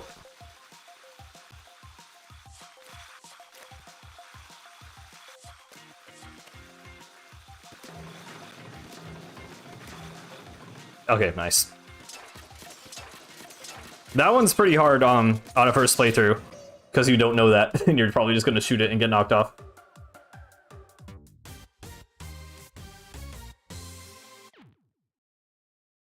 Do do do do do do do.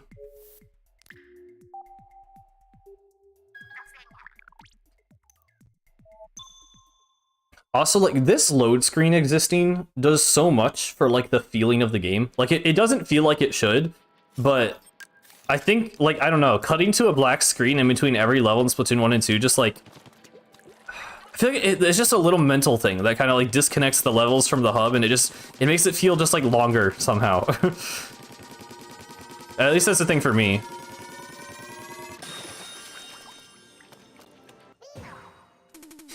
Boom,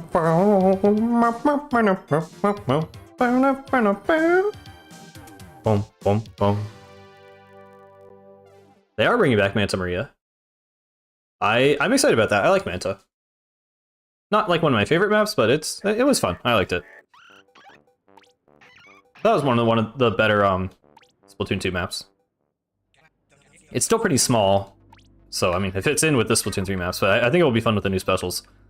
I think Zipcaster will be funny on it. This is not the end. We only have 2 of the 4 things.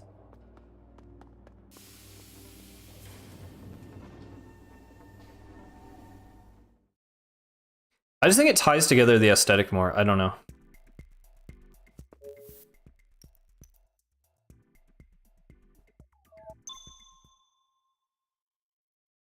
Yeah, sorry. We still got a little bit to go. You know, I love the loading screens. Like I think they're great. I think the other campaigns are lacking them. Alterna has a cool one with the as the big overview of the whole place, I guess. Oh, okay, I was reading chat.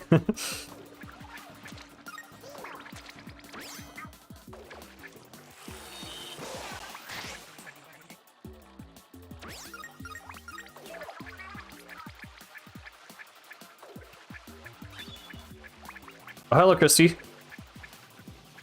Yeah, we are, we did all of Splatoon 2 today, and we're about halfway through Octo Expansion. Maybe a little less. We have 2 of the 4 things, but we have to do the whole ending sequence. But yeah, welcome here to the stream.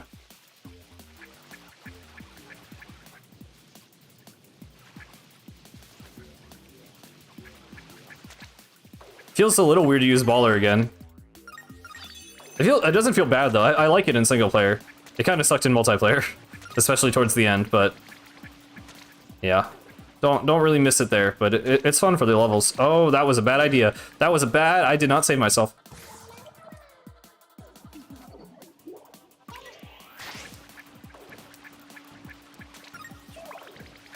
Yeah, Baller served a sort of similar role as Kraken. It just did it a lot worse. And I mean, it's just so not cool. Like, for me, I don't know. I feel like even if it was good, like, it just isn't cool to be in a hamster ball. I just feel like it looks lame. Well, Crab Tank's a little similar to Baller, at least the way it, like, climbs walls. Yeah, I love everything in Octo Expansion visually. Just the whole look and feel of it is amazing. But yeah, Baller has some Kraken DNA, Crab has some Baller DNA, but then also...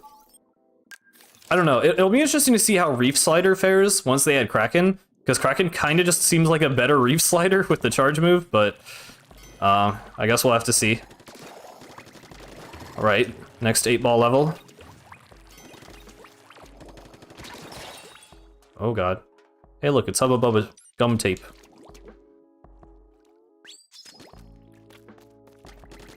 Oh no. Oh no. I don't know why this is happening. This does not normally happen.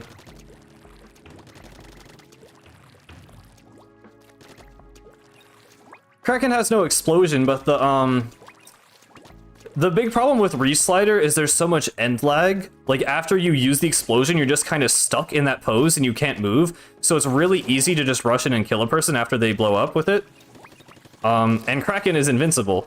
So, and can continue to do, like, jump attacks and stuff after it charges in. So, it kind of just... I mean, we'll have to see how it actually plays out in the real game, but...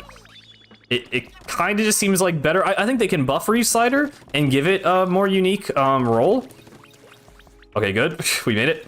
But unless they make a big change, yeah, if they make Reef cheaper, or I just think the explosion needs to be bigger and there needs to be less end lag. Because right now it's like it's supposed to be like a high risk, high reward special where you kind of dive in and get past people, and then make space for your team, and then start to make plays. But because of the end lag, you kind of just get in and then screw yourself over and get killed by the enemy team. So there's places where it works. If you catch people off guard, sometimes it works. If you're clever with the placement and kind of drop down on people. But I just think it either needs something else or needs buffs to what it has. Yeah, something I think Ressi, my friend, was talking about, like, it'd be cool if you could, like, curve it, like, a little bit. Like, not make, like, a sharp turn. I think it was him saying that. It was one of my friends. But it'd be nice if you could, like, redirect it, like, a little bit while you're flying forward with it. Not anything too crazy, but just to make it a little less predictable. Yeah, map design... better maps would make Reslider better. Because if it was easier to get behind people in the first place, then you could, like, flank people with Reslider, and they would totally not see it coming, and that would be kind of awesome, but it's just sort of hard to line that up with the way the maps are right now. Let's see. I just continue left here. I like these guys. They jingle.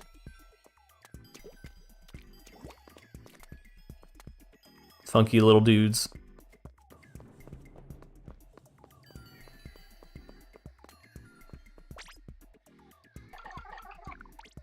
I think the positioning of them is like a little bit randomized, because I know this guy can be like in the middle sometimes. Jingle boys.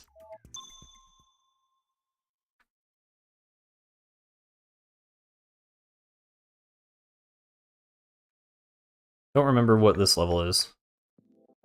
Oh, it's the Rainmaker one. Okay. Don't love this one. Hard to be consistent on this. Used to jump at them for like 10 minutes instead of playing. Yeah. Yeah, that's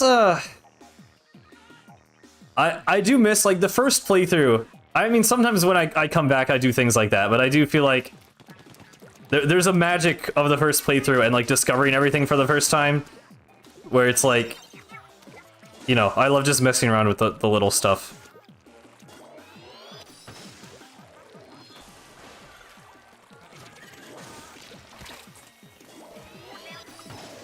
Cloud or Cosmic? Are you asking which one I go by? I don't know. Most people call me Cosmic.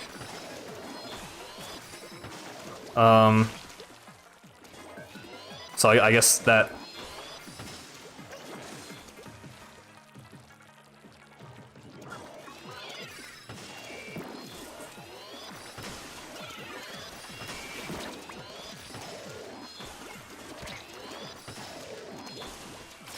Oh no. Oh no. I'm gonna die. That's fine. Yeah. I mean, that's... Alterna was a little bit disappointing to me, but if Side Order can give me anything close to the feeling that Octo Expansion gave me the first playthrough, that would be insane. I don't want to raise my expectations so high, but it's also hard not to, because it looks really cool from the first trailer. Nice.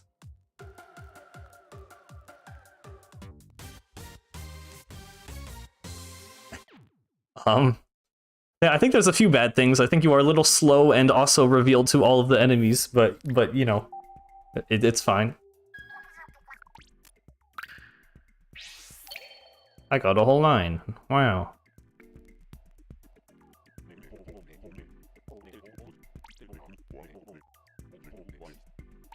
Yeah, I mean, we've been talking about it a lot. The whole reason I'm even streaming right now is because I'm recording footage for a video where I talk about essentially how I like all the other campaigns more than Alterna. But that's not really the point of it, but that's basically what it's going to end up being. I liked parts of Splatoon 3, but it just, I don't know. It did a lot of things that I did not like.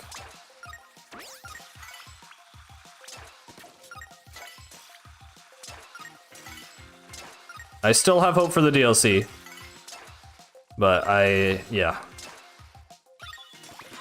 Yeah, I think JBL hates Alterna even more than I do, but yeah.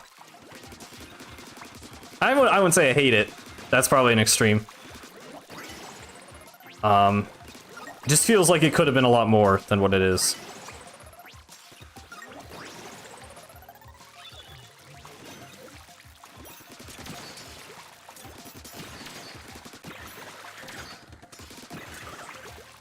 It is insane playing Octo Canyon and Octo Expansion back to back, because it just feels like a different game. I mean, like, it's hard to believe they're both Splatoon. Like, it's just so much more enjoyable playing Octo Expansion.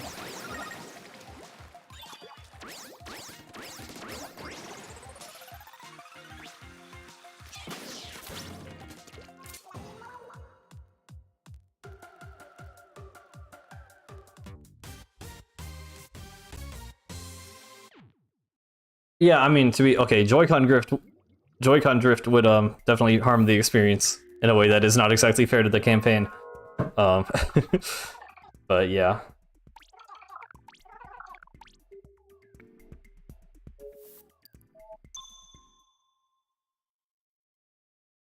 Yeah. I mean, I didn't even like the story. So, like, the animation and the cutscenes was great, but it was hard for me to get behind most of the characters. Like, I didn't really like how Deep Cut was handled, and yeah, the gameplay was just like, the levels were just worse than Octo Expansion, and the hubs were just like nothing. So yeah. I'm going to make a big, hopefully well-worded video talking about all of this, where I'll express more thoughts more clearly, but I don't want to just sound like I'm repeating myself a million times on stream until then. I'm glad to know that some people do agree with me though, because I was kind of worried that it would be like a big like hot take and everyone was gonna like hate me for, you know, talking down on Splatoon 3, but sounds like I'm not the only one.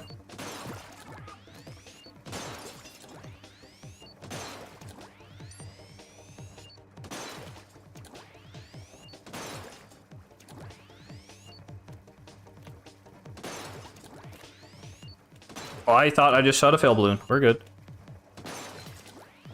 I always forget you don't actually have to shoot all of them on this level. Nice.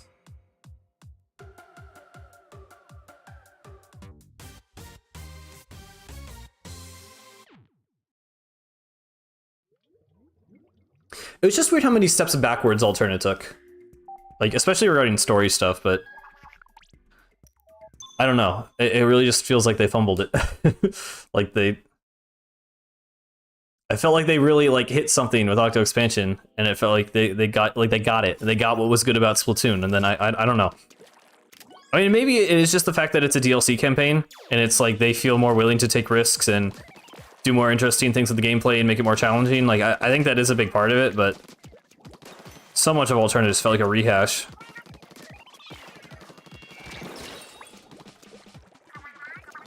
Yeah. Yeah, I mean, I definitely agree that the hubs were not as good. Oh my god. Whoops.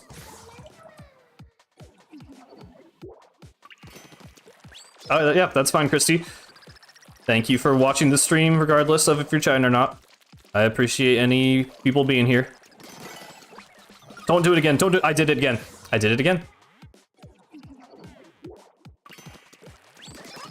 What if we killed them like now, right? Maybe that's. Oh, no, wow. That was the worst gameplay I've ever done in Splatoon, I think. Certainly the most embarrassing moment of today's stream for the past 4.5 hours. Okay, well that was not great. Oh, come on. I've never like struggled with this before. I don't know what's going on.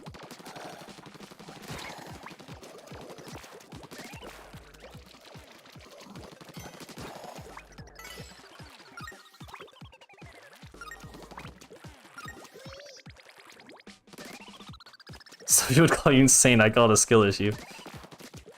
No, I did not do it again. We're past. Look, checkpoint. We're done. We're moving on. Oh, there's a cool thing you can do here. I low-key want to try it. Hold on. Not this. Now that we're not actually in a speedrun situation, there's like, how do you line it up? Oh, I almost did it. I almost did it. Hang on. You can like, basically what I'm trying to do is you can like propel yourself.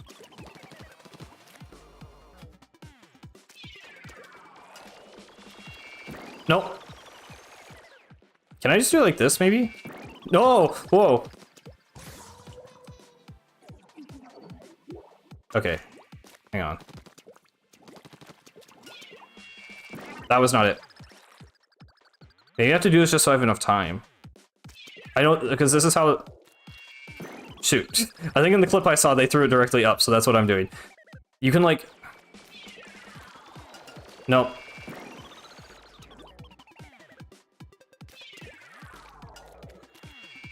Oh, I did it! I did it! Okay, I kind of messed it up a little bit at the end there, but yeah, you get the idea. You can launch yourself forward into the, Octo Commander. And... Yes. That is done in the speedrun, but they do it first try, so it's actually worth it. But yeah, that is a thing. Alright, you can just...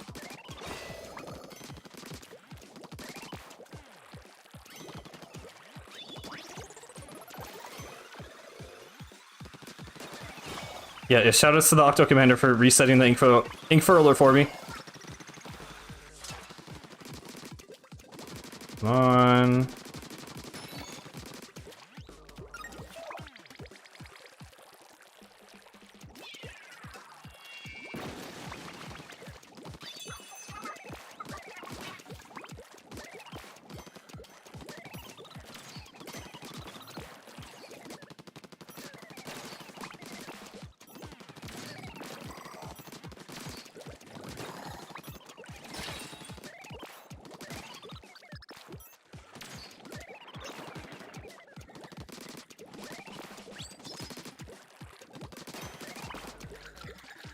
There we go. I don't think that would be a level I'd have to focus so much on, but got through it.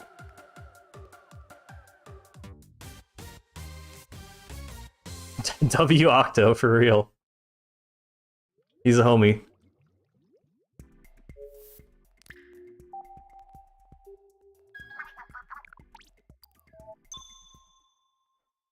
Okay, we are actually very close to the end, believe it or not. Because out of the 80 Octo expansion stations, you only have to play 24 to collect all 4 things. I mean, the ending sequence itself takes a while. So I suppose when I say the end, it's still gonna be a bit, but yeah. Then you can sleep.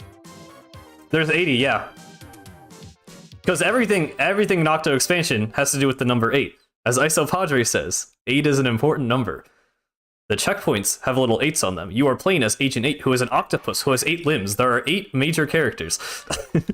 All the levels are references to 80s things. The overall aesthetic of the game is Vaporwave, which is 80s music. It's all literally, like everything. It's kind of crazy how many things they were able to relate to. You think Splatoon 3 uses the number 3 a lot? You have no idea. Also, this is really cool. I assume most of you know about this, but if you don't, you actually get to customize Agent 3. Is that the right skin tone? Yeah, I think it is. Hang on. Sorry. I think I normally do a different skin tone. I want to get it correct. I think I normally go with that, and then blue eyes. No doubt. It's kind of cool doing this the day after we played as this agent in Splatoon 1. Why is Cuttlefish the racist grandpa the best drawer in the world? I think everyone in Splatoon is just an artist.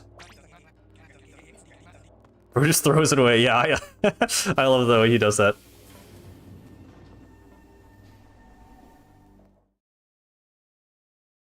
Well, that's how you improve as an artist. You got to know when to let go.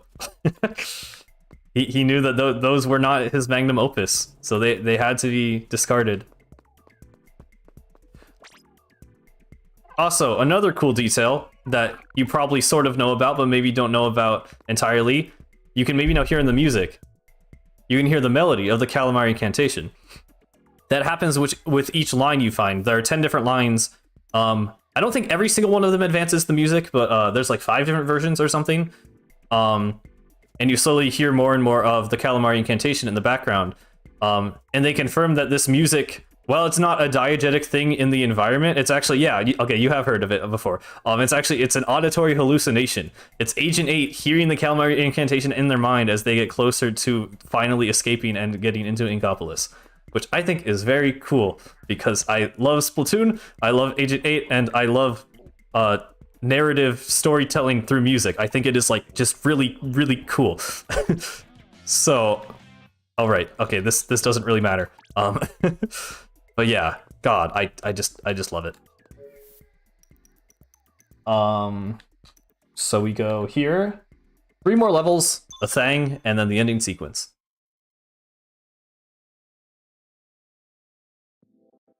Oh boy, right, this one. Okay. We'll see how this one goes.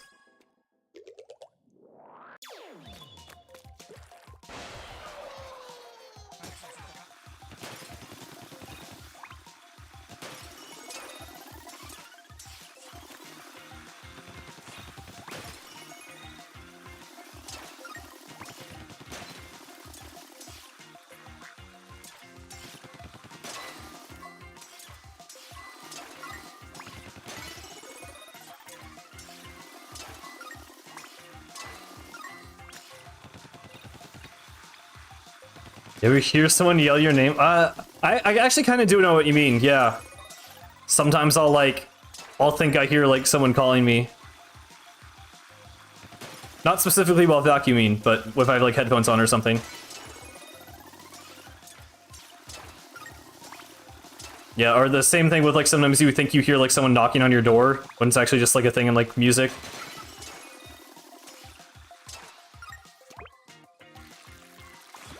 Alright, this is the hard part.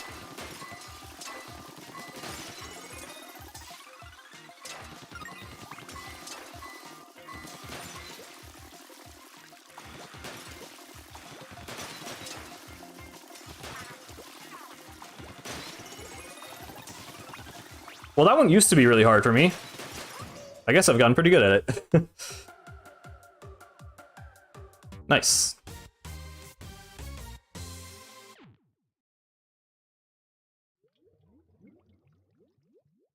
It's crazy that the level I've died on the most was like the ink furler thing.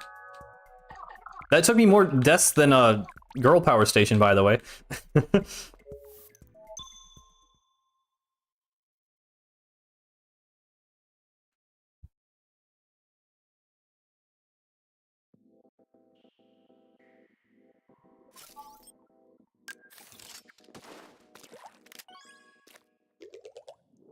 Right, this level. The don't touch the ink level.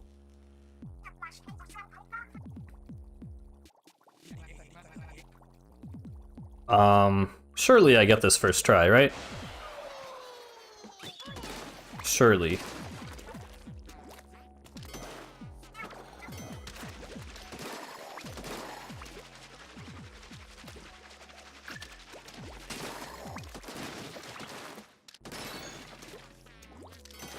Octorap, yeah.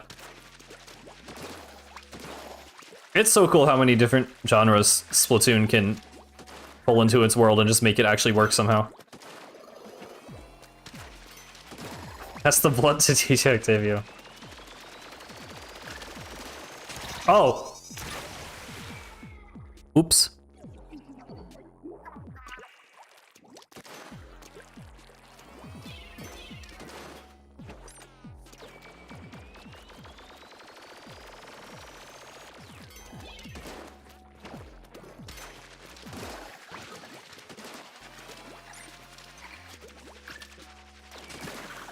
Cool.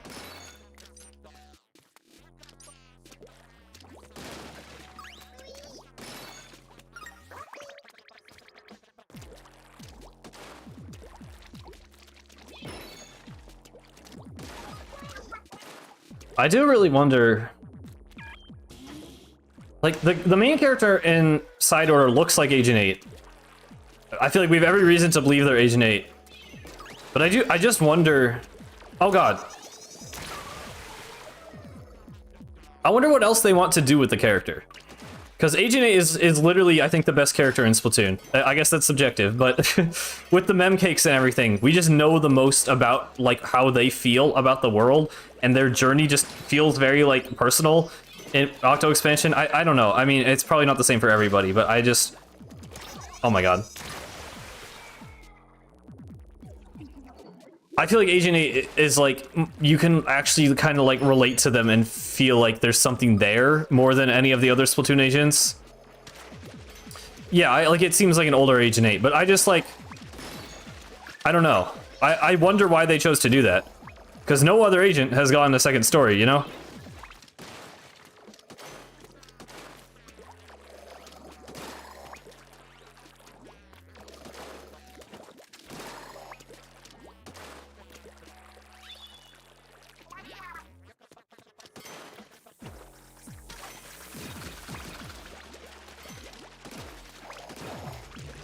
The DLC agent? I mean, I guess, but...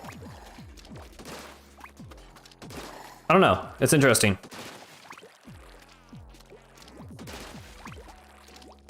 Well, Pearl and Marina weren't the DLC... I guess they were the DLC characters as far as single player is concerned, but I mean, they were the main idols of two. I don't know. I just feel like there's a reason for that, which excites me, partially scares me, only because I don't want to be disappointed again, and I don't want Agent 8 to be associated with a campaign that is not as good as Octo Expansion. which obviously sets some very high standards. But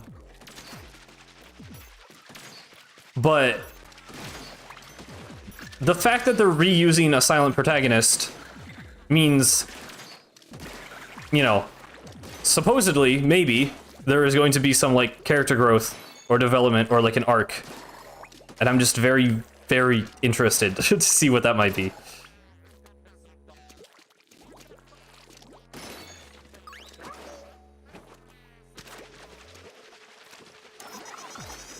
Because it may also just be a thing of, like, you know, they're bringing Inkopolis back. They're kind of bringing Inkopolis Square back. We don't really know the full extent of that.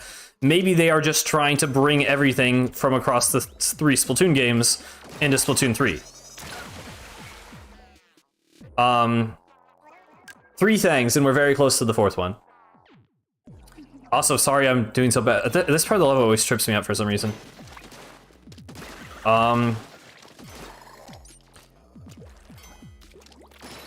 But yeah, so maybe I'm overthinking it, and maybe they just want to do Agent 8 because we had a new agent in the story, but we also brought back Callie and Marie that featured Deep Cut, and it featured, you know, Agent 3, who is now the captain, from Splatoon 1.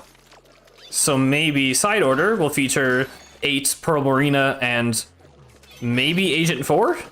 I don't know where they would show up, but if they were to show up, then everyone would be here, you know? That's like every major character. We're missing Iso Padre. He's legitimately the only... Krusty Sean is relegated to the mobile app, and Iso Padre is gone. But, like, basically every other character in Splatoon at that point would be in Splatoon 3. So... I wonder if they will appear.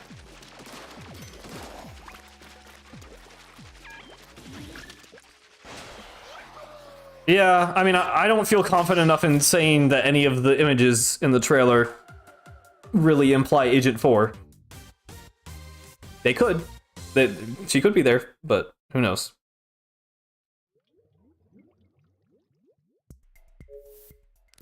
I don't have strong feelings about Agent 4. I know some people are like, oh, she's like the forgotten agent. I love Agent 4. We need more Agent 4 content. But it's like, they've gotten the same amount of content as Agent 8. Agent 8 just happened to be in a better campaign that also had cutscenes, I guess, to be fair. Higher production value, but I don't know. I don't think Agent 4 has been treated poorly. They're just a less developed character, so there's less going on there.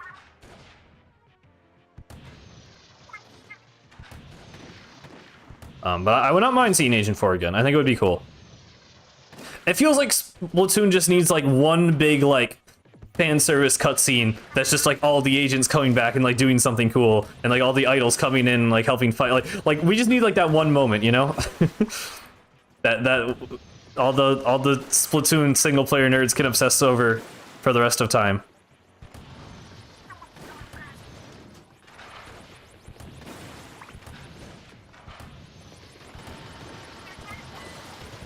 Like a subspace emissary type deal, kind of, from Brawl.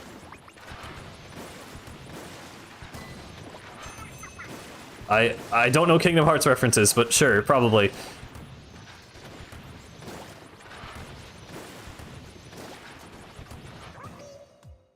Cool.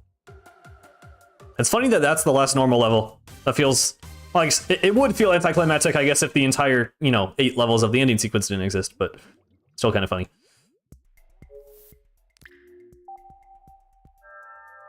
There it is, the 4th thing.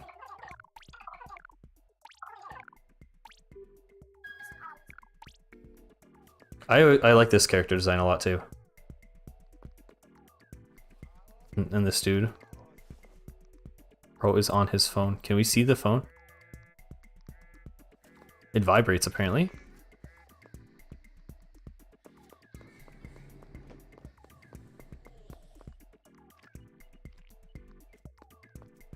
There's so many little sound effects I feel like I haven't actually noticed before.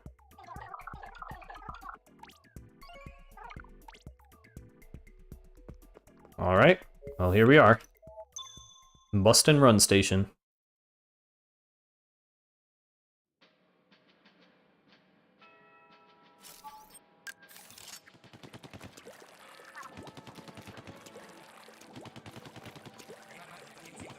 Oh yeah, he references Splatoon Depot there. For some reason. And that was never added to Splatoon 2.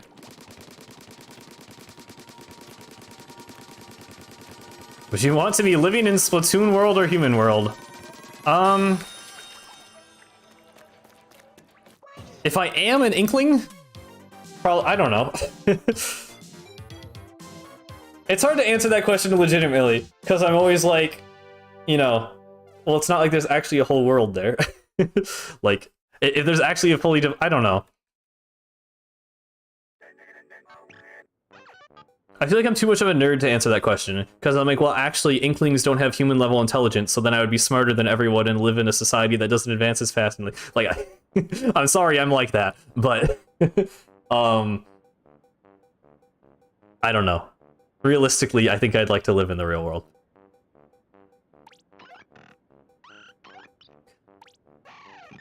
Also, there's like planet-threatening, you know, villains popping up out of nowhere, so those aren't great to have around. But yeah, here we go. Are you ready to visit the Promised Land? Let's go. Are you ever ready to ascend to the higher plane? For sure. The Promised Land awaits. Are you ready to join something bigger than yourself? Okay.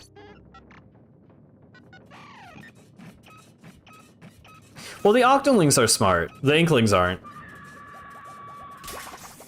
I don't know.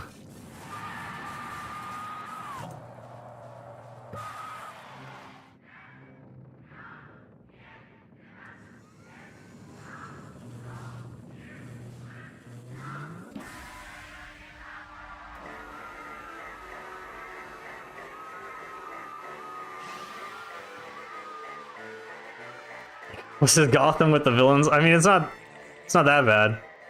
Well, maybe it is. Depends what ends up happening inside order, I guess. At that point, that may be a few too many villains in one city.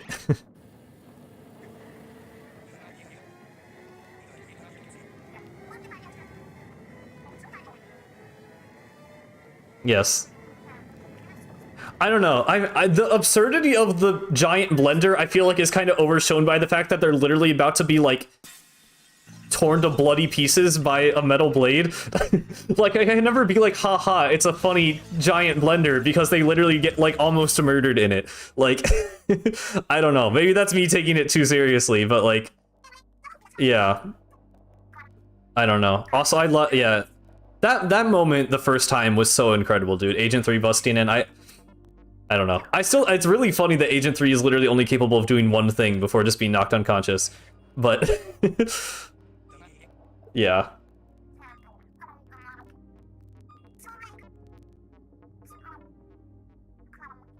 I'm glad I'm not reading this dialogue out loud, because it scrolls way too fast. Like, I assume you guys have probably also watched other, like, Let's Players play Octo Expansion, and it's always, like, everyone trying to read the dialogue, and, like, it goes way too fast in the cutscenes. I don't know, like, especially Tardar. Well, the music works, though, because it's like cursed happy music, you know? It's like creepy clown stuff, almost. Like, it's happy, but it's more effective in the creepiness because it juxtaposes the visuals on the screen. I don't know. I like it. Also, if you guys didn't know, the weird voices in that, like the weird chanting that you hear when the blender is being built is actually like a Happy New Year countdown in reverse.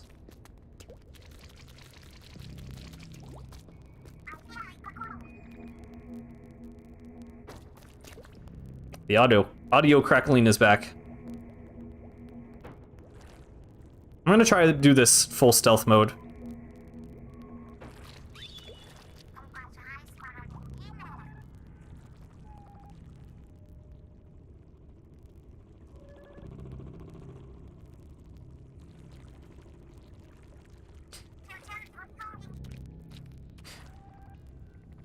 You're also Splatoon nerd. Yeah, I imagine most people who find my channel are probably Splatoon nerds, because I am small enough that if you find my channel, you are probably looking for small Splatoon channels,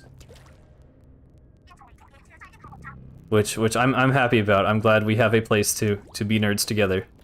Ish.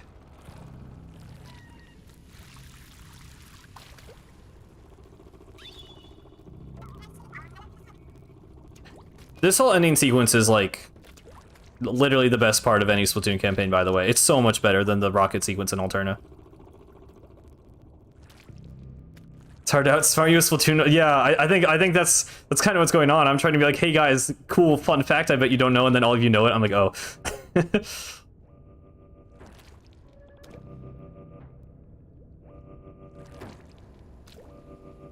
I mean, yeah, I don't want to downplay, like, 1,200 subs is pretty big, but for YouTube, I don't know. I appreciate any support and attention my channel gets, but relatively, it is a small channel.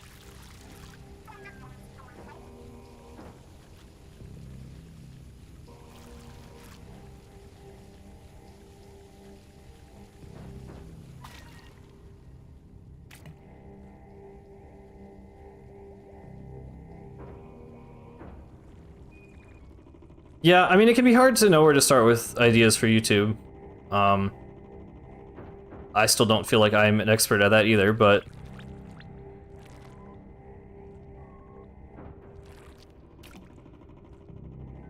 I don't know. For me, like, I like editing a lot, which not everyone does. Like, for some people, it's like the comedy and the commentary is like the focus. For some people, it's the edits. For some people, it's the scripts. For some people, it's the gameplay. Some people are just really good at the game and can just be good at the game and record it, and that's their thing. So, I mean, you know, I'm sure you have some strength in one or more of those areas or a different area that people would like to watch.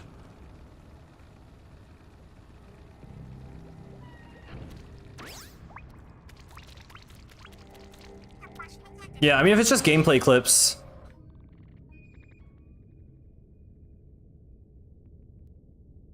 Like, I don't know. I think you need to take gameplay and either edit it in a cool way or talk about it in a cool way or do like good commentary to really have a thing. Because if it's just gameplay, I mean, sometimes people have really cool gameplay clips, but that will only get you so far because everyone can play the game. Not everyone can be super funny or be good at editing or have really interesting things to say about the game. So I'm sure there is something that most people could bring, but you just gotta kind of find it. Oh, the boxes got weirdly, like, flung. Is that clipping in the wall? Hang on, that's never happened before. I've never seen that happen before. Huh, hold on.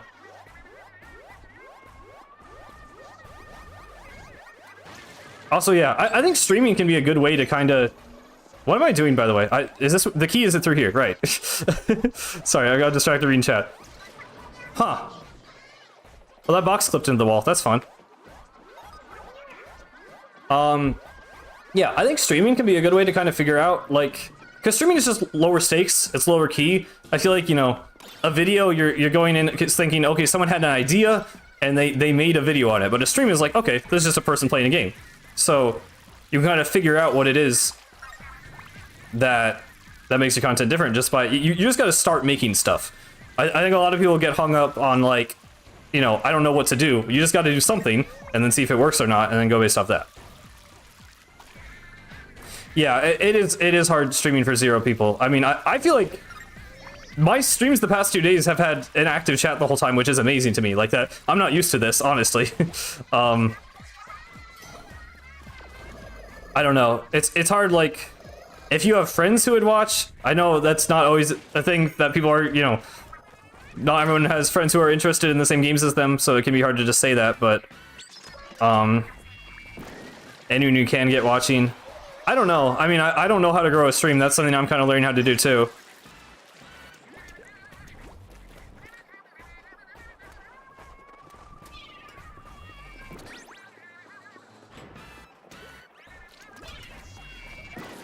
Should I do Octoshot skip? I can do a speedrun skip here. I'm probably not gonna do it fast enough that it will actually feel like a speedrun. But I kinda just wanna do it to show it off.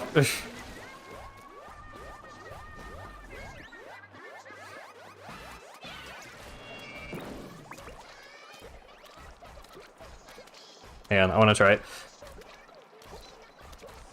Yeah, I mean, streaming, I don't know. I don't know how people, like...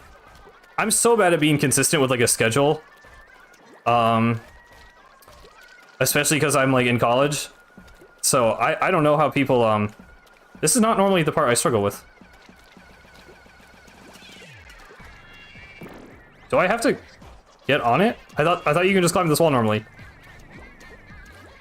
They didn't like patch this, no.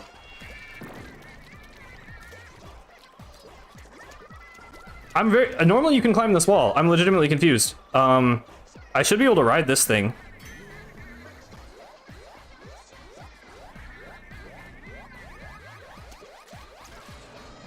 Maybe? Nope. Sorry, I know it just looks like I'm fumbling around. There's something I'm trying to do here, and normally you are just able to climb this wall. I'm trying to, like, there's no way they actually patched this, right? Yeah, there is no Squid Surge. Splatoon Gossip Club, yeah. I mean... I am very cool with hosting a Splatoon Gossip Club, that sounds fun.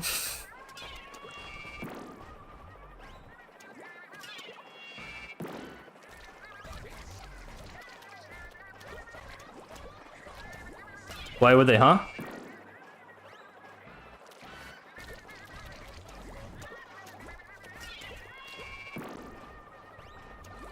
Like, I literally swear you could always climb this wall before. So what I'm trying to do, you're supposed to go over there with a bomb, and you can do a whole bomb section, and then you get an octo shot, so you can just climb this wall like a normal person. But normally you can get up here, and you're able to activate the switch with a splat bomb, and... I don't think you can bag up there. Normally this is not a thing... Oh. Okay, I guess you just have to get enough momentum. I don't know why that wasn't working before. Sorry. Okay, hang on. You have to get this this angle on the bomb too.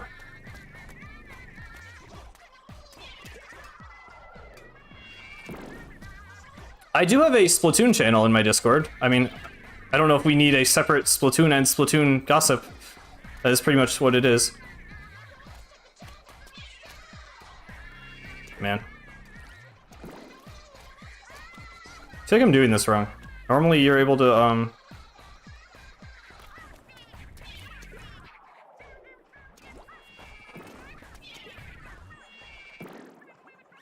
So basically what we're hoping now is that we get really good luck with the explosion projectiles. Oh, there we go. See, it painted a bit of the switch there?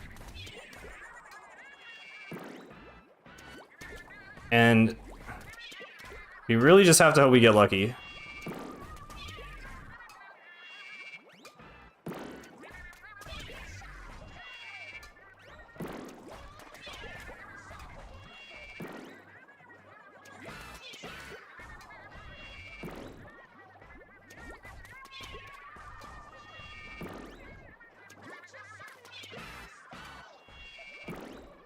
There we go. Nice. I've never done that well enough that it would actually be useful on a speedrun, but there we go. Yeah, I just think it's a cool thing that you can do, even though I basically never do it faster than the normal way would be. I just think it's fun.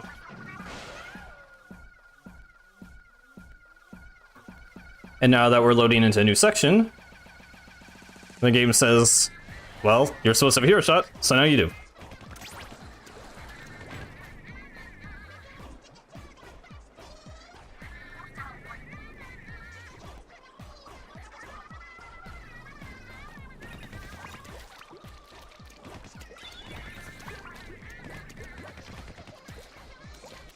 This section is really cool.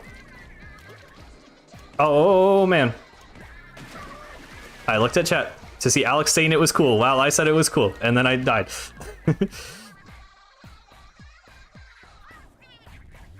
If this was a speedrun, that would be really bad, because I think that would mess up the cycles. Luckily, it is not.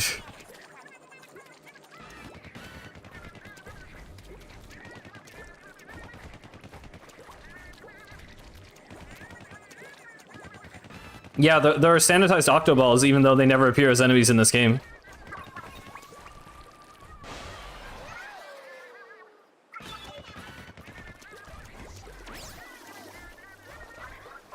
I think it's making them, Alex. I'm pretty sure in the Japanese version it's actually specifically called, like, belly phase hyphen sanitization site.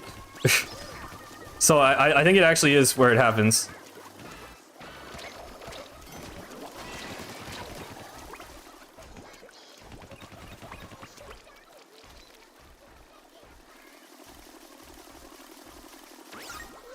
Nice. Hello, telephone.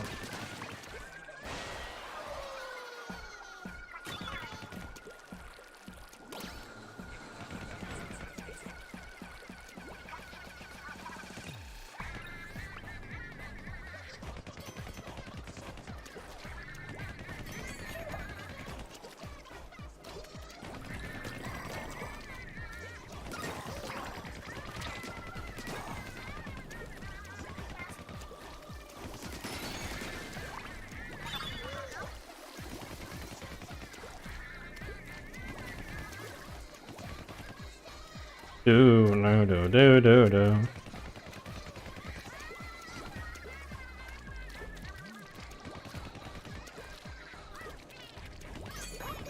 I think no one actually ever uses the burst bomb launchers here. Maybe it would make painting a little easier, but I don't know.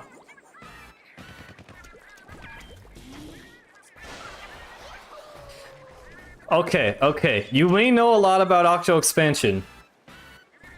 I bet I have something you don't know. I actually posted this. There was like a Twitter trend of like, what's the most useless game knowledge you have?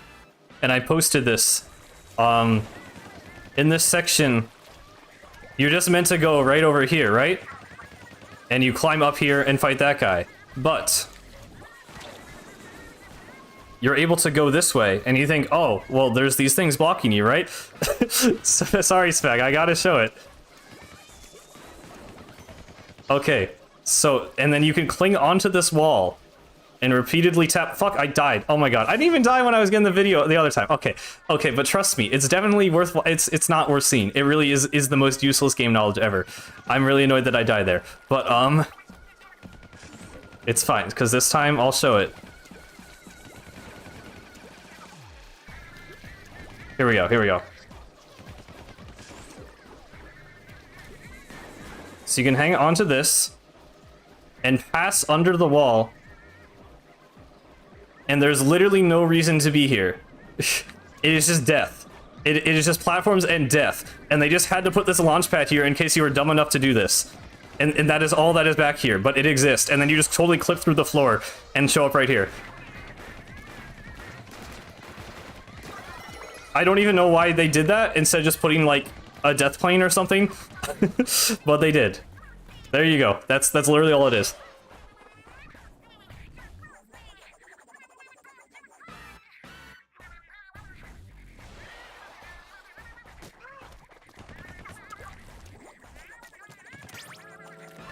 And now we are Mission Impossible laser dodging. Yeah, I mean, I'm glad they put the launch pad instead of just killing you, I guess, but I remember finding that like a long time ago when I was just really, really bored. Ow. I never died on this section my first time playing, but I feel like when I replay, I always die at least once. You've got a useless fact? Let's hear it.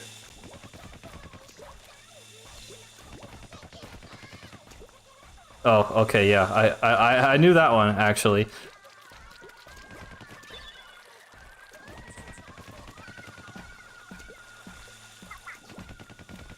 I never really looked up in this section.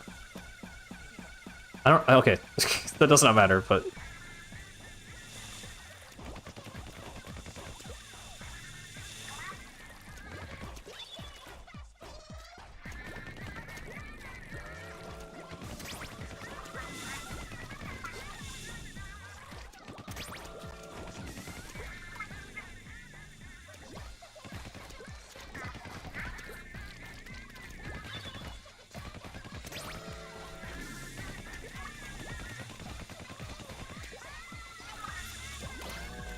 Pretty sure an Octo Kraken is still just called a Kraken, unless this is a setup for a joke.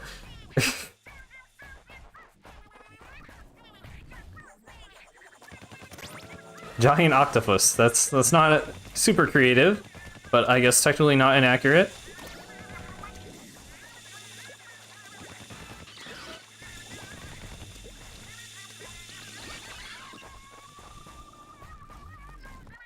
It is cool that they made a separate Kraken for the Octolings. I mean, it'd be weird if they didn't, I guess, but yeah.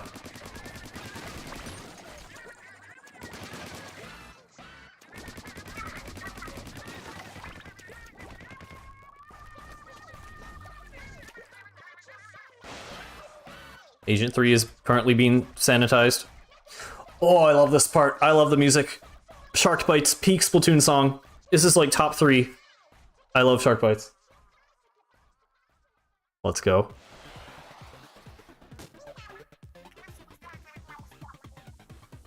I'm gonna turn up the volume.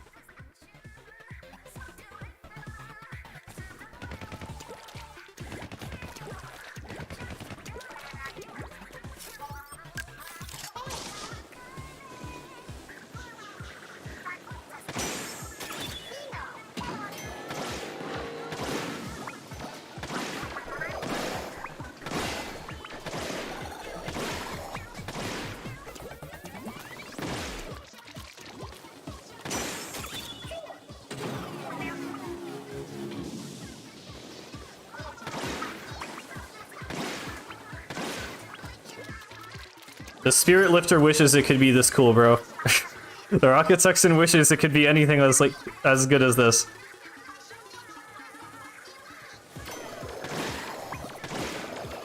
Yeah. Yeah, this is definitely, if you don't know how to use Inkjet by now, you're going to by the end of this.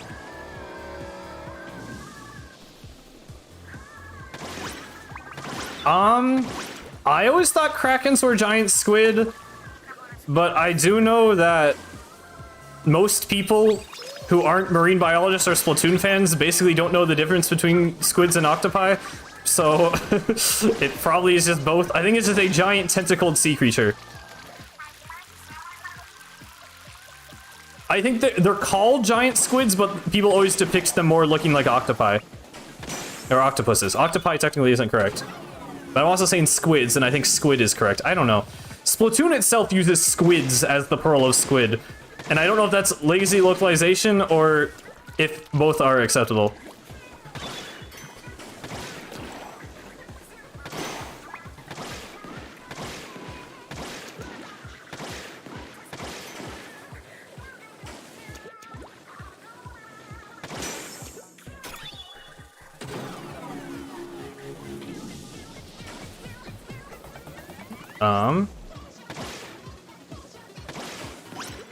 Got it.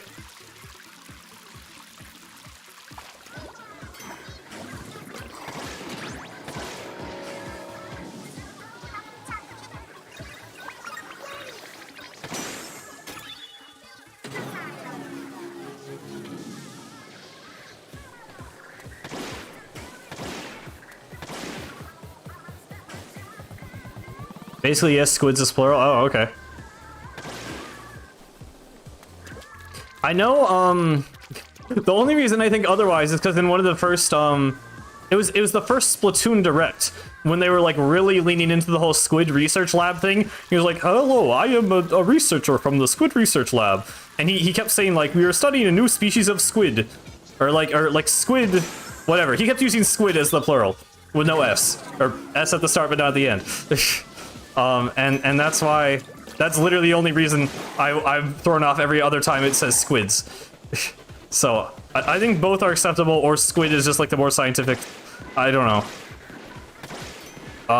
Right, just go to the top now. Fried squid does taste good. I like calamari. It is very good.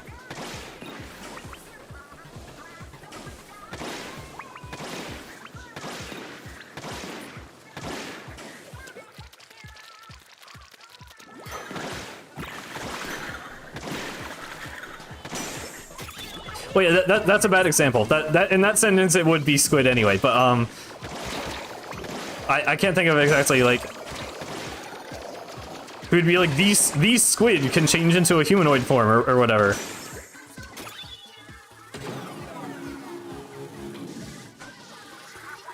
I wonder if we're ever gonna get energy core lore, because they look like baby Zapfish, right? And they were in Alterna to power the rocket.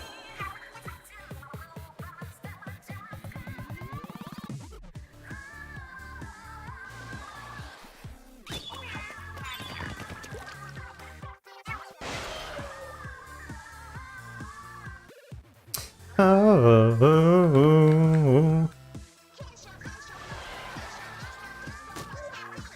see you, JBL.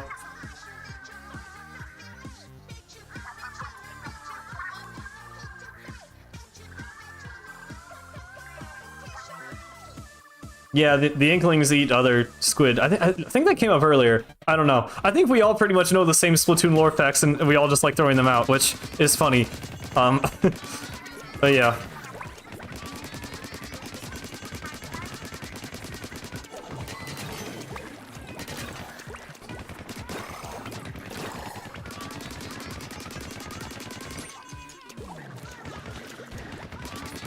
The speedrun? Is there a speedrun tactic for the? Oh, right. You're right. Hang on. I assume you just mean the thing of holding squid and doing this.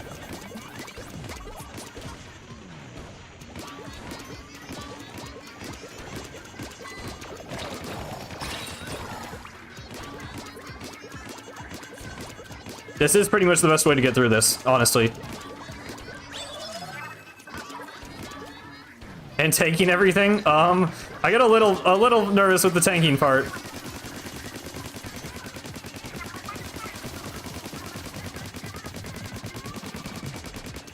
I mean, it is the Squid Game. I don't know. Octolings are just kind of... I mean, they were literally secondary for Splatoon 2. I think they are simply... I don't know. They're a part of the world, but they weren't there from the start.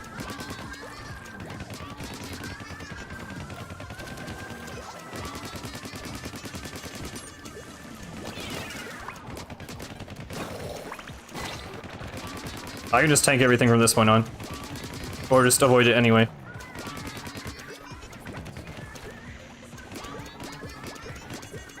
The crab tank stage? I mean, that would just make it really easy. I don't know. I think it's way more fun like this.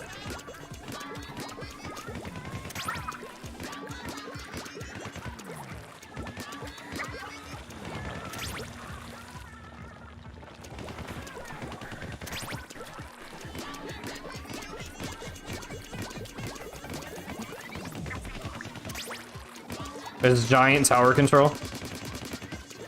I mean, it's kind of, there was that one section in the rocket hangar where you like ride an Octo Zeppelin and have the crab.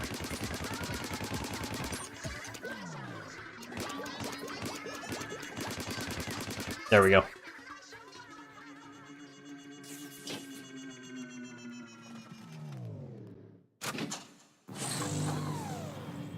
I mean, the energy core would still take damage, but it would be way easier to kill everything if you had a long-range, rapid-fire special weapon. I think the whole challenge of this is the fact that you just have the Octo Shot and have to, like, micromanage everything.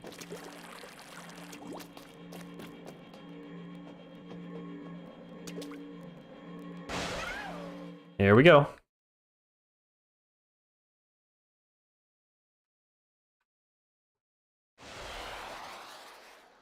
I mean, yeah, that part isn't... I don't know. I don't know how much of a level design they can make out of that, unless it was like the whole thing. But I like this. I'm sure they'll make good use of the specials more in the next campaign.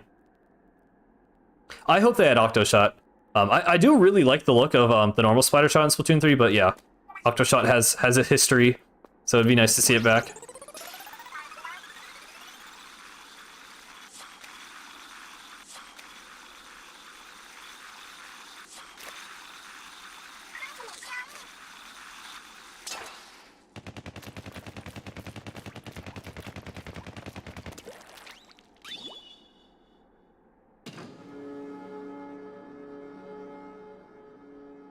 I love this elevator so much. Like, I don't know. I know I just love everything about this campaign, but it's just such a cool, like that part and like the tone of the pitch changing, like, it's just so cool. Yeah, there is a different Splatter Shot for side order. I mean, they might still just give us Octo Shot as a plus. I don't know.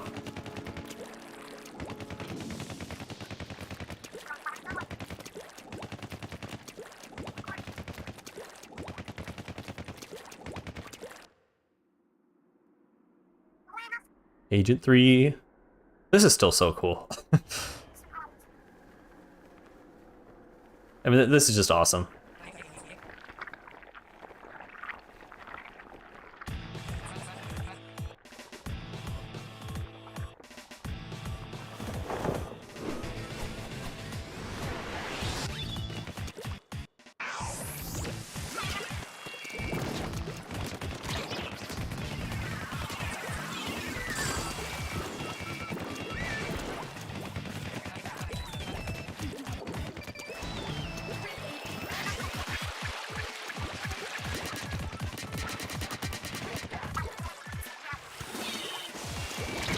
Oh my god.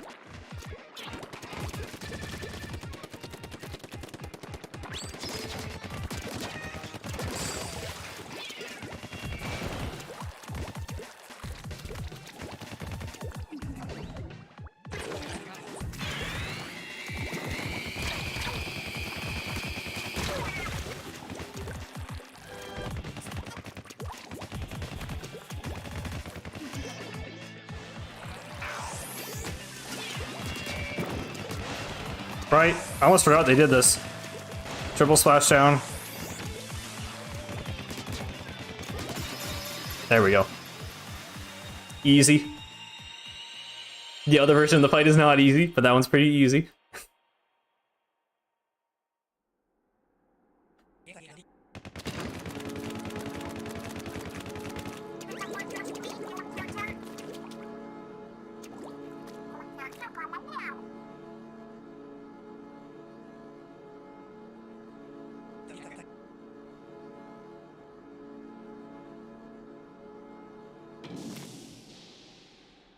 Yeah, Splatoon will always go hard. I really like it being used as like Agent 3's theme too. Obviously, it is just a normal song covered by Seaside in Splatoon 3 now, but it will always have that Splatoon 1 association.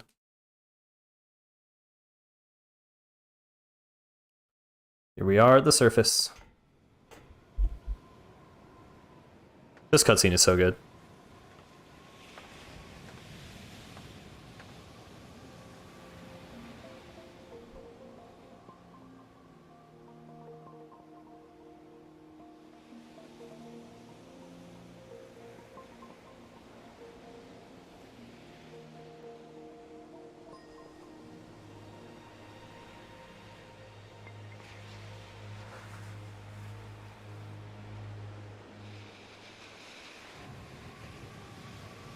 I feel like it sounds too high-tech for most elevators I ride on, but I don't know.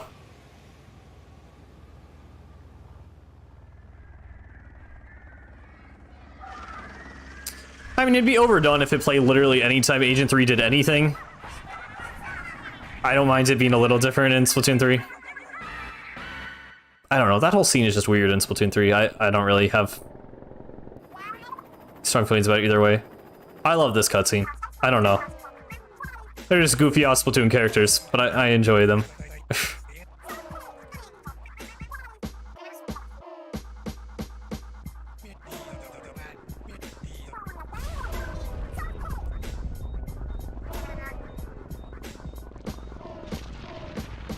Like, this is just so cool. I just don't know how they can ever top this. Tartar is so cool.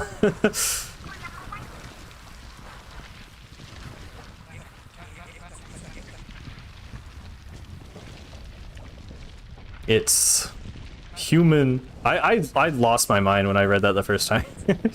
I love that it actually looks like a real human, you know, it's not like cartoony. So like they keep like persisting this like, you know, belief that it's like, oh, it is just our world in the future. Like this all could happen. It's like the real human world. It's not like a weird alternate reality.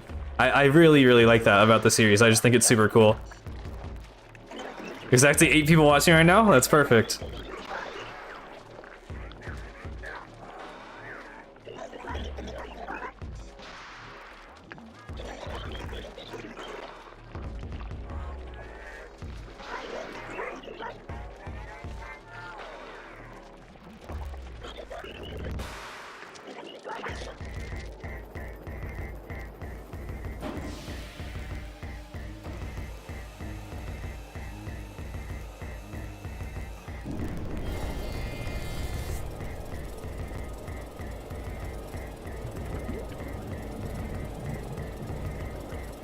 The blenders. Do you think Splatoon can be real? I would like to believe, but I don't know.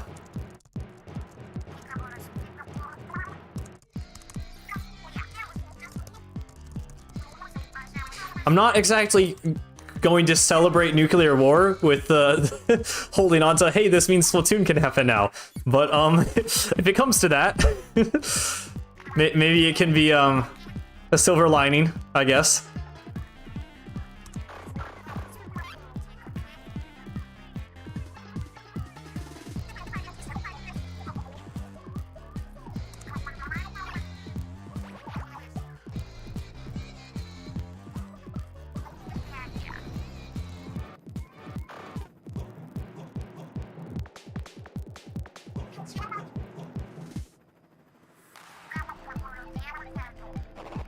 Do I know the Splatfest lore? Probably. If there's any Splatoon lore, I probably know it. There's probably some, like, banned things I don't know 100%. Because I don't care as much about that, but, well, most of the big things I am keenly aware of.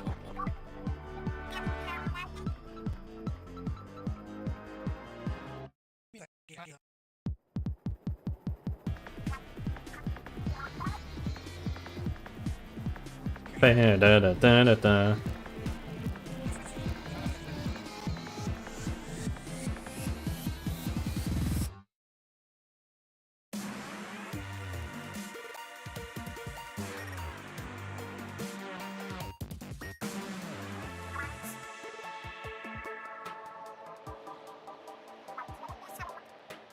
Bum bum bum bum bum bum bum bum bum.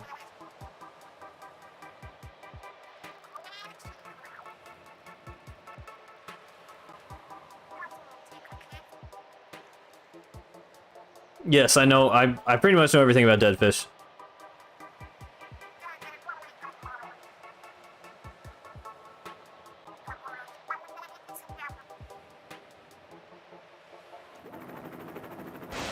Here we go. The banger song.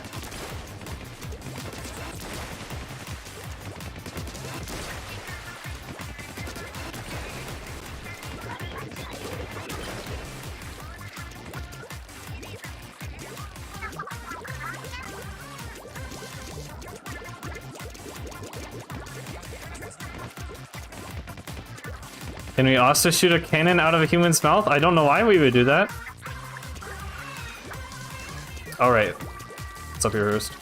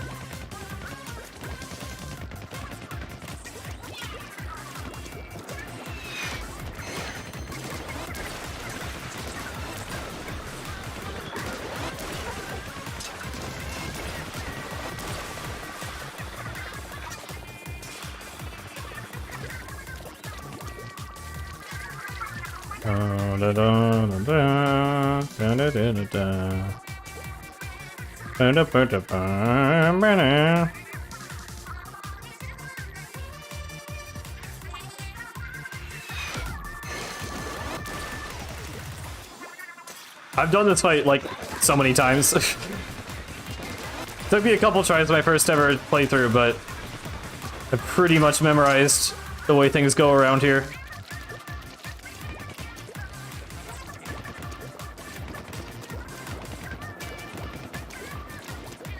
Bum bum bum bum bum bum bum ba-dum ba-dum.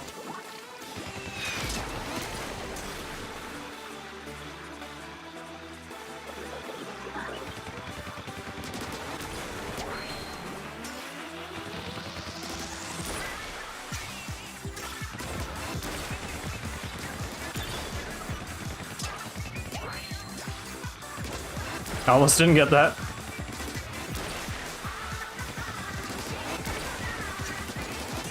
But we can get all the bonus dialogue here, I think.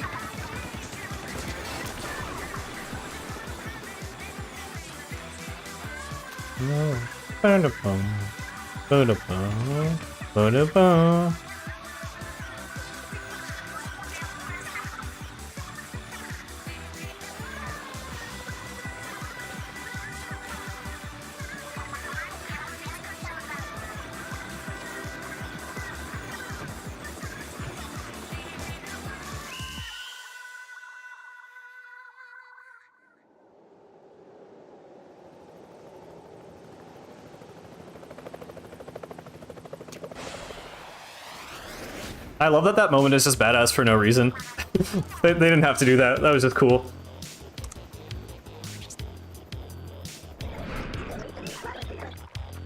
Bum bum bum bum bum.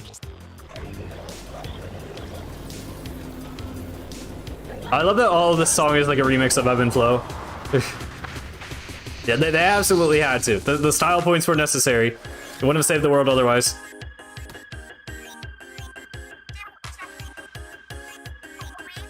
This moment made me like Pearl so much more.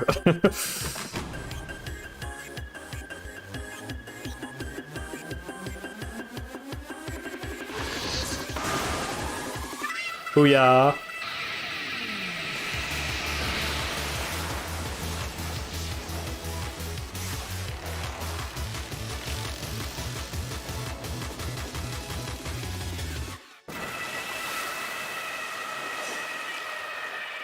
$888.8%.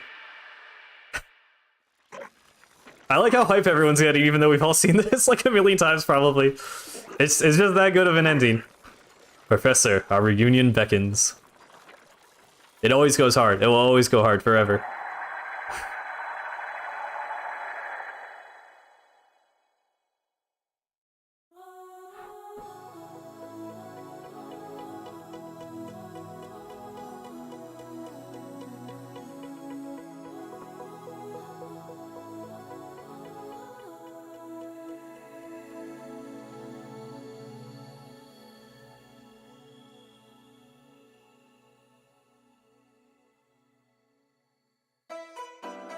All right, there it is, into the light.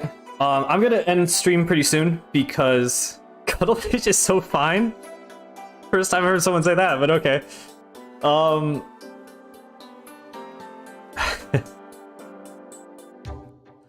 I will let this credits sequence play out.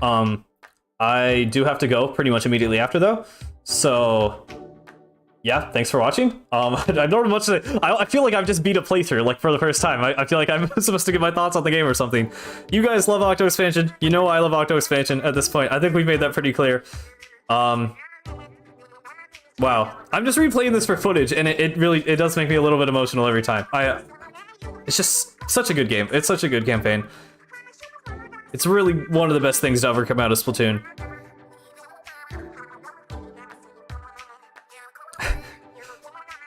Yeah, I'm glad you guys enjoyed, could stop by, have our Splatoon Gossip Club. It was very fun. I won't leave just yet, because I mean, I could continue recording after the stream, but I feel like it would be rude to cut off Into the Light after all that. But we'll let the song play out, and after that,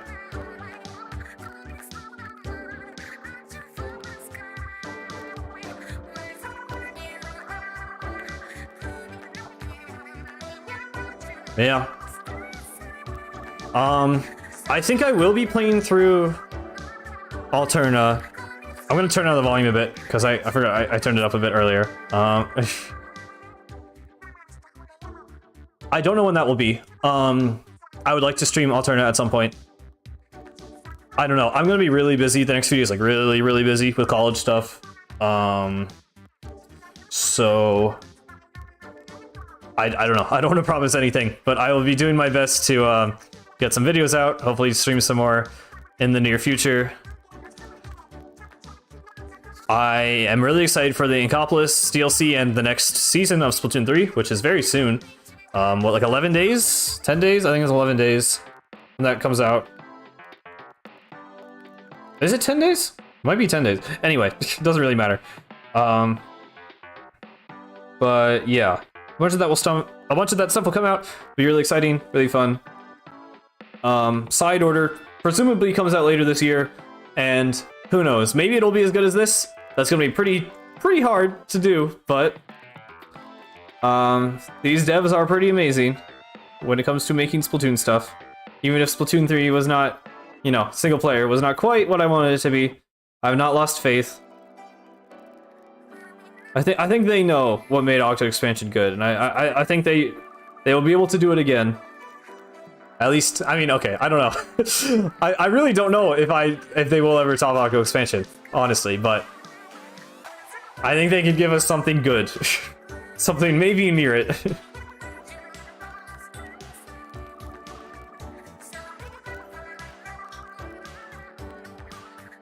But until then, we can just keep replaying this and enjoying it because it's still great. Even this many years later. There he is doing the 8 pose.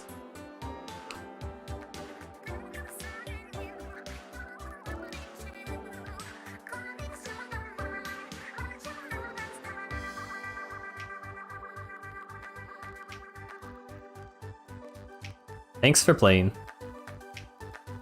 And once again, thank all of you for watching. I will see you guys sometime within the next few weeks. Until then, goodbye.